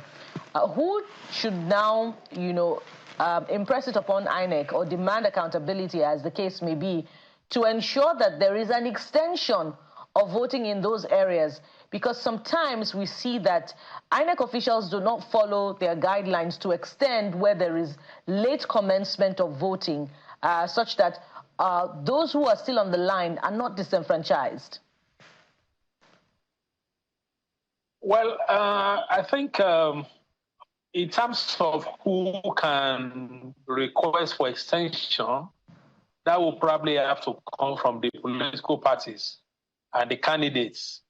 And there would have to be agreement among them to talk to INEC and say, well, in this area, voting did not start. Would you consider that? As election observers, we can only state our observation. I'm not sure whether we're in a position to demand an extension, but we look at that if we think it's necessary. And that would also depend on whether people are on ground to cast their votes. We do know that in the past, INEC has always used its discretion based on the reports that they get from the field. So what we can say at this point in time is that INEC should ensure that it gets up-to-date information from all polling units, and where there's evidence that delay in commencement would affect people's participation, they can have some adjustment for there and maybe grant some extension. But the discretion for that would definitely an INEC responsibility in its entirety. But it's not something that can be ruled out, because we have precedents where maybe due to one incident or the other, voting could not commence. Once there's security, they can always use their discretion and allow some extension. When we prepare for elections, Mr. Rogunade, we prepare INEC, or INEC prepares, political parties prepare, we prepare, political parties, civil society organizations, election observers like yourself and yours prepare, but it seems we don't prepare the voter. Here is why. A correspondent, Kute, was on the field earlier and told us that some people were not even aware in some border communities in Anambra State. They were not even aware that there was governorship election. I went on Twitter Street, or is it X Street, the other time, and people said, why is everywhere quiet? What you heard Samson Itodo describe election as the festival of democracy. It seems like the celebrants of the festival were absent because they didn't know that the celebration was going to happen. So where do we situate that?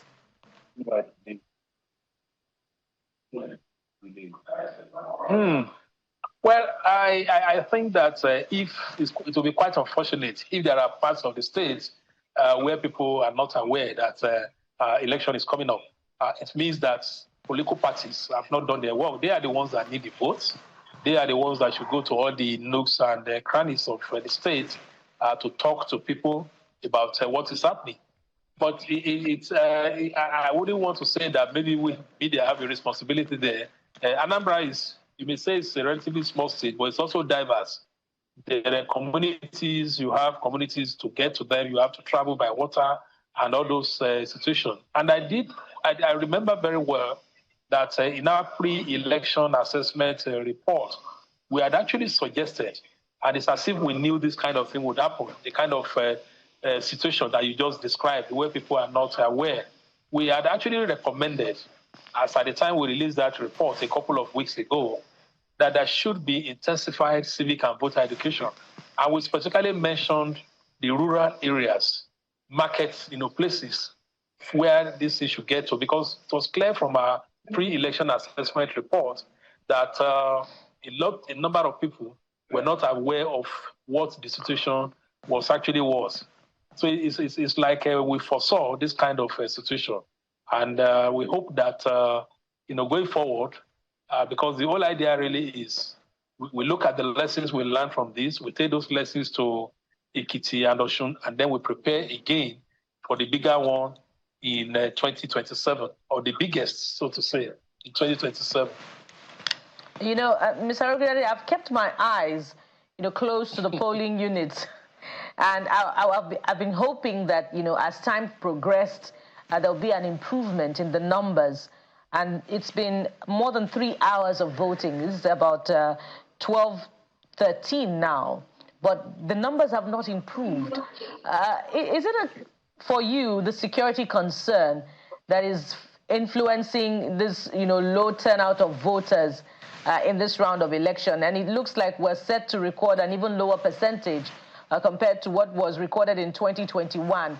Or are there other factors that are contributing to this voter apathy that we're seeing shaping 2025 election in Anambra State? I think it will be a multiplicity of factors that is shaping. Well, in terms of projection, we've been debating among ourselves as observer groups. Are we going to get 20%? Are we going to get 30%? And interesting, we have come to the conclusion that if we have 20-30%, that will be significant improvement from 10-point-something% that we had in 2021, which is quite unfortunate because Anambra before now used to have large turnout. This state had recorded 40% turnout before. That's why it means we need to begin to look at a number of questions. I guess that at some stage, the elements of violence characterizing elections in Anambra created fear in the people. You talked about the fear of people about the security situation and coming out, which was why we were also advising that the police should also be careful the way they deploy their men. You recall when Geoffrey was talking to me earlier on, a helicopter hovered around. That was about the second or third time. And those kind of things will give people the impression that maybe something serious is happening, and people may begin to say, oh, we don't know what is going on. We are seeing a helicopter. And I was joking that why not use drones if at all you want to do area surveillance to know what is going on. So you need to be careful the way you deploy security. It's more about securing the polling units, and not necessarily show of force along the roads. And there are some people, for one reason or the other, they may have to move some distance for them to cast their vote. Once you are able to identify yourself as a voter, they should allow. So I feel that that in itself is the problem that when we're looking at 2021, getting people out to make a difference is becoming a problem. It could also be part of what we are saying about the political parties, the extent to which they've campaigned and their own belief that they will possibly win the election. If you are running as a governorship candidate and in key polling units, let us even say, well, not all, your agents are not present. The question then is, were you really serious in the first instance? Maybe they had another reason why they are running, for this election. So it's because it's a major problem. In the community school in Amovia, we have about in total 3,000 plus registered voters. Polling unit 1,000 plus, the other one 1,000 plus. The three, as at the time we're living, had not even exhausted one booklet. Oh dear. But some were close to exhausting. One had 90, and there were about 30 people on the line. Perhaps there is a need. My apologies, Mr. Arugudade. Around 1 p.m., we then see the trend to know whether we're going to do better than 2021. We will hold you to that promise, Mr. Arugudade. Perhaps there is a need for some kind of elite consensus. For instance, the APC candidate in this election, Nicholas Ukachukwu, has just voted at his polling unit at Sumenyi Ward 2, polling unit 012. and he had a thing or two to say about some of the issues that we have raised on this program so far. And then other things that are follows. And he says he's going to go to get back there and then look at it and then get back to me. Well, I've not heard from him yet, but head or tail, it has been, like you said, it's a menace, a big monster that has to be addressed. If not, it will take us to back, better than where we have been before now. You know, worse than where we have been before now. But in all, if there's no seller, there cannot be a buyer.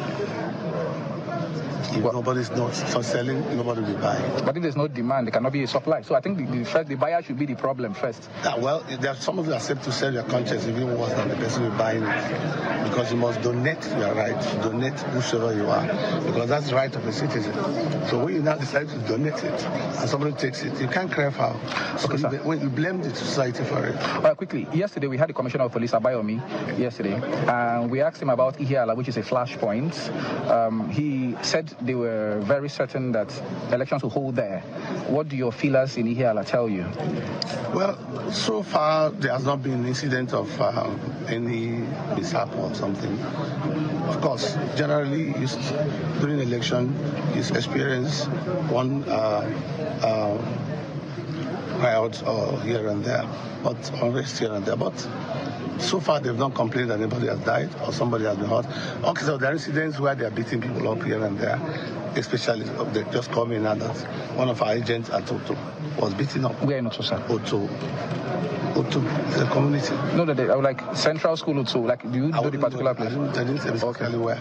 But when you look at those things, it is confront by a point of bullying people maybe because you don't want to. It might seem good for you today.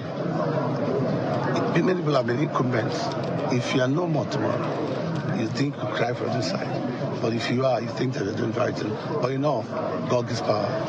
Whosoever he gives, chooses, he gives. Thank you, gentlemen. Thank you. Well, there is that comment. You may want to speak to that, Mr. Ogundade, or I believe maybe the Situation Room may want to say a thing or two to that. But coming to the issue of elite consensus, which Mr. Ogundade spoke to a little earlier, if we had prominent people in communities come out to vote, say, okay, everyone in the community knows me, and I'm stepping out to vote, I'm a reputable person in this community, I am stepping out to vote, I think it will be great mobilization for people, you know, in those various communities to come and say, if this man can vote, that means he trusts the process, that means then I can also go out and vote. Elite consensus. Do you think we need it to mobilize more a percentage for voters? Okay, I think the elite consensus should actually start from what those we elect do for the people. Some scholars have argued that part of the problem of Nigeria is that there's no elite consensus on anything. We have development programs, 2030, 20 this, one government will come, they will dish it, they will create their own agenda. That we don't have a consensus on where we're going, even in terms of infrastructure. Is it that we want to have a mass rail system across the country, connecting roads and so on? And it affects their attitude towards the election. Because the election is more or less like, what is there, for me. But I agree with you that where we have, community leaders in the free communities, encouraging people to participate and coming out themselves, it could inspire people. But I think that what would inspire people the more is performance. The fact that when somebody is elected, they're seeing the results. Things are happening. That is the thing that will really, encourage people to want to participate, to say, well, there's something there for me as against what I'm able to get. Maybe when the voting time comes and, they bribe the people. With that as it may, I think that the candidate was also raising some allegations about the agents being beaten up. I think it was on a live program everybody has had. It will be good for the police to respond to that, get the particulars of that situation, and quickly apprehend the alleged perpetrators. Of course, it has to be established that this actually happened. those kind of things give people, confidence to want to come out, because the voting is still going on. And the reports that people get may actually influence whether they will still participate, or not. And it will be good not to just dismiss it maybe as the ranting of a candidate, but to look at the facts and come up with information on what has happened. We've emphasized in this election the need for the police, INEC, to proactively provide information to respond to situations so that people are not misled in any way. Well, elite consensus, for me, Ayo, it's looking more like a situation where we're still deferring to a particular class of people in our, political culture, to make the decision for us. I'm looking forward to a place in our political history and landscape where we have a Nigerian consensus, and that this will be regardless of where we're from, either north or south, and we'll say this is where we're headed, this is the direction we're headed, regardless of the location, geographical location, or ethnicity. We want development, and we're going to vote in a particular direction. That would be political maturity. Absolutely. I cannot agree with you less, Bukola. The only reason, and I think that's part of what Mr. Arugunade was also speaking to, why elite consensus will come into the conversation, is because people follow who know road, as we say, right? People follow the people that they see. Okay, this man has reputation, let me follow him. Oh, that fellow, knows where he's going or what he's doing. So if, name the fellow in this Nigeria now, if this fellow says, I'm going out to vote. Please, just imagine any of those people in your heads right now, whether they own refineries or they own cement factories or they own multinational organizations. Any one of them comes out and says, I am going to vote. Everybody in the house will go. And they're not a candidate. And they're not candidates. Yeah. No, even influencers, those who call influencers. Exactly. Not necessarily social media influencers. Exactly. Some people are more popular than politicians, musicians. Absolutely. People of influence. The crowd that follow some of our younger generation musicians all over, they have thousands of followers on social media, but these things don't translate to reality. But I feel things will change when we are really able to get the younger generation to reconnect with the electoral process. That is what would really be the key factor when they make up their mind that, okay, we're coming en masse again into the political arena. All right. We must thank you very much. It's been a very incisive time, especially getting more details about what's happening on the field. We look forward to your more comprehensive assessment from the election observer room later on in the day. But please keep your phones closed. We'll be getting back to you during the second round of our broadcast so that we can get more updates. Thank you very much. We've been talking with Mr. Lanre Agbogbodade, founder, International Press Center.